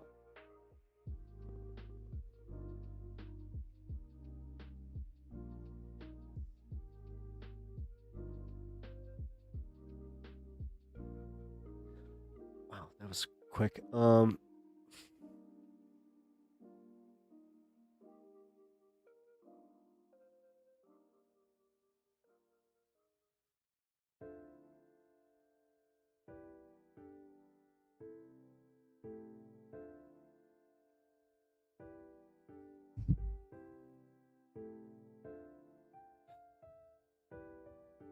Oh, by the way, guys,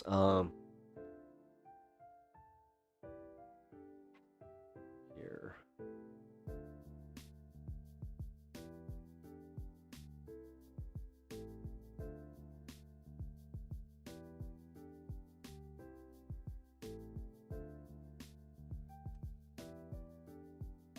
Keep forgetting that I have to put that out there for people to know about it, so. You'd be the very first, perhaps? I'm not the very first to do a stream about philosophy? That is, no. What? No. Philosophy is something that's discussed on a lot of stuff. Although, hold on. Okay, give me 1 second. Also trying to get some food. I gotta get a soda or something. I'm freaking dying here.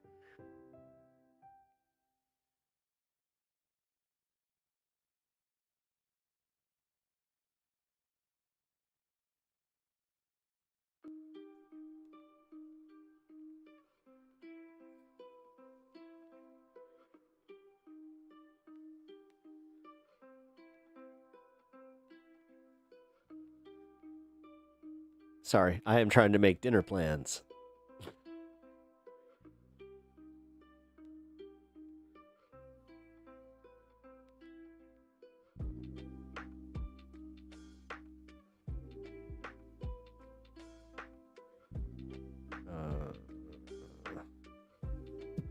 Ingest substance. I think after. No, I do need to do that.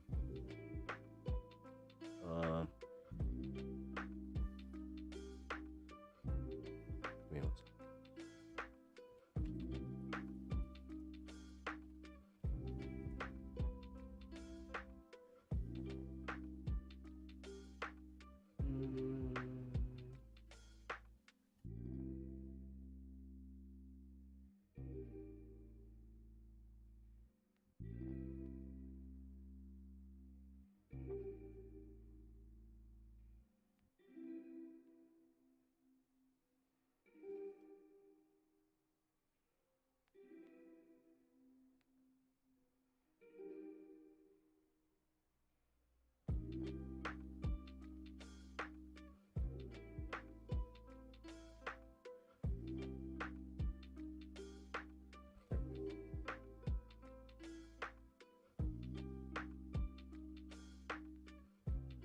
All right, food procured. Maybe order Chinese just before the tariff increase.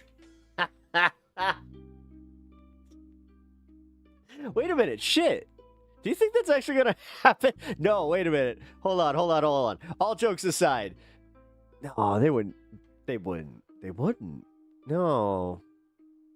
No, man, I got one of like the best, like most. I got a affordable but really, really good Chinese place here. Like, no, that would suck. Nah, I think that I'm gonna get. Yo, Kois, what up, dude? Good to see you. How you doing, dude? Were you here yesterday for the marathon stream of Canadian politics? Did the food cross the border? If not, no. LOL. Well then. Dude. One ton sauce will cost 1 million per ton. What? One. No, I wasn't. Oh man. Yeah, I covered the Canadian election, which, man, again, people had an appetite for that. Like, total 180 to what's going on, where this is just a very chill vibe, but holy shit, man, I had like, I think by the end of it, 1,200 people watched the stream, but so many, like, just random people, like, chiming in. It was cool, but also, like, there's a lot. I was here early in your Canadian politics coverage. You did great, Pep. Thanks, man. I appreciate that. Yeah, I mean, a lot of it was actually just natural curiosity, where I was just like, I don't know about this, so let's learn. Got it. I'll be calling my district's riders, and people will just be like, huh? I'm still dealing with back trouble. Haven't been to work in 2 weeks. Oh, shit. Oh, I'm sorry to hear that, man. Yeah, back pain's that's no joke. That's no joke. Yes, well, kinda. So the Liberals narrowly won, but they don't have like the majority technically, because the NDPs, they're holding the rest, and then I think Green took 1 or 2 seats. So it turns out that they're going to have to, it's like, I mentioned this earlier, it's kind of like the way that the Democrats have to work with the squad and like the farther left elements of the party. Like if the squad were 10 more members, Like, that's about how much power they're exerting. Yeah, yesterday was a good show. Thanks, Starman. Appreciate that. Oh no, woke DEI libs stole the election. Well, oh my God, you literally, like, you nailed it. Honeybee actually mentioned that. She was just like, yeah, this was like, I have a feeling there might have been like some, election fraud kind of thing. It was just like, wait, already? It's holy shit.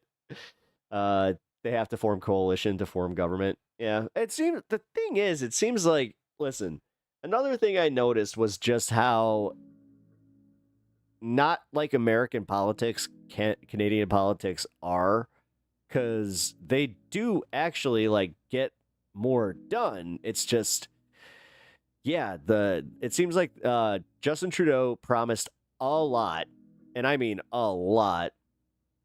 It also seems like he didn't get that whole COVID forgiveness thing that Trump did, where it's just like, oh, we don't talk about the COVID thing. That was just an outlier. But no, I know that he screwed up. Dude, when you're not popular with like the far left element of of Canada, you're not popular even with your own party. Like, then maybe, just maybe, you might be the problem. I did think it was absolutely hilarious how much Trump hated him, though. Pierre Poilievre didn't learn a thing from Trump. He actually conceded that Carney won. Yeah, he not only conceded, then he conceded his other seat. Dude, he lost his other seat. He's not even in government right now. Like, he went from possibly being the prime minister to just like, I hope he's got golf clubs, or that he's gonna, hey Donnie, I'm gonna come down to Mar-a-Lago. I don't got much going on. You know what? I'm a little busy right now. I got a country to run. Sorry, I'm not gonna be golfing for a little bit. Meanwhile, he's literally sitting on his golf cart.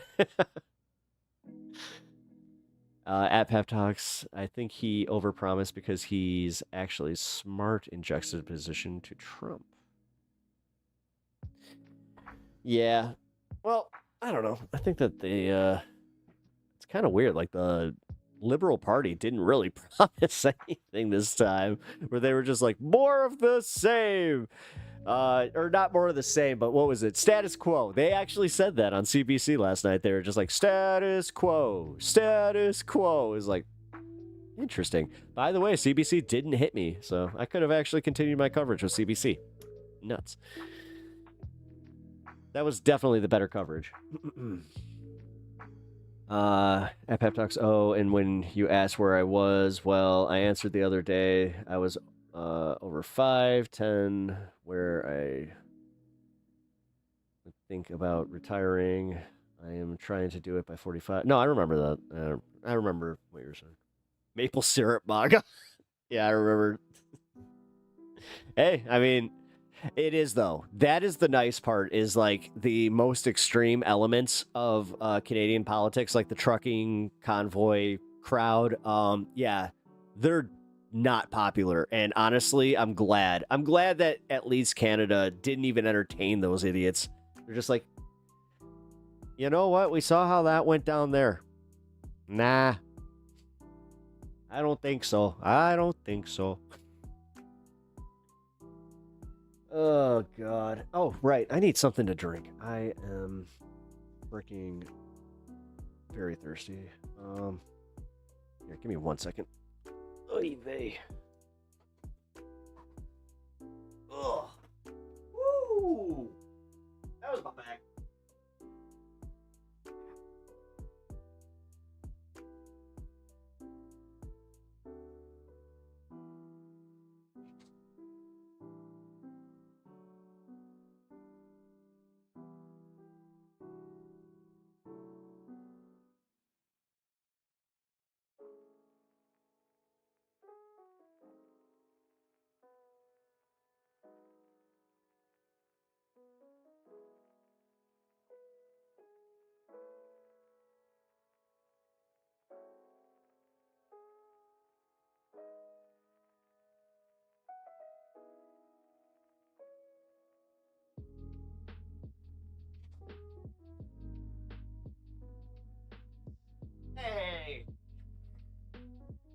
What you doing there, sir?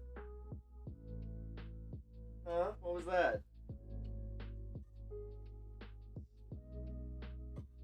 That was, oh. I'm gonna eat my cashews.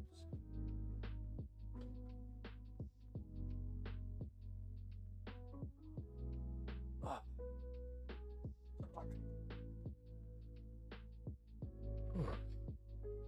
Tequila? No. Tequila's tariffed. Yeah. Yeah, tequila. That's definitely tariffed. That's like agave. We can't even. Agave. We.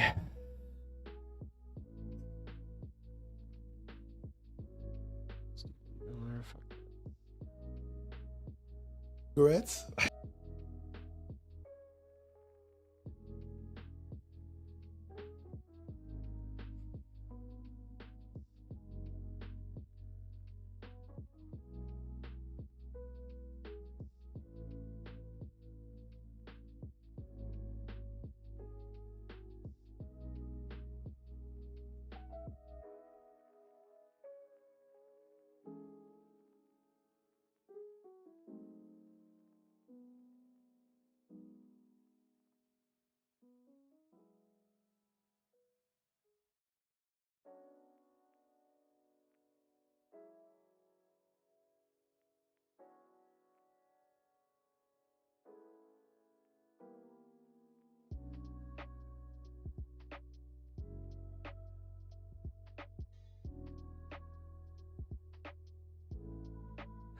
All right.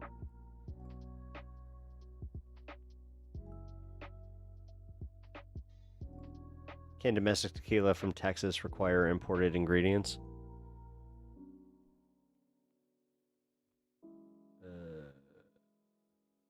Oh, that's a good question.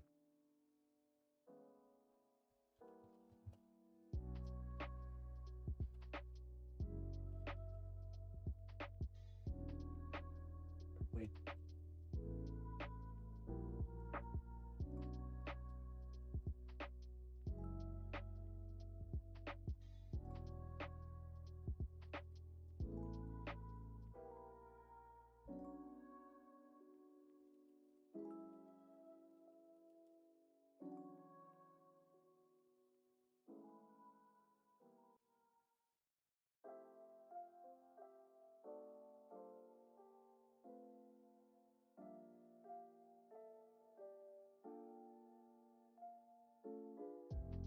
Tequila production is confined to specific areas in Mexico, including Jalisco, Guanajuato, Michoacan, was it Nayarit, and Tamaulipas. Tamaulipas. I can't say shit. Whatever. Took fucking high school Spanish.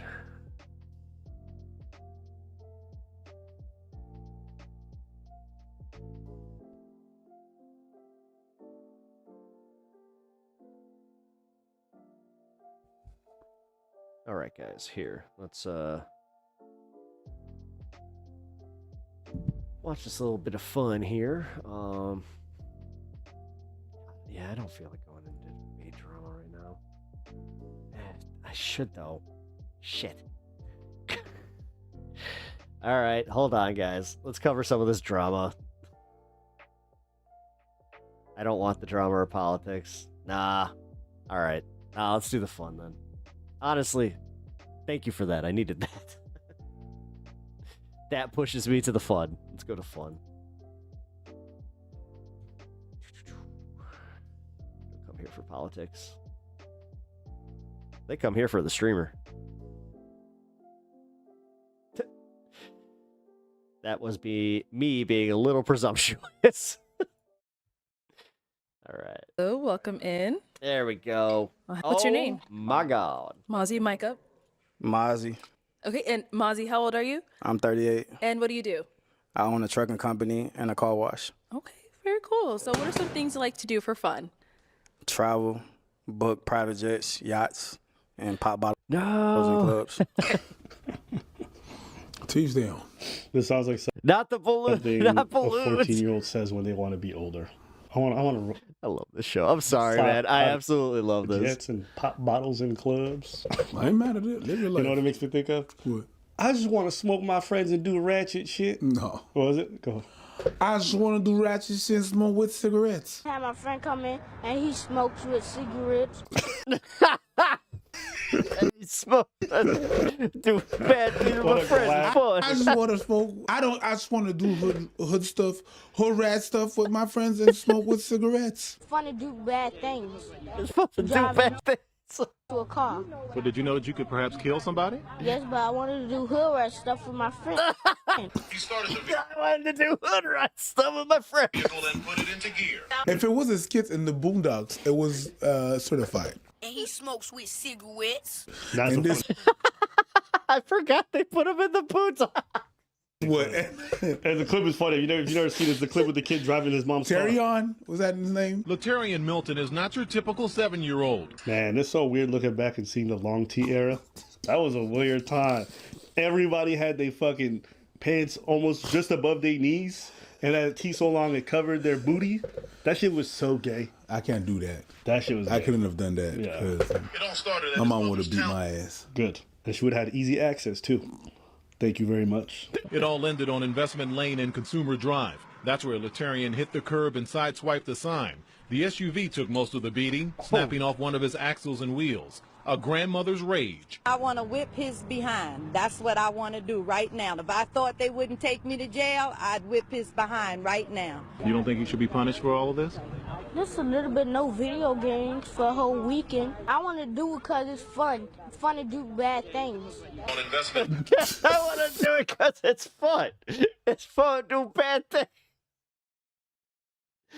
Why is this kid kind of like just... I feel like he's giving the entire Republican platform right now where he's just like, this is why, guys. This is why. Tosh.0 covered this kid. And to be fair, he is right. That shit is fun in a video game. When I play GTA, I be running into vehicles and doing all that shit. My man was doing it in real life. Shout out to him. But when you doing it in GTA, do you have wood cigarettes? Yeah, and we doing hood rat things. But you don't have wood cigarettes. You have to do it with cigarettes. One of the greatest game moments of my life. Smoking wood cigarettes? GTA Liberty City. You pick up a prostitute. She gets in the car. You drive into a back alley. You stop. And then after a few seconds. As a kid, that moment is etched into my brain forever. Hood rat things with the hose. Are you sorry? You understand that now your grandma's going to have to pay to have those cars fixed because you hit those cars. Can my mom help her? Can my mom help her? Hey man, that is a parenting failure of an epic proportion. Oh yeah. Moving past that, back to the original video. My God, that kid. I'm just going out on a limb. That kid. He's still like around, right? Because I want to make sure that his mom didn't, like, I don't know. When he said pop bottles, it made me think of that. Yeah. I just want to pop bottles and smoke with cigarettes. Oh my God. Could you imagine being his mom, seeing him say that shit? Yeah. He just say what? Same vibe. And you know what? Honestly, when I see maybe that's him. When I see grown men talking about how they want to live that hip hop lifestyle, most of the time I feel like there's just like some childhood trauma they haven't healed. And I feel like they just project it outwardly as a result. Things they lack in their childhood that they felt bad about, when they get older, they overcompensate. That's what the chains and all that gloss is for. It's to hide away from the real issues they got. That's what I feel. I tend to agree. Because in my experience, nobody who's raised... If the punishment for a crime is a fine, it's a tax on the lower class. In decent families and like loving environments, grows up and then feels the need to wear that kind of jewelry to that degree or do all this other extra... But that's just a personal observation. This video is sponsored by Saley.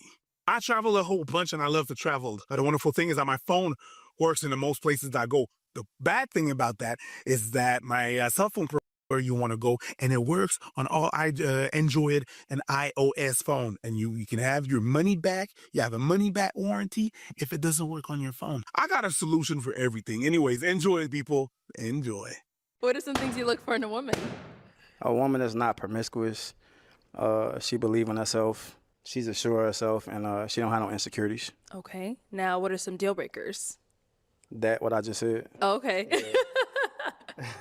Well then, so we did get to pop balloons. Let's go on over there and see why they ended up popping. We can have your name and age and why'd you end up popping your balloon. Because you're too flashy and I can't present you to my family. I'm assuming that's going to So there's a girl that has face tattoos and piercings. I mean, you can't bring her anywhere. Alexis, why'd you end up popping your balloon? Well, Mozzie, you're very handsome, but Thank your aesthetic is not normally my aesthetic. You like skinny guys? No, it's not that. Okay. It's not the belly. You know. It's not the belly. It's not the... It's what's on the belly. Yeah. You know, I like a little weight on them. Yeah. But I'm trying to get out the club, and it sounds like you like to go to the club. No, see, listen, not all the time. When I step out, I step out. I'm going to show up and show out, right? No. They asked you, what do you like to do? You said private jets, yachts, and pop bottles. That's not one of your favorite pastimes, and don't mention that shit. Yeah, why are you on a dating show? A lot of these guys look like cornballs. They think if they lead with their money. Like, wait a minute. Like, they literally want to live the bachelor life, but then they're just like, I want to settle down. I want to find me a nice woman. They show how flashy they are. They're going to win. So then, yeah, you could have said, man, I like reading. You know, he don't. I like taking long walks by the beach. He don't. I like rude. Inspecting jewelry and learning more about it. Could have said that. He didn't. He said pop bottles. So people could assume you really like to pop bottles. Your name and age?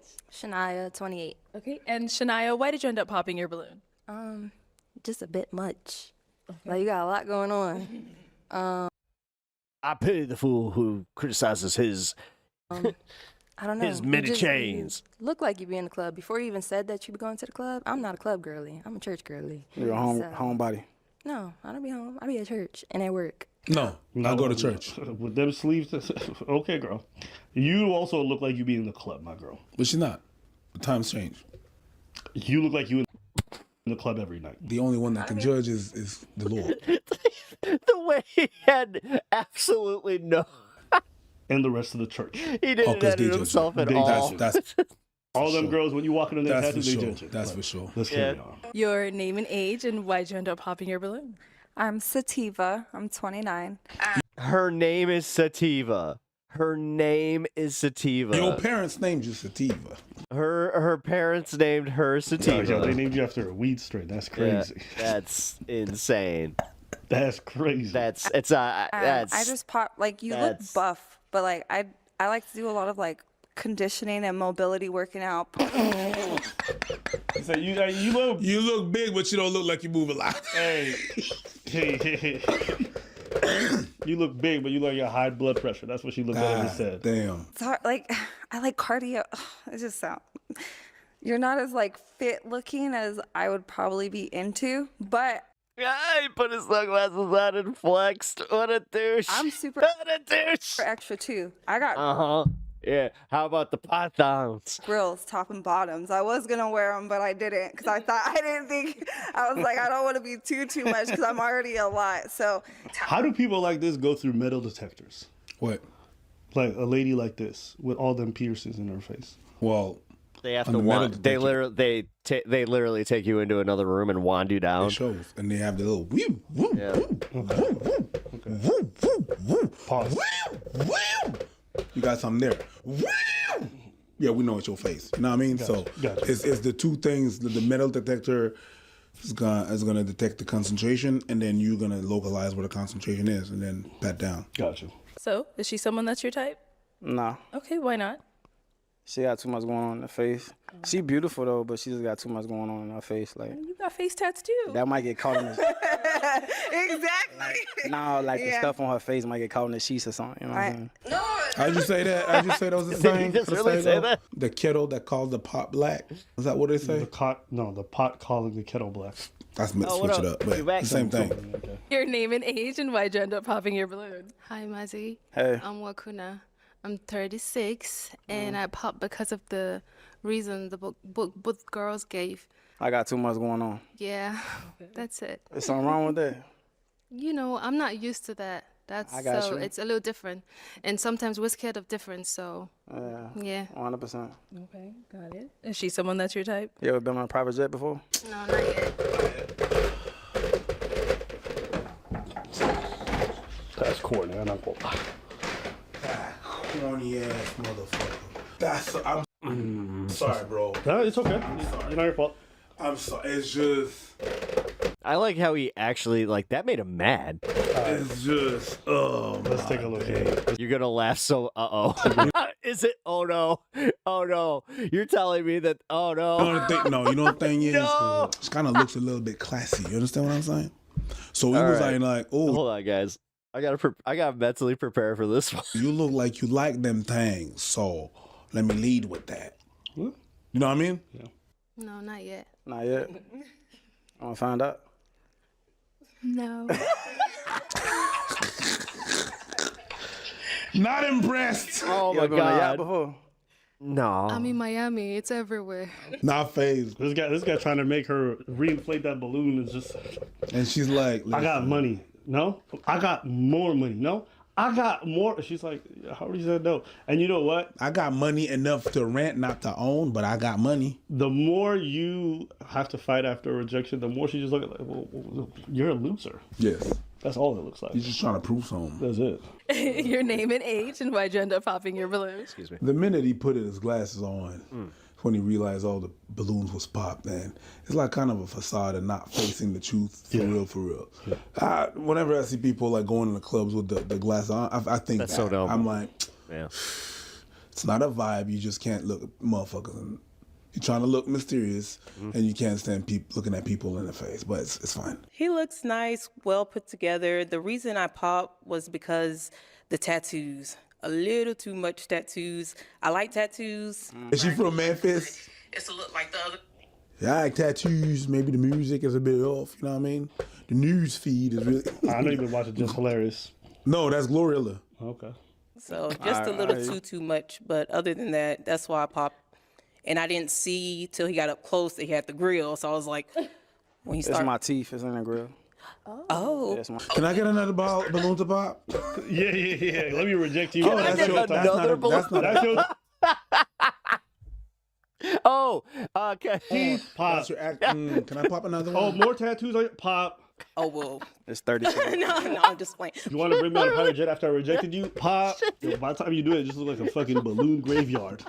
just deceased balloons everywhere. Oh my god. So her face said it all too. Oh. This is him after the show. All right, so Mozzie, on the show, you talked about your teeth, how much they cost. No, man. You talked about getting on yachts, all that stuff. Is that usually how you pick up ladies or how you get? No, it's not. I just was having fun on the show. Okay. None of the girls on the show was my type. I don't even know why y'all put them up there with me anyway. I'm pretty sure you said a couple of them were very attractive. That's not what he said. Yeah. Okay. So now she's someone that's your type? Yeah, she my type. But anyways, let's keep watching. All right, and then so just to kind of bring it back to Mozzie. Mozzie, we heard you came to Phoenix in a helicopter. Let's take a look at that clip. Yeah. Yeah. Yeah. Get the fuck out of here. Oh no, he came in a puddle jumper. He came in a puddle jumper. Wow. There goes security. No.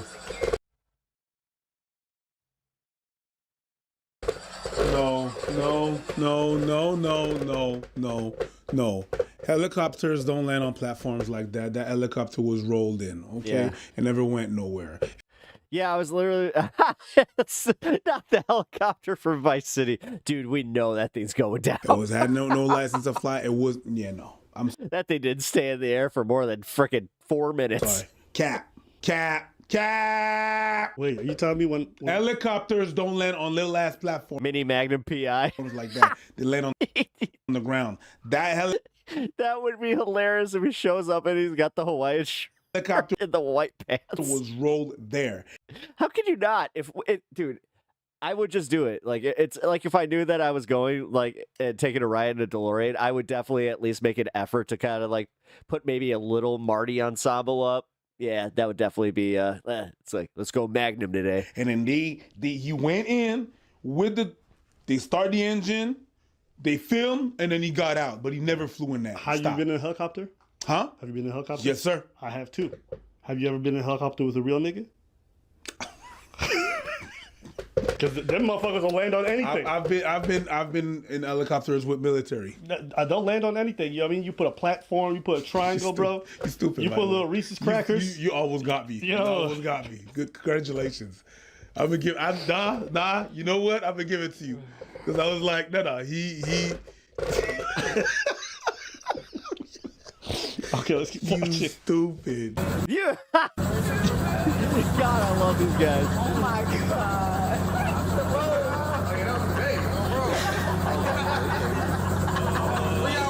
He had a robe. This is corny as hell. Wow. Cam! Yeah, imagine this motherfucker's your security and you get kidnapped and this nigga can't run and chase you down to help you.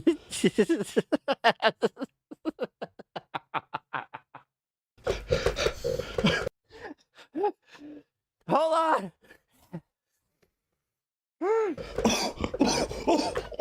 And someone call the cops. The helicopter is really. I got you, fam. I'll call 911. He took the smallest. This is cat. Yeah, and the funny thing is, the This gets funny. The more you look. helicopter only like seats 2 people, so that means the security had to. No, he rode on a scooter. Me, no, they don't. Let's keep looking. 4K. This guy's got boxing. Is he wearing a fucking cowboy hat too? Get the fuck out of here! No, this guy's real. He's real. This guy exists, like in the same realm as us. No. Oh my god. Ah, Bandit, you called it. Oh god. Oh god. This is some of the funniest shit. What the fuck? Turn on the jets real quick. Why? And look at him sitting there. All right. Then they're laughing at his face. I saw Uche's hand go up. No! This is one of the... I have such secondhand embarrassment right now. I can't even project it. This is so bad. Holy shit. Holy shit. Oh my god. Oh, fuck. First, go ahead, Uche. This is not to disrespect you. Oh, here we go. Let me finish. This is not Okay, sorry, guys. One person at a time, please. Go This ahead, is Uche. not to disrespect you, but what Yes, it is. makes you believe that I should not believe that that helicopter was parked and you got in, then recorded yourself getting out, and then got into the car? I thought I was gonna see this thing coming from the air, then landing, and then you coming out. You do all this for what? Is it just your lifestyle? Like that's just who you are? I'm curious. I'm curious why you even talking to me. Aren't we on the show? I mean, that's the whole point of being on the show. If you don't want to be talked to. You know what this makes me think of? This is when you catch your partner cheating. You're like, yo, what the fuck is this on your phone? Like, yo, you were going through my phone? It's like, no. Why were you sending pictures of your dick to other bitches? Like, yeah, it's an invasion of privacy, sure. But don't distract. What's this? Nah. We need to talk about the fact that you went through my phone. Why is this bitch saying she's pregnant? Don't worry about the new child. Why were you going through my phone? Why are you even talking to me? Because we're in a relationship. Shut up! You're not supposed to be talking to me right now. I need a break. I'll come back to you when I thought of my lies. Yo. And this is no disrespect. You cannot afford to talk to me. I ain't He gonna lie ain't to you. wrong. Let me keep it real. Why the disrespect? No, No, this is not He's disrespect. offended. No, it's not It is. disrespect. It's very No. I don't disrespect anybody. No. It's rude. That was But disrespectful. seriously, how she came at me, she got this purse, she got these rings, she got these bracelets, this hair. It's just not making sense to talk to me. Everybody. No. Yeah, this is definitely a broken person. But we're gonna let's keep it. But I do No, want to don't start just move with on. Marzi. So obviously, Marzi, we saw you came on BM Talks to them, and everybody's seen it. The whole world has seen it. I've seen it. You've probably seen it. People keep sending me DMs every day. So basically, you said that you was on a private jet, but the internet went and done its research, and it seems like they found. Wait, is that the guy from Fresh and Fit? A private jet that looks like the one that you was in. But the only difference with the one that they found is that that one doesn't fly. That's not a big reveal. Yeah, so he's literally just hiring them. That's not a big reveal. After what I've seen, yeah, of course. So she laughing again. So the one that they found, you can actually rent out on Peerspace for, I believe, for about $130 an hour. Yeah. All right. So can you please confirm to the world if you was on a real private jet? At that point, I was not on a real private jet. Really, because this is so embarrassing. This dude went to a mall kiosk and got all his jewelry. The real answer is I wasn't able to charter one at the time. It wasn't unavailable because it was the holidays. But I said, you know what? I'm gonna do it anyway. I could have did it in my crib, in my Rolls Royce, any of my cars. I did it on purpose to get people's attention. This guy's got Kanye levels of mental gymnastics going on here. You know what I'm saying? That's really the reason why I did it. But I do fly private jets all the time. I've been posting on my page. So, I mean, anybody can see that. But I did that on purpose, and it worked. So basically, it worked to do what? I'm very confused right now. You're saying that you wanted attention from people. You lied. I mean, I love the way she just dropped that. So you're telling me you lied. That's exactly what you said. I found it funny. I said, you know. How come nobody? Am I really the only person that caught that? That's exactly what you said. Yeah. And even on the holidays, you could find a private jet if you have enough money. It's going to cost you about $30,000 for 4 hours, but you're going to be able to find it in the U.S. Priest knows them prices. Because I've been on one. You paid for one? No, I didn't say I paid for one. I've been on one. You're trying to floss on these guys on someone else's dime? So what? I'm going to need you to slow it down. I'm not going to slow it down. I'm being real with my Because we don't thing. want no scrub. No. Sit in the passenger side of his best friend's jet trying to talk to me. I'm not even trying, but yeah, I've been. And he tried. And it's not even me that paid. The thing that happened is that I was with my friend. We were in Atlanta, and we were watching a PFL fight. And Air Canada then canceled their flights, right? It was just outside the pandemic, but they canceled their flight. And we had a show on the Saturday right here on the South Shore. And we couldn't cancel it because that show, because of the pandemic, was canceled twice, right? I was opening for that dude. And that dude ordered a flight. He contacted the people that You're welcome, audience, because he was trying to floss on you. I didn't let him get away with that. I got get away with that. I got you. With what? I got you. Was not just gonna be here like, oh yeah, I know about private jets. Like he been paying. We not doing that. I never said I know I he's not paid. paying because I know what his paycheck is. He's not paying. I never said I paid. And the Canadian followers, the French Canadian followers know that story. So. That's like 1% of our audience. But Yeah, but they know. They're going to be in the DM. They're going to be in the comments still. I found it funny. I said, you know what? I'm finna get people attention, spark some interest, spark people, put fire up under them. And they did exactly what I thought they was gonna do. So, I mean, it worked. But that whole time, I gotta let y'all know, like, nah, I really can go and spend $20,000 on a one-way anytime I want. Yo, this guy's the opposite of generational wealth. This is just generational else. He's gonna make sure his kids never see that money ever. I cooked. Generational. Oh, dude, it's just gonna casually drop that. Else. Niggas who there's people who that was fuck that. Oh, fucking are born broke, die new money. broke. Yeah, There's new people money. whose parents were broke and they stayed broke. And then there's dumb motherfuckers like this. Born to nothing, make everything, lose it before the next generation comes around. This dude is an idiot. Generational L. Generational L. I love that. Generational L. I love And that you know, shit. we don't even gotta talk about the top dating thing and how corny it is to No. leave with money. Y'all know that shit. But it's just the need and the necessity to floss. It's the biggest indicator you ain't got money. Genuinely. Anytime I see a guy with all these Junes and chains, I know they don't got money like And that. you also Because have if nothing else. Yes. And you have nothing else to offer about yourself. And you can see it too. When the girls rejected him, what did he do? More money. More money. It's like, no wonder you're in a dating show at this point in your fucking life. It's like, all that money in the world you can't behind yourself and make, there's a reason. It's because you made that your entire personality. Fucking loser. Genuinely. Generational hells. Generational L. L is great. Yeah. But that's what he is. He's a generational L. One day he's gonna have kids, God forbid, and they're gonna grow older and wonder like why they struggling, why their dad can't afford fucking student shit.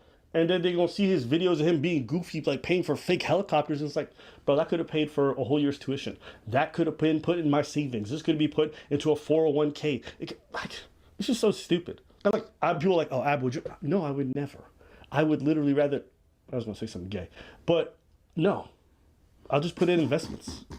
I was gonna say I'd rather choke on something, and I was like, whoa, chill out, bro. Pause. I internally paused. Okay. I internally paused.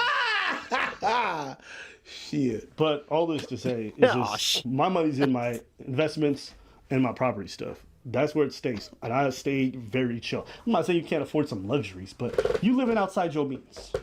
That's what I'm saying. He living outside his no means. I don't know what that means. He has no means, and he's living He outside. literally has no means, yeah. What are the odds you think he's scamming? Of course. He's a 100%. scammer? Just right, all that was scam. Yeah. The presentation was scam. I don't care what he does for a living. The presentation was scam. You remember that guy Hush Puppy? No. Hush Puppy was an African dude who basically lived a billionaire lifestyle. Turns out, though, he was essentially a giant scammer. FBI eventually came for him, took all of his possessions. But you know how they knew he was a scammer? How? Because he was flossing on the internet. His Instagram was crazy popping. He was flying private jets to everywhere, all this other stuff. But he was actually flying. He was actually doing it, yeah. But he was scamming. He was 1,000% scamming. This guy is scamming. Yeah. Flying, not so sure.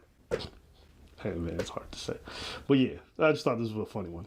Anything else? No. All right, let's know what you got. Oh, yeah. I mean, that's the thing. I mean, that was a really good critique right there, where it's like you wouldn't even have to go on this dating show if you were half of what you said you were. Damn, dude. There's got to be one more.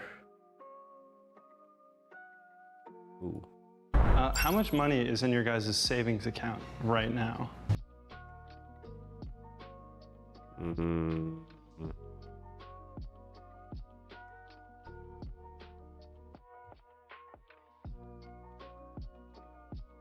Oh, shit, this is a Jubilee channel. Hold on.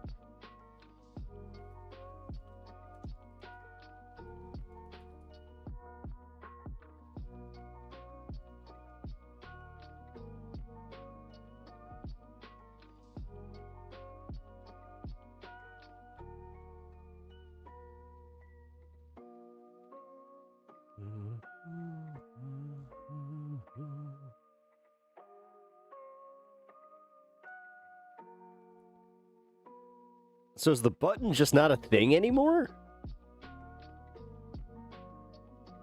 Wait, what? Hold on. All right. Hold on. Okay, I haven't seen this. Alright. He got into it with one of the guys too. The African dude saw the preview. Hilarious. Really?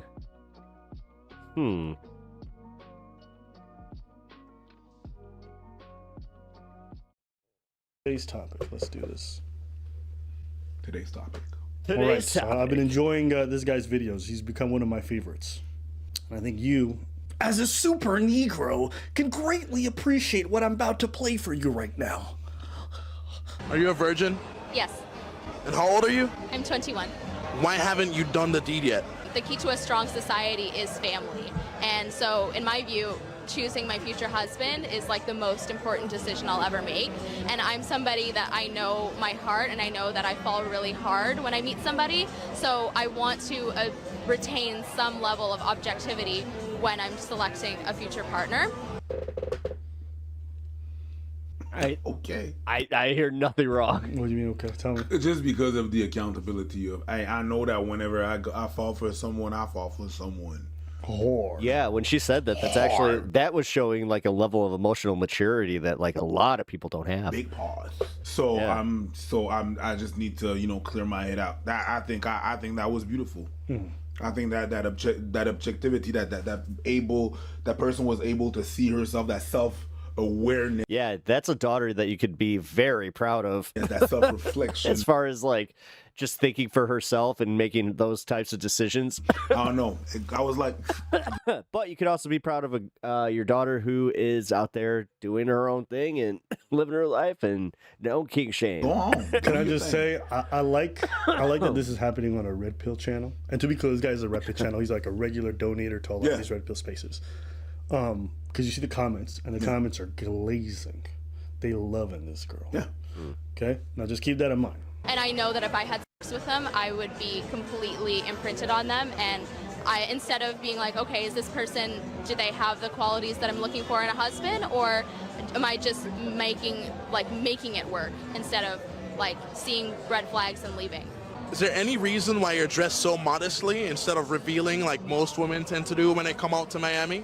I mean, this is just my personal sense of style. I just think it's respectful to others and to my future partner and to myself to just cover myself up more. I know that I, take care of myself. I'm pretty athletic, but I don't need to have that on display. And then I check out the comments, and I thought it would be fun to just see what the reaction.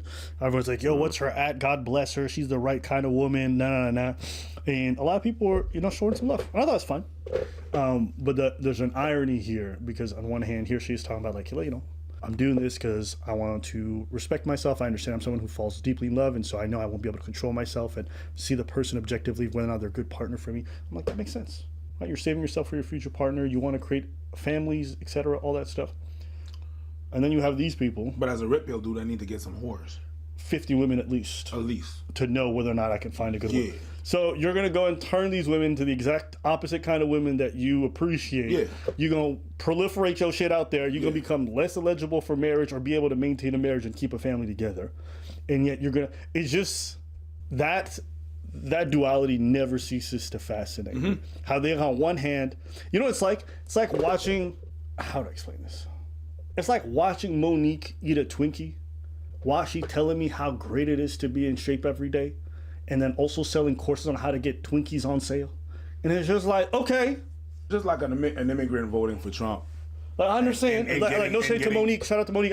She's the first name I'm keeping in mind. Just getting deported. Yeah. It's like an immigrant voting for Trump getting deported. Yeah, no, because you're here advocating for something, and like you live in a lifestyle, and then also advocating a lifestyle that's completely opposite of the thing that you're saying is worth valuing. It's too weird. Supporting, not voting, but yeah, supporting. You know what I mean? Yeah. So that's one of those things where I'm just like, how do you guys reconcile? And I'd love to hear from the Red Pill people how they can reconcile telling men they need to get with 50 women, or tell men they need to get laid a lot and they have to learn all this game and turn these women into whatever. But then at the same time, you guys spend all day long in the comment sections like this being like, oh my God, this girl's perfect. It's a Clayton Bigsby. Yeah. It's a Jewish Klansman. Something that's just crazy, but yeah. Yeah, and as far as this view, I don't think there's anything wrong with it. I think if people want to save themselves and they hold it to them something sacred, and they feel like knowing themselves they can't, that's fine. There's nothing wrong with that. And I don't look at people like that like, oh, you fucking prude or whatever. It might not be for me, but it's for other people, and that's fine. Right? And same token, you should probably look at me. She's like, you're not a God-fearing man. I'm like, okay, girl, God bless you, Actually, you're not a God-fearing man? Yeah. What? You got that Muslim beard going on? And he's not even Muslim. This is not Muslim. Okay. You think this is Muslim? I mean, I've seen a lot of Muslim people have that, rock that shit. No, they have a beard. This is not a beard. That's the before, like you're getting there. Like as your faith grows, you're gonna get there. Okay.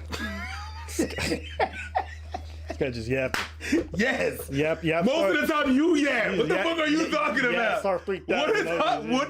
What the fuck are you talking about? Are you done gossiping online for money all day? Oh my God, no. Okay, you guys just get up here and you just talk shit about other people, and that's how you make all your money? Yes. Are you not tired of being feminine and your feminine energy? No. Sassy. Yes. Bitch. Yes. Bossy. Sassy. Bitch. What else? Isn't that a song? I'm sassy. Bossy. I thought that's a song, no? Megan Thee Stallion, something like or something sassy. Like that. Yeah. Bossy. What is it? I feel like you listen to that shit. No, I don't. Because I've heard you listen to that, like she got to name one of the monkey names. Nah, don't do that. Literally, her art. Dude, that Metal Gear sound. Don't do that. You're doing it with the gorilla one. Emma getting canceled in 6-5. Okay. Bring it. No, the way you said it. Because I was saying about it, like, well, that's not crazy. No, the way you said it was crazy. Not bad. The way you said it was crazy. I know it sounded crazy. I just don't remember her name, but I knew like it was the name. I don't. But her name is Glorilla. I understand what. He's just like, I understand what you mean. Okay. What you said was crazy. Okay, but now we can understand. Okay. But the premise of what you said was crazy. I caught myself. I gave a disclaimer. I understand. I did. But it's still crazy. You know, I knew it was. Yes. Okay. Yeah, I listen to Gloria. Okay, my so girl. The same group, no? Yes and no. Okay. In that same token, there's another interview. How old are you? 20. 21. How long you been together? 21. He even said yeah, he literally, his voice like I cracked. like that idiot. 21. What's 9 plus 10? 21. You stupid. 9 plus 10. 21. How long you been together? Yeah, let's go. How old are you? 20. 21. How long you been together? 5 years. How long you been together? 5 years? 7. What do you want him to say? I'm sorry. What do you want him? This interviewer is actually fucking stupid. I don't care what nobody says. This man's an actual idiot, bro. even the guy's like, You want me to answer that question again? I swear. How long you been together? 5 years? 17. How many kids y'all got together? 2? 5. Wait, babe, we got 3 more kids. Yeah, we do.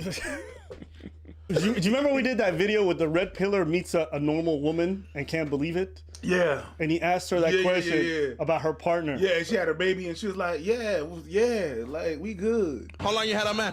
5 years. And how long have you had a baby? He's almost 2. Was it with him or with somebody else? Him. Are you a cheater? Okay. That's what he had. How long you had a man? 5 years.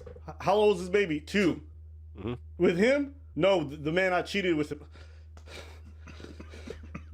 And I bring this up to say, over time, as I've watched these red pillars, you know what? The whole thing about caring about your partner's past is whack and narcissistic. Come to realize, I think they're a bit socially retarded. Yes. Like when I watch Myra interact with people, when I watch like Walter, when I watch even some of these like red pill coaches, the way that they talk to women on stage versus off stage, the way that they act in public, like you realize like, oh, you guys have like an inability to understand, which is why you can see that they don't have game. Because they don't understand basic precepts of like normal interaction with people. You know what I'm saying? Mm-hmm. Like if you meet a couple and you're like, how y'all been together? 4 years. Do you have any children? Yes, a 1-year-old. Oh, did you cheat on him to make that baby? You would never ask that. Would you ask that? No, but the thing that happened is that they're nerds. They're nerds about cosplay. And them saying that is the same thing as whenever they talk about the red pill things, it's really the same thing as, well, I'm going to talk to you about my level 46 warlock. Some shit that don't exist. Yeah. The character that they're trying to portray, okay, so this warlock is that's how they talk. They're nerds. They're cosplaying some other shit that don't exist. Yeah. And they talk and they have the same way of doing. But when you actually talk to her, you talk to them, you're like, you are not a magician. You haven't experienced none of those things. Are you trying to say that magic isn't real? Is it just because you don't believe it, or you haven't seen evidence of it? And then when they do that, it's like, oh, it's because he's a, how do they call it in Harry Potter? In French, they say a moldu. But the ones that are not, like, they don't practice. Muggles? They don't practice. I'm sorry about that. It's okay. I think it's because your woman has whooped you in a way that you can't tell the truth. Because when you come to Miami, you see the real nature of women. It's not your fault, buddy. Now, let's continue. And how'd you meet? We went to school together. So at 5 years in, why haven't you proposed to her yet? Cause I'm 19, nigga! Shit! Sorry. They've been together 5 years. They're like in their early 20s. If you guys want, this is like a real divorce number for you guys. Couples who get married incredibly young have like an 80 to 90% divorce rate. Mm-hmm. It's okay. Like, I'm not someone telling people to get married or not get married. I'm not like these people. But if I meet an 18-year-old couple, I'm like, take your time to get married. That's 100% advice that you could give them because it's reasonable advice and all the numbers bear that out. And it makes sense. You don't even know yourself. Some of y'all end up growing together, like preaching his girl because they met when they was teenagers, but a lot of other people don't. I think it's man, but it's work. Like, don't act like it's not. It's work. Yes. Why haven't you proposed to her yet? Oh, my fault. Shit. I'm still a young nigga, bro. The first word in his sentence was shit, and he's not a detective on The Wire. Bro. And the funny thing is, like, both of these, they look like they super high. Yes. They are super high. Yeah. And you over here like, yo, you know what? These red pillars are low-key like cock blockers. You need to put the microphone. Nah, why the fuck are you putting me on blast in front of my girl? You don't think we haven't heard this bullshit before? Or when you gonna shut your fucking mouth? This dude cock blocking. God damn. Could you imagine with your girl? Pop- He's popping off, dude. The question had been 6 years. It was always up. I like how Bridges is like, God damn. That shit annoying? Of course. Okay. This was a little private, Jesus. Of course, that's why I did some fuck shit on my parents' house. Oh, what happened? You do? Yeah. Well, me it was like first it was a propose and everything and stuff, but it was like the kids. When are you gonna have kids and everything and stuff? And I told my mom, I was like, we can't have kids, and she's like, oh shit, my aunt. Oh shit, I'm sorry. I was like, no. See that feeling? Yeah, that's the mind your business. You'll know when you'll know. And everybody shut the fuck down, and they don't ask me for shit now. Good. So you have to shock them a bit. They're like, oh shit, no, that's not true. Yeah. But mind your business. I did the same thing with my mom in arranged marriages. Yeah. She kept trying to introduce me to girls. She'd have like her friends come by, and I hear that every time I walk in. So I knew like, oh the birds are in town. So because like when it's a surprise meeting on top of that. Yeah, she do. Oh hell no! Oh yeah, I embarrassed her in front of her friends. What? Oh, I know you did. I know you did. Good. I did. I embarrassed her in front of her friends. What did you say? Oh, I became a super Negro. I became a super Negro. What did you do? I was like, hey, what up, ma? She immediately, because I don't talk like that normally. Normally when I'm around ma. What up, ma? What's good? Hey, yo. Would you? Yo, you good? Mind you, these are ladies in their late 50s. They're confused. So I'll tell you how their hand goes up. Their hand went up like this, because normally it's like, or you go hug, but generally if it's just like, mwah, mwah. Hey, you good? I looked at my mom like, hey, good, nice, you good? Okay. I went up. I'm like, hey, you what's up? You cool? Okay, I'm going upstairs. Biting your lips and shit, looking at the girl. Yeah. Yo. Yeah, don't pull that shit with me. I ain't mad at that, Don't pull that shit with me. And I'd warned her. I said, I will embarrass you. Don't do it. Because she'd already done it once before, and I was respectful that time. But that's how... She tested me. I said, okay. I put a boundary. You a habitual line stepper? I will fuck you up on your... Yeah, but that's the thing. When you set a boundary, this is a whole other video, but when you set a boundary and motherfucker cross it, oh my God, nuclear. So you just went upstairs and then that's it? Oh, they left? My mom was super embarrassed. She never brought it up again. Ever. You bring it up. No, I don't even bring it up. Listen, when you win, you give the loser some grace, right? This is something you learn from war. After you defeat a nation, you don't put it over their head. They've already lost everything. So you just let it go. You saying that? Yeah. Okay, fresh and fit.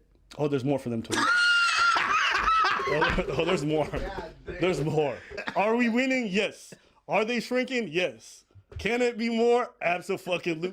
And if you agree, leave a like on this video. I ain't trying to get married and shit. So. We got a baby though. So you have a kid together? 2. 2 kids. Never mind on the too young thing. Yeah, that's wild. That's wild. You got 2 kids together at 20. What? At 21? Married, you got 2 kids at 21. That's hey, listen. Life, at least they together. Yeah, at least 2. Okay, 2 kids. Kids managed to calm. 2 kids. I hate this guy. You be asking a stupid question. So how do kids manage to come before the wedding ring? You know, accidents happen. Well, actually, the kids pause. Well, the kids didn't come after the wedding ring. I did. You know, accidents happen. So you don't believe in marriage? Oh no, I do. Who said that? You did. I didn't say I don't believe in marriage. You said you don't want to get married. Oh my God, this guy is. This guy's he's stupid. Listen, antagonizing. Is it irresponsible of them to have kids outside? Sure, fine. Like some people are stronger about it. These are obviously a young couple. They've been sleeping together since they were young, and they end up having kids. Listen, at least they together. You know, they got 2 kids. They sticking it out. Shout outs to them, because I know a lot of young couples that would have never happened. Yep. So you give them at least some credit. You know, I like all these people in their 30s and 40s in the comments being like, so you're not ready to get married, but you doing adult things. It's like, yeah, that's plenty of people. Plenty of people are not ready for marriage, but they're still doing adult things. They paying taxes, they go into war, they shoot guns, kind of agree. they're doing a bunch of adult things. Kids, like, you know, whether you like to admit it or not, people are having sex all the time, and they doing it without condoms. They don't actually understand the consequences of it, or they're not thinking about it. They acting recklessly, and most of us do it all the time. People do it. They put Plan Bs. They put birth control. They like pull out method, whatever the fuck it is. Pretending like kids don't happen out of wedlock all the time with people much older. It's like, come on, bro. So yeah, young people getting it on. Thinking that just because they've done that decision, all of a sudden they have to get married. Marriage is not just something you do. It's a lifelong commitment.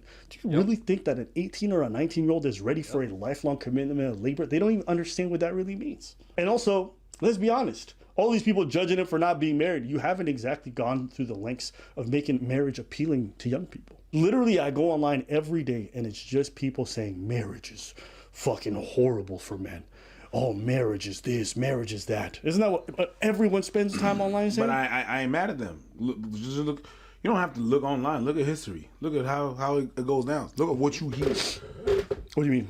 The richest woman in the world got rich because she got divorced. You know what I mean? Okay. You gotta give your money, you gotta give your stuff and stuff like that. They're always saying that men make most. Yeah, but that's the reason why we give half our shit. You know what I mean? It doesn't look appealing. Without even doing no research, it don't look so appealing. I would disagree. I think when I was growing up, you had one end of the spectrum, which was all hyper romantic. It's the happily ever after. You grow old together. It's beautiful. Now it's the complete opposite. Yeah, it's always doom and gloom. But the reality is I mean, I've known my wife since we were 18. I'm 38.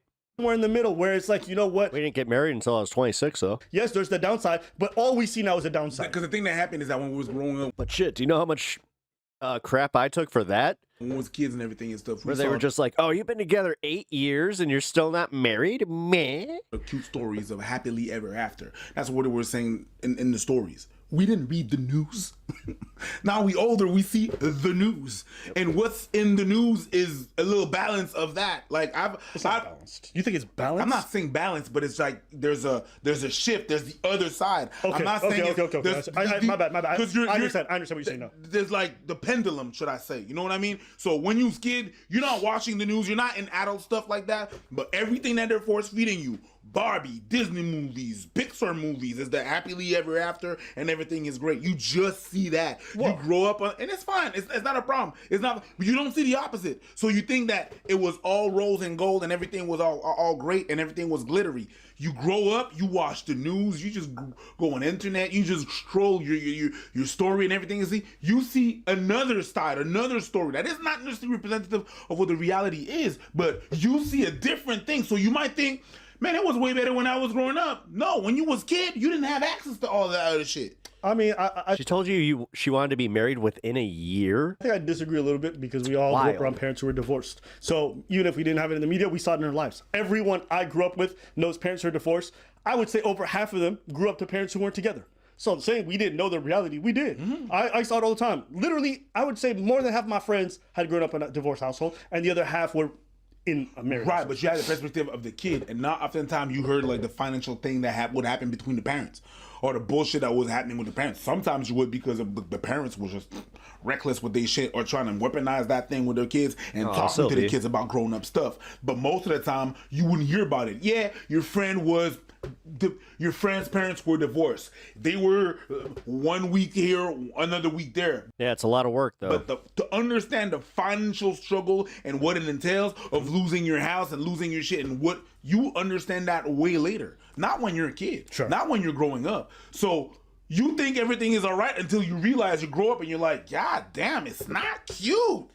It's really far from the Disney movies. It's really far from all of that shit. I knew it was happening. I knew people were getting divorced, but When you get older, you understand him. When you get your first paycheck and then all them taxes are off, you understand all of that. And then you see it in a minute, you're like, God damn, okay, it's really not.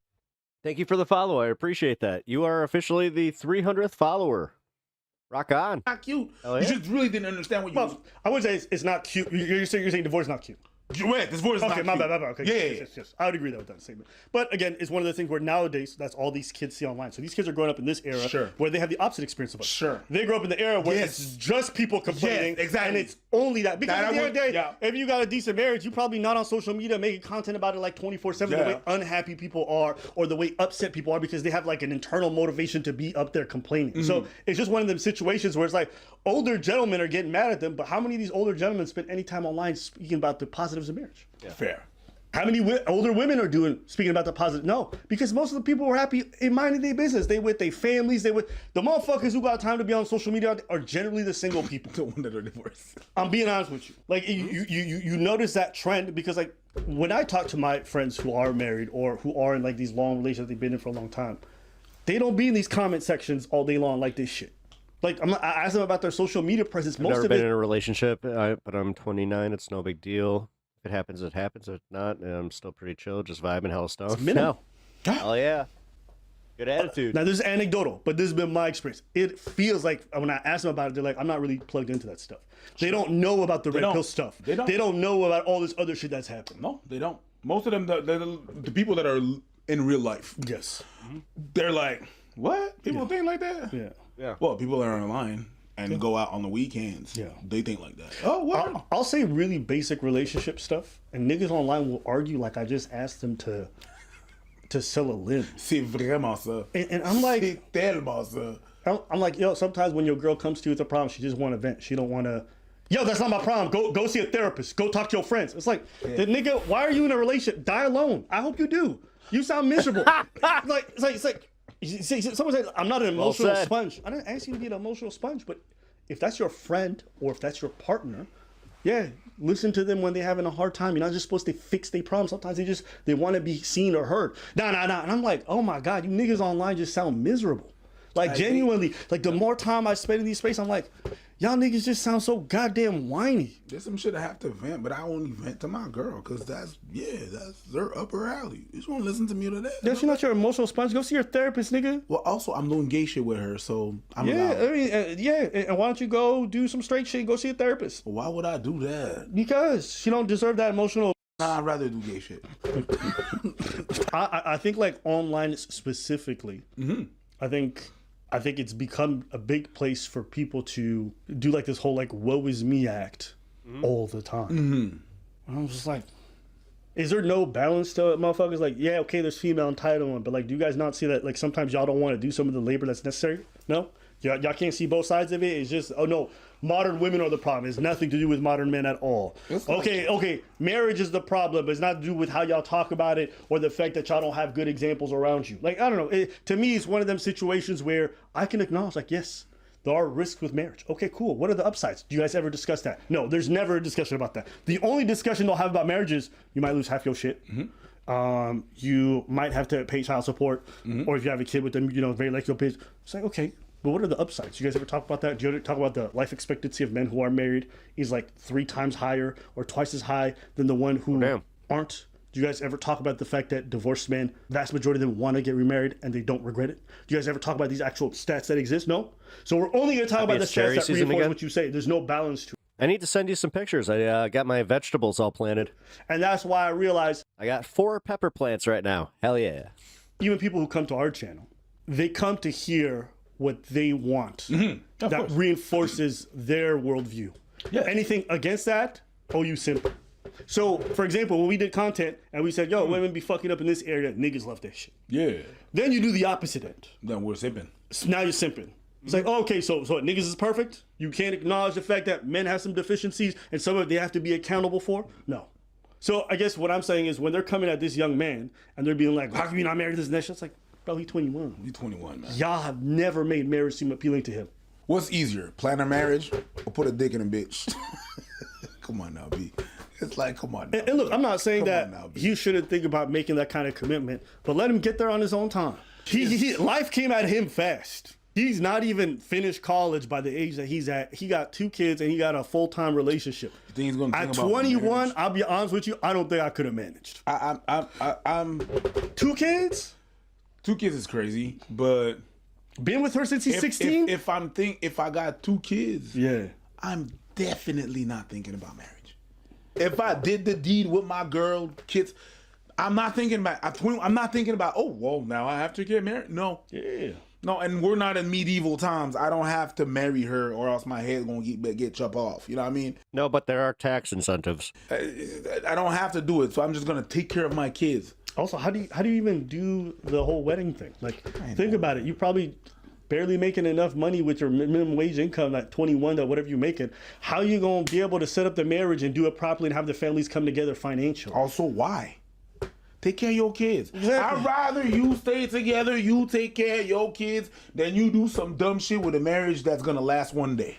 Thanks. Take that money, put it somewhere else. Chill, Thanks. chill. Take some break. Have your your parents babysit the kids, and then after that, you go and you get high. Then you get high with your kid. And no, you just do your thing. Have a little moment for yourselves, and go back. I'd rather you guys do that. You know. Like you said, shit happen, accident happens. I also hate the most of it. I also hate the fact that people are more focused on whether or not they're married rather than, hey, are you doing your labor every day to be a committed father and a committed partner? You know, it's more about, did you make the public vows, or are you taking the decisions every day to be good? Like, people, I just think it's interesting. It's like, have you put the ring on it? That's the question they ask, but they don't ask the other stuff. If it's like that, then your marriage is performative. There's no reason for that. It's like, well, you should be married because it's performative. It's for y'all motherfuckers to shut Aren't the tax incentives kind of mid? Yeah. up. And I would not do some shit for motherfuckers. Yeah, especially online. federally. No, sorry. Oh, but no. even the people in person trying to pressure you to get married, like, you shouldn't do it for them either. Amen. You shouldn't do it for them either. Amen. I think it's such a backwards aspect of society where we're always focused on that. And then niggas get married, they don't do the labor that they're supposed to, and people are like, oh, it's so tragic, marriage is broken. It's like, no, y'all be pushing people to get married, not making them understand what it means. Not for the right Not reasons. asking them the right questions in regards to, like, what they supposed to do within that confines of that marriage. 100%. So that's just also another aspect of it that's super backwards to me. Everything is about the title. I'm not saying titles don't have meaning. I'm not saying they don't matter at all. I'm just saying it's interesting that I'll be it's honest, just I actually don't know. on the title and not the function of what that titles represent. Like, I've just heard it so much that I'm just like, yeah. I really don't know. Who cares if you call me a And I technically benefit from it. I'm not sure. manager? Do I do a good job in managing other people? That's more important I will discuss with you, Namugal, and then I'll get back to you. than whatever title. I could do the job without the title. Exactement. So titles are cool. It's fine. Ask them also about other things, but nobody does that. Titles are cool, but you have to do the job. You have to do the job that goes with a title. Yeah. Or else, what you call a manager at your job that don't do a managing job? That jackass. Yeah. Ayo. You call them a whole bunch of names. It's But it's actually, title, wow, right? that's a great Same take. thing. Come on now, B. But anyway, That's a damn good take. This turned into an interesting discussion. Yeah, I wasn't surprised. I was surprised. But you raised some good points in regards to the whole divorce thing and how we viewed it as kids. It's true that the whole financial aspect I never thought about. But I do feel like, okay. They're the opposite, that's for sure. Because they have access to weight. From the kid's perspective, the financial money just doesn't matter when you're a child. So you don't even think about that. And you don't think about it on the other side too. You don't think you're getting married, you're gonna get rich. So you're not thinking about money. But the emotional toll and the aspect that it takes on people, that you see from a young age. Yeah, you see that. Yeah, you see the dark and the good. You see the effects divorce has on kids because you hear the kids talk to you. Yeah, 100%. All right, and it's like, oh, my mom's not right. Like you see that shit. That's very apparent. But the financial aspect, like when we were kids, we didn't think about like gold and all this other stuff. No, but then again, even with the, it was about love. Even with the emotional stuff, you understand it's bad, but you don't have enough to understand how bad it is. I think that there's still, you can understand it's pretty bad. People, we don't like people that are sad. When you get older, you understand the whys and how deep it is. Sure, I'd agree with you. You don't understand the whys, but I think you understand the depth. Sure, because in my experience, I wouldn't understand the depth. But yeah, in my experience, I feel like kids are they're sponges. They take in more than anyone gives them credit for. So you know certain things not to talk about. Sure. You know certain things to avoid. You can kind of feel it. So, but maybe I'm overestimating them. But let us know what y'all think in the comments. Let us know All what right, y'all think in the comments. That was kind of creepy the way he did that. Yo, oh, wait a minute. Meets a normal couple and he can't believe it. Wait, there's another one. There's another one.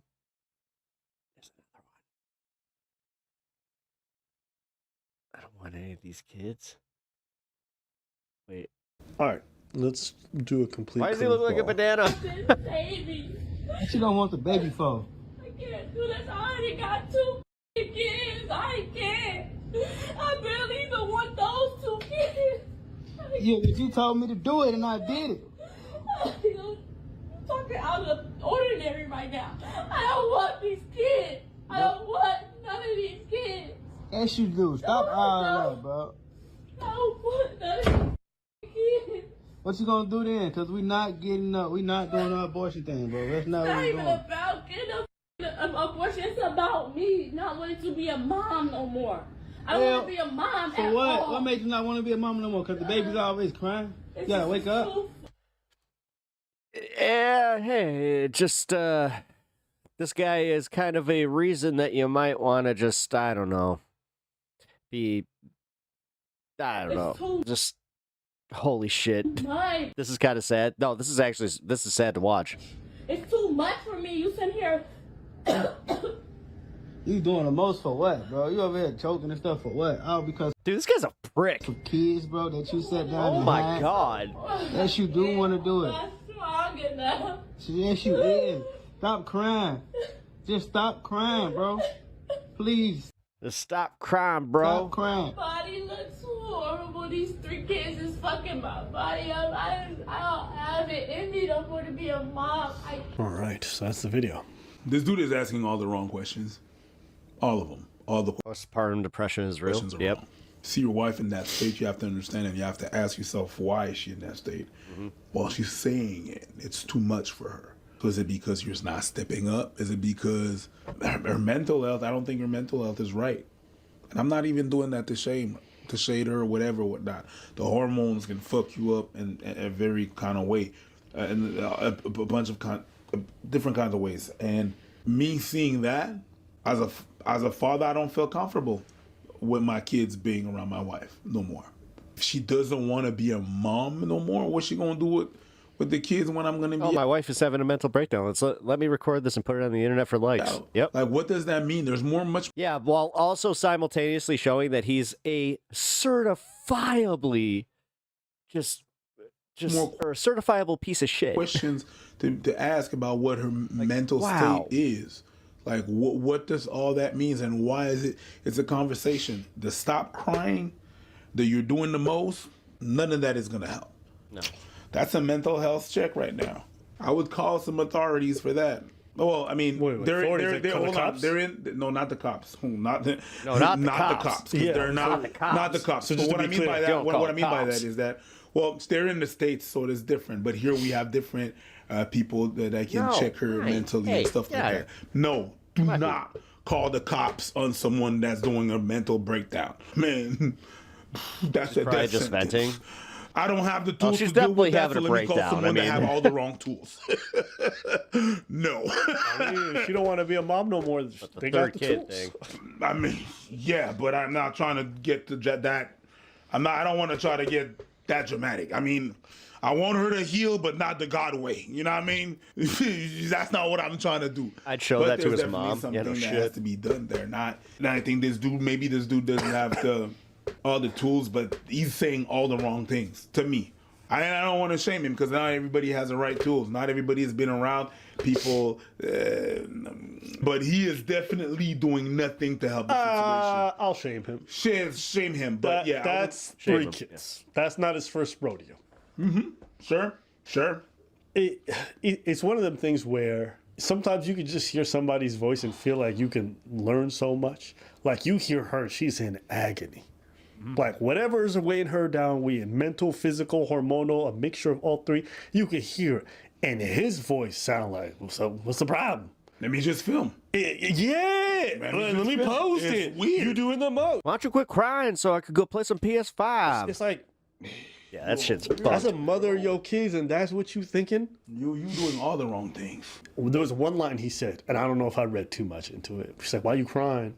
Why is it because the baby's always crying? You got to wake up." You have to wake up. No, I don't think you're reading too much in it because I caught That's that. deep pain. I want to be a mom. For what? What made you not want to be a mom no more? Because the baby's always crying. You gotta wake up. I caught that. But you know what the kind of people is?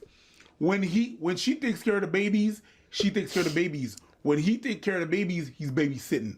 That's the kind of people and the kind of mentality that this is. Because if you know young parents, you know it's exhausting on the day. Yep. It's exhausting on the mom. Why? Because they generally have to share a lot of the labor. That's normal. So hearing him say, like, for whatever reason, that line, it made it sound like the suffering that she's going through, he's far away from it. The line was like, that's your thing. And to me, as a young parent who would be living with the kids, I couldn't imagine that. That's why I said the line where when I said, "Yo, am I doing enough?" Yeah. Because he's not there. She gave me 3 kids. It's your kids too. I just need to play it back. There was just so much. I think you're right. Baby. What you don't want the baby for? I can't do this. I already got 2 fucking kids. I can't. I barely even want those 2 kids. Yeah, but you told me to do it and I did it. Okay, do you guys hear that? What do you want the kid? What do you not want the kid for? Don't you mean your kid? You told me to do it, so I did that. Yeah, like voyons le sale. Yeah. Voyons le sale. Et puis la kounya la ou même, ou fait ça au besoin fait. Personally, I just couldn't imagine talking about my seed that way. That's crazy. That's so nuts to me. I'd be thinking about, like, this is our child. Why don't you want our child? But he's talk. I don't know. For me, in my head, he's remote. Everything. He's remote. Yeah. He's remote. Yeah. He's remote. He's over there. She crying over here. Yeah. I'm over there. Why are you crying? He's disturbing over here. He's literally laying in bed, grabbing his dick. Camera off. Like he's at work in his underwear. Yep. I even want those 2 kids. Yeah, but you told me to do it and I did it. Like you see the way this guy just acts like he's a passenger. Yep. I want those fucking kids. What you gonna do then? Because we not getting up. We not doing our abortion thing. What you gonna do? Like, I don't know. It's just a weird thing when you hear, like, if you're a team, the language is normally we. They're not. How can I? It's not like, well, imagine, okay, just take it to basketball. Let's just keep it so simple. Your teammate messes up, okay? And you guys are all having a team discussion. And you're like, all right, so what are you going to do to fix that next time? In a team dynamic, you be looked at like a piece of shit for you be like, yo, you got to fix your problems? It's not how you talk. Because generally when the team loses, there's a lot of people who need to be accountable. Yeah, but you did the fucking foul. Like, fix it. You did the foul. You did it. See? So if you can imagine in a sports team context, this kind of attitude is seen as fucking. Imagine in a relationship. Okay. But who did the foul though? Who fouled? I'm gonna take my part. So what the fuck are you gonna do? Right? It's just the language, everything about it, and it's just so weird. I didn't go out there and did the foul. I was on the bench when you fouled him. Now I gotta fix your shit. Now, if this was a real NBA team, Stephen A. Smith would have 10 segments for the next 30 weeks. And somehow it would turn into LeBron James versus Michael Jordan. Michael Jordan was getting mugged. They ain't no LeBron and they changed the but rules. the Jordan rules. And they changed the Jordan rules. Then they changed the rules. Now, I don't watch other sports than fighting, but I know that much about Stephen A. Hey, man, I hate Stephen A. But anyways, moving past that. Yeah. So to me, just hearing him, I can already imagine that with 2 childs and a 3rd one on the way, and he sounds like he don't really do shit. I don't give a shit. I can imagine that she feels. The sad reality is that many people, more than you think, regret their kids. Sure, many thought it out, but many don't, or their kids just get a sense that they aren't wanted and overwhelmed. It's not mentally and nice. People can get mad at the mom. Oh, how dare she? I'll tell you this. If we want to have a real conversation about parenting, I know a lot of parents, young parents, who have some nasty thoughts about their children. Things that, if said out loud, they would get shunned in society. I think it's normal. But it's like, I've heard parents say, "Look, I wish I never had that kid." I think, and the thing is, this is why I don't have them. Honest to God, it's because I had a conversation with somebody that was, thank God they were honest with me, and they just said, listen, I have a 9-year-old daughter. If I could do this all over again, she would not be here. I think it's normal. I think there's a normality there. And she even said, she's like, it doesn't mean I don't love my daughter. It's just that if I had the choice to do this again, then yeah, that's just the fact. There's something that, what I mean by normal is that there's more people than you think that have those thoughts. Yeah. Yes, it's important because we see a child. And then here's the ones that I always get like super sus with are the ones that are just like, oh yeah, you know what? You have to go have you don't know what it's like until you have a child. You'll never know love until you have a child. How can anyone ever think that? But you have to understand when you're the caretaker, right? Yep, I'm still the going. The cuteness of the child from an extended period, it's not. Probably gonna call it after this one though, because I am exhausted from last when night. When you're under this stress, especially if the relationship dynamic between the parents is not the best or the child is incredible, like having those thoughts, it seeps in, you know, and it's human. I'm not here to critique anyone for that. I understand it. You know, how you rebound from that, that's what matters. Because plenty of parents have had those thoughts and go on to be fantastic parents who are there the whole period as they settle into their role. Actually, funny enough, the ones that never wanted kids have turned out to be the best parents. When they get a groove. It's almost like at least in my life, you jump into a new job that's in a high-stress environment. Like when you're, let's say, just jumping into a lawyer's firm, and all of a sudden everybody's bitch, and they yelling at you, and you got home late at night. You just pulled off a 15, 16-hour day, getting paid peanuts to be an intern for this fucking firm. And it's just shit, and you crying and whatever it is. You're like, fuck these people. You thinking about death. You thinking about quitting everything. Yeah, but you applied for that internship, so why you crying? Why you doing all right? You're doing the most. But the human mind doesn't work that way. You're doing the most. The human mind. How about I tell you, people go to basic training all the time, and they have those kinds of crazy thoughts in the first 2-3 months. You should have thought about that before you went. It doesn't work like that. It doesn't work like that. And it's even worse in this situation because you're now thinking about hormones. Now, for you guys watching at home, if you've always had your hormones in a stable area, it might not mean much. You know, one of the most telling things for me beyond like pregnancies, because like it's kind of hard to understand women in that regards. As a man, go listen to any testimonies of trans men. That means people that were born female and decided to transition, so they had to take testosterone. Okay, and if you ask them what that's like, they'll be like, "It's life change. I didn't know you guys were like this horny all the time." And like they don't understand how it completely rewires our brain. As a man too, if you have a hormone imbalance, if your testosterone is incredibly low, depression sets in. It's impossible to get to your goals on time. You start having self-deletion. So when you're going through a pregnancy, it's that on 10. So for people watching, like, yo, why is she tripping? Pregnancies, again, they're not consistent. Not everyone's gonna have it, but that can alter your whole mind and your whole perception of everything. And what Preach said about the dangers that she might pose to her kids, that's also real too, because plenty of women who have postpartum end up murking their kids and themselves. That's a common thing. And there's also a thing like with this dude right there, this dude not being conscious of what he's saying or what's going on. There's a possibility as well. I don't know how old these kids are, but if in the first kid she had postpartum and it would never heal, and then boom, jumped on the second kid, that never healed from the first one, boom, she got a postpartum. So she got back-to-back postpartum, that never healed, and then she's on the third one, that still didn't heal, and then you got this dude not doing anything. Well, you know, you told me to fucking do it, so I did it. You just dripped in her, and that's it, and then you're like, none of my business no more. And we don't even know if there's a chemical imbalance in her brain. There's a lot of things that can happen, but from what I've seen, the little snippet that I'm seeing, dude is not engaged, so he's saying all the wrong things that he's not supposed to say. He ain't got the tools. He's not the one. He's gonna be the one she's gonna rely on to do anything. No. So hopefully she got parents, friends that are. I was about to say, man. More I don't think that enlightened guy's gonna be than around much dude longer. over there. That's pretty. Yeah. That's pretty weird. Even just thinking about this guy and his role in all this. Oh, that's what I was thinking. I wish when the topic of, you know, getting rid of the child or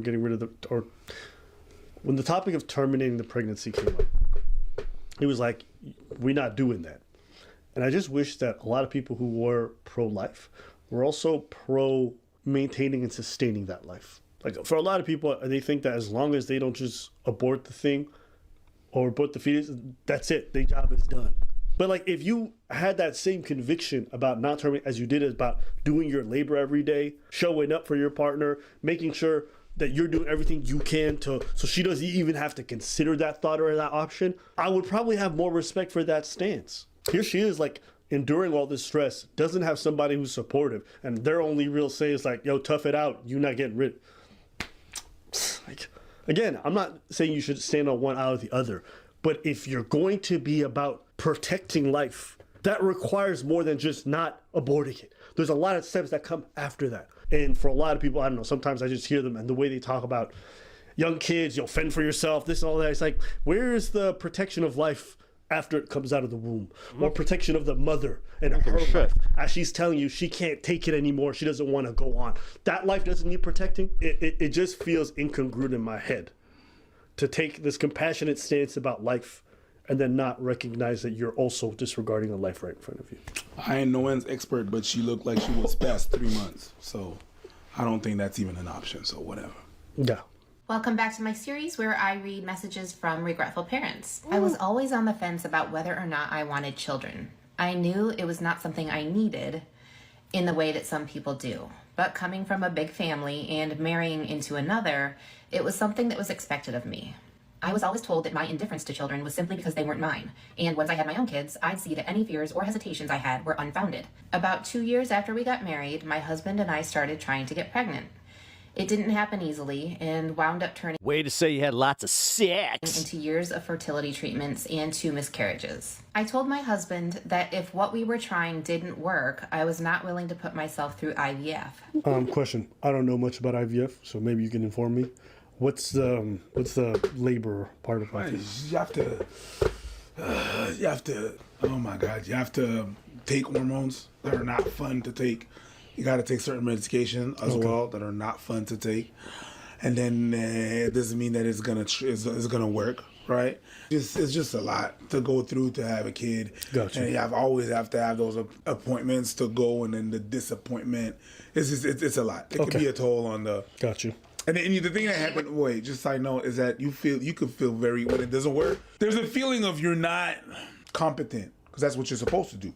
You're supposed to be like, all your life they told you like, man, women, baby. You feel like, okay, I got a problem. Okay. And so it could be a lot, even mentally, physically, mentally. Instead of supporting my decision, he would dismissively say, "We'll see," and implied that it was a deal breaker if I didn't do everything humanly possible to see this through. I was worried about getting pregnant for a lot of reasons. One, because my husband was such a workaholic, and I worried that he prioritized his job over his family. I made it clear that I wanted our kids to have an actual father, unlike his, who thought that providing a paycheck and doing absolutely nothing else counted as being a good father. Yep. And 2 weeks after we accepted an out-of-state relocation for his job, I found out I was pregnant. And as if a relocation at 8 months pregnant wasn't stressful enough, the company I worked for went back on their promise to let me stay on as a remote worker. I had horrific PPD, and to this day, I have never felt worse. PPD? Postpartum disorder. Okay. Depression. My son was a miserable baby with terrible colic and acid reflux. He slept only in 1 hour stretches and cried the rest of the time. My thyroid was out of whack, but no one wanted to see me before the 6-week mark, so I dropped down to 96 pounds and couldn't make enough breast milk. I also had a pinched nerve in my back that made walking painful, wasn't sleeping, could barely find time to eat, and the worst part was I was 100% alone. My husband got 2 weeks of paternity leave, and that was it. He went back to work as if I wasn't a shell of myself, being terrorized by my hormones and an endlessly crying baby. He was awful to me to boot. After being awake with the baby all night, I would beg him to stay home a little longer so I could get some sleep. And he would say, "You already lost your job. I can't lose mine." One day, upon coming home to find both me and the baby crying, no dinner on the table, and me still in my pajamas, he said, "I don't understand why everyone else can do this, but you can't." When I begged him to let me hire someone to help with the baby, he replied, "Why?"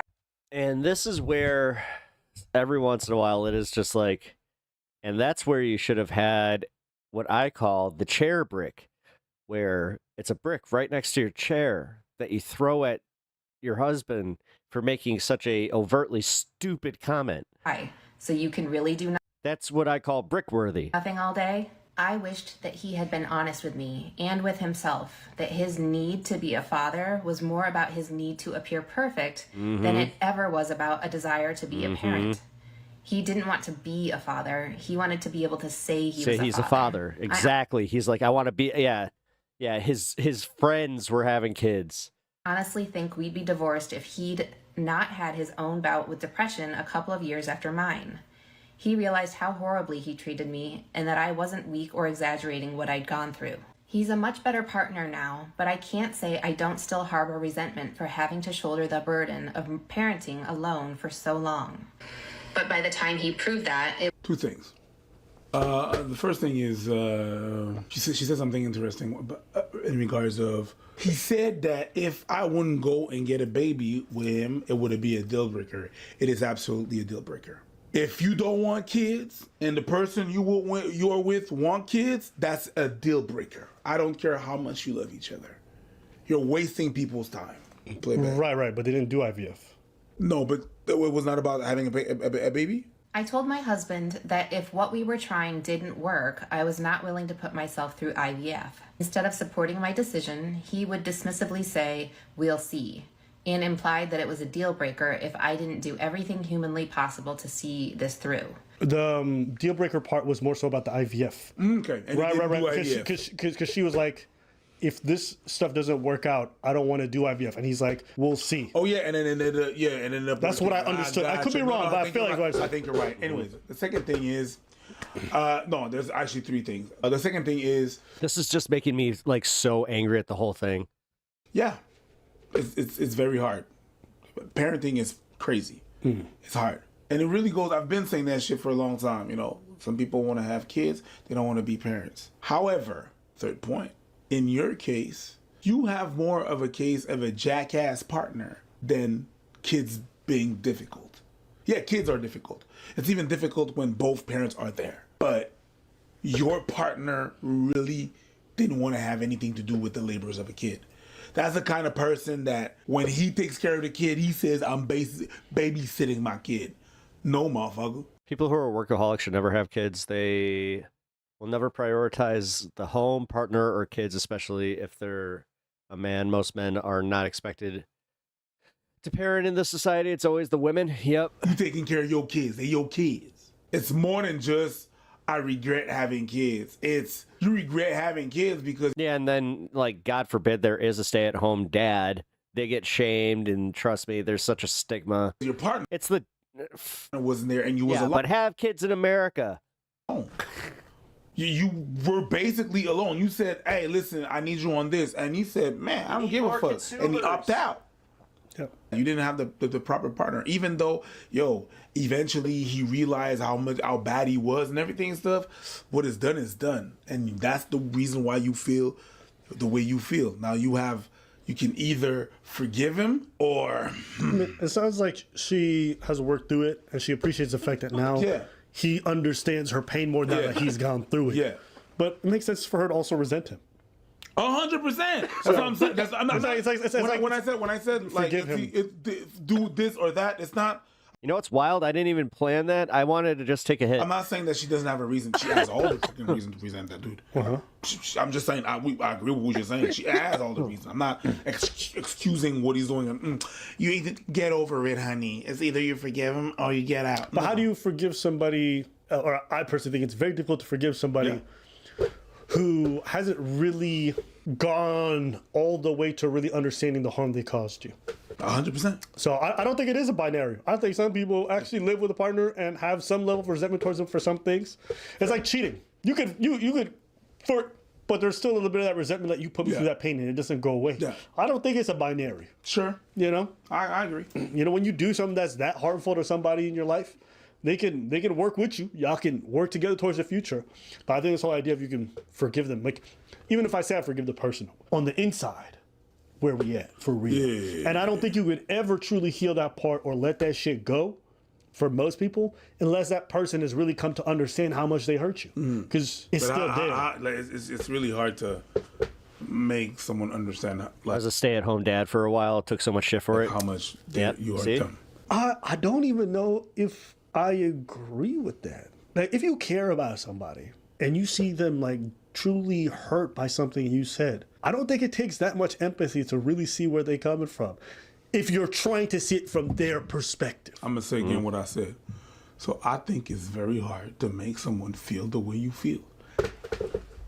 They have to do the work. I'm not saying they gotta feel the way you feel. No, but understand how much to try to hurt, see it from your perspective. Yes, but you think that's hard? No, it's me. Let's say you did some shit and it hurt me. I cannot. That's the problem too. There are plenty of men who would do better at in the home as the homemaker, stay-at-home dad, but they are too ashamed and insecure by society. Humans are the cause of all the problems. It's very hard for me to make you see how only if you're willing. Yeah. If you're not willing, there's nothing I could do. That's what I'm saying. But I'm saying I feel like you should have some basic level of empathy. I understand, but it's not a binary. Not everybody is either. Right. But I'm saying you're saying it's very hard. I don't think it's hard, but I do agree it may be not common. But I don't think it's hard. What I'm saying is this. You know, when people get together, it's like, oh, yeah, I want to change him. You can't change him. You don't have the power to do that. Sure. If he's willing to change, he's going to change. Sure. You're not going to change him. That's a bit the same thing. I'm not going to, if I explain to you, I can explain to you what I feel. If you're not willing to do the work and understand where I'm coming from on my side, there's nothing I could do. Right. That's what I'm saying. I agree. That's all I'm saying. I'm just saying, to see something from somebody else's perspective is not hard if you're really trying. We agree. In my opinion. We agree. I just don't. Yeah. Go. You know, like I hear plenty of people who give me their perspectives on experiences I could never truly understand, but I try to see it from their perspective. I'm like, if I was going through a complete hormonal imbalance, feeling all alone, raising this child, sleep deprived, physically ailing, losing weight, losing my mind, and my partner came home and said some shit like, "You do nothing all day," and I'm already on the brink. I've never gone through it.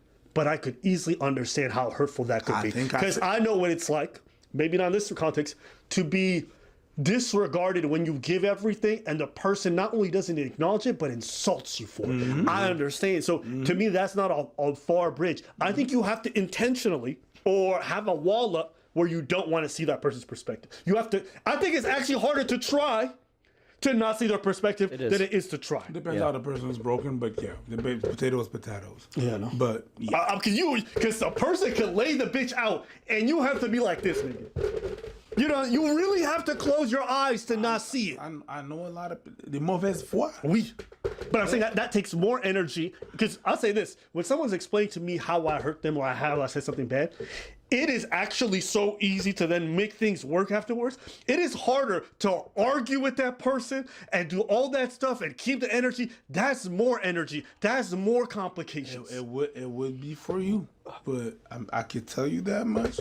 For some people, that's how they are built, and the mauvaise foi is there because they can never. Yes. But they can never fathom the fact that they will be wrong. We agree. I'm not saying I don't think we disagree. What I'm trying to say to you is, even though that's how they're built, they are built to make things more difficult for themselves. Because what do you hear? Every time two people air out their problems with each other, and they've laid everything out, and they've come to an understanding, what do they feel? Lighter? Sure. They feel like they've cleared the air, things are much easier. They're like, why did I wait so long to do this? They never say, what do they say? The hardest thing was even just getting here. But once I did it, it's actually not hard. That's people that are saying. Yeah, they're saying, yeah.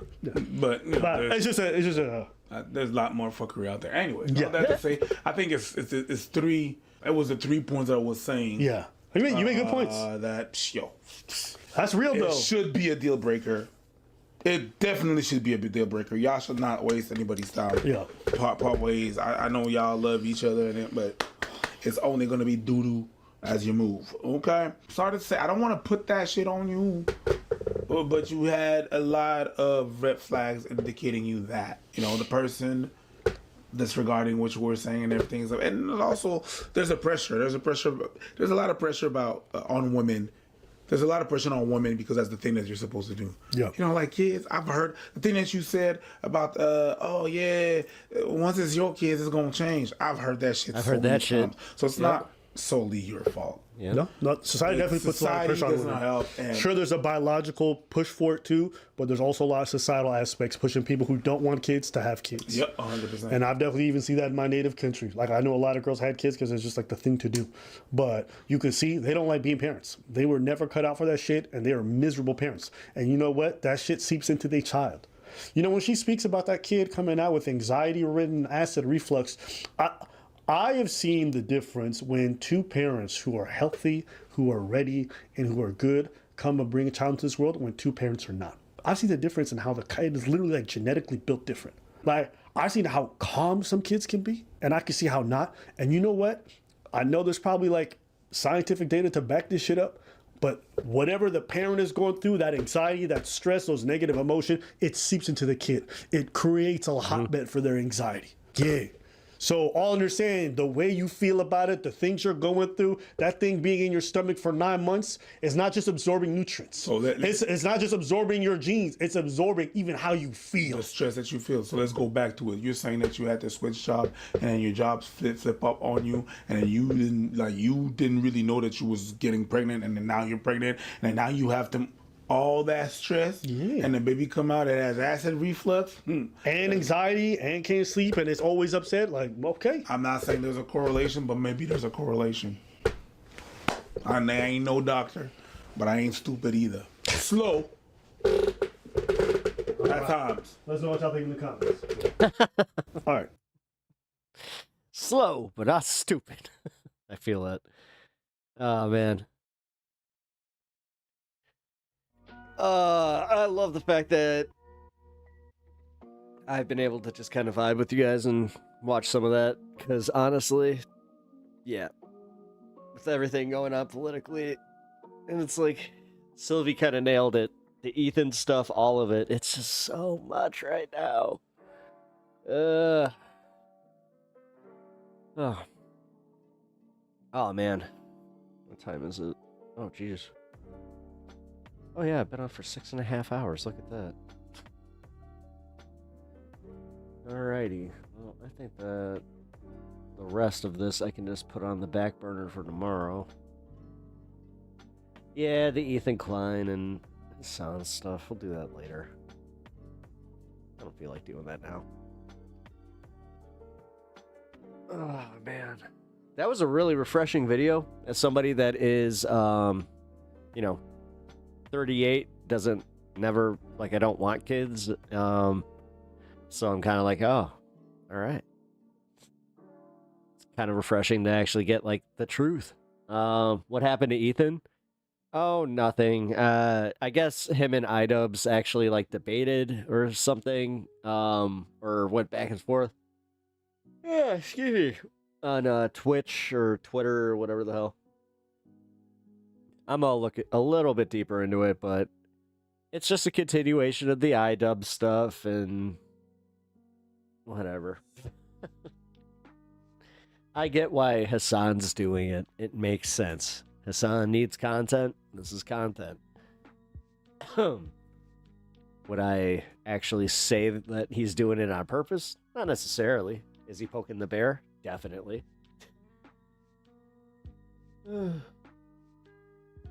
But, alright, guys. Let's see. Who can I raid?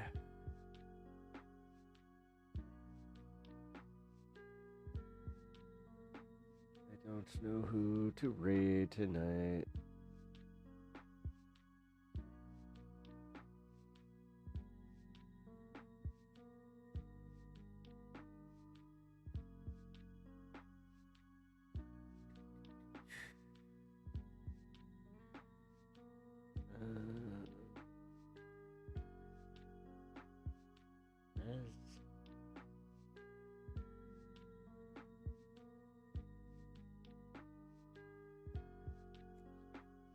I think we'll do Skid.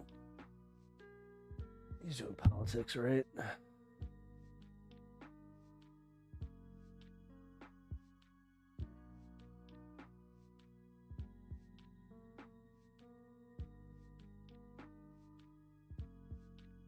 guess.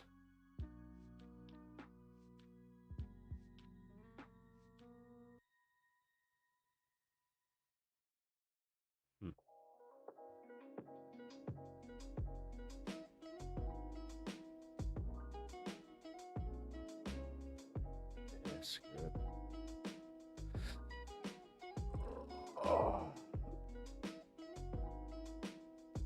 I'm kind of tired.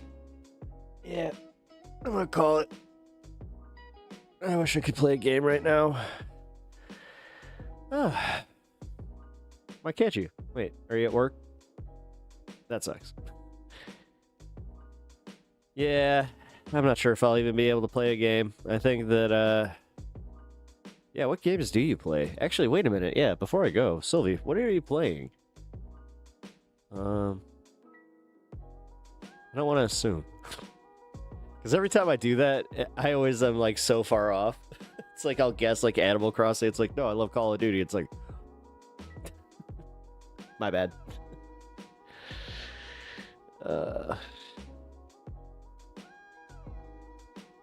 If I play a game, it will more than likely be Smash Brothers. Because I can lay down and play that one. Because I'm pretty sure that I'm going to just head right up to bed and just crash. Because, dude, I'm still feeling it from last night. I was on way too late.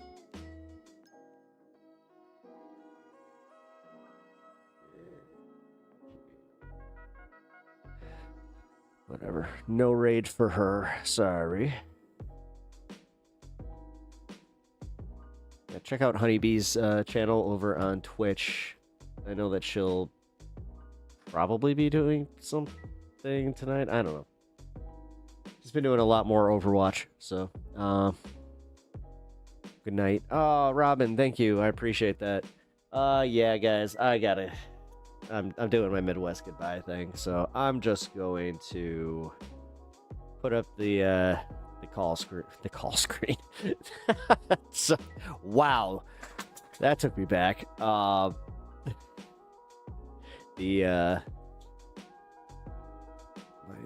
end screen here. All right, y'all. I will see you all tomorrow. 2 o'clock. I'm gonna be doing the earlier stream. So, good night, y'all. Good night, Stan. Hey. Hey. Yo. Hey. Man. He's itchy. All right, guys. I will catch y'all later. Smokes another bowl. I'm gonna go do that. So, stop, man. I'll cheers you in spirit. So, all right, y'alls. Let me put this up and say good night. Good night. Oh shit. That would happen. Like right as I'm leaving.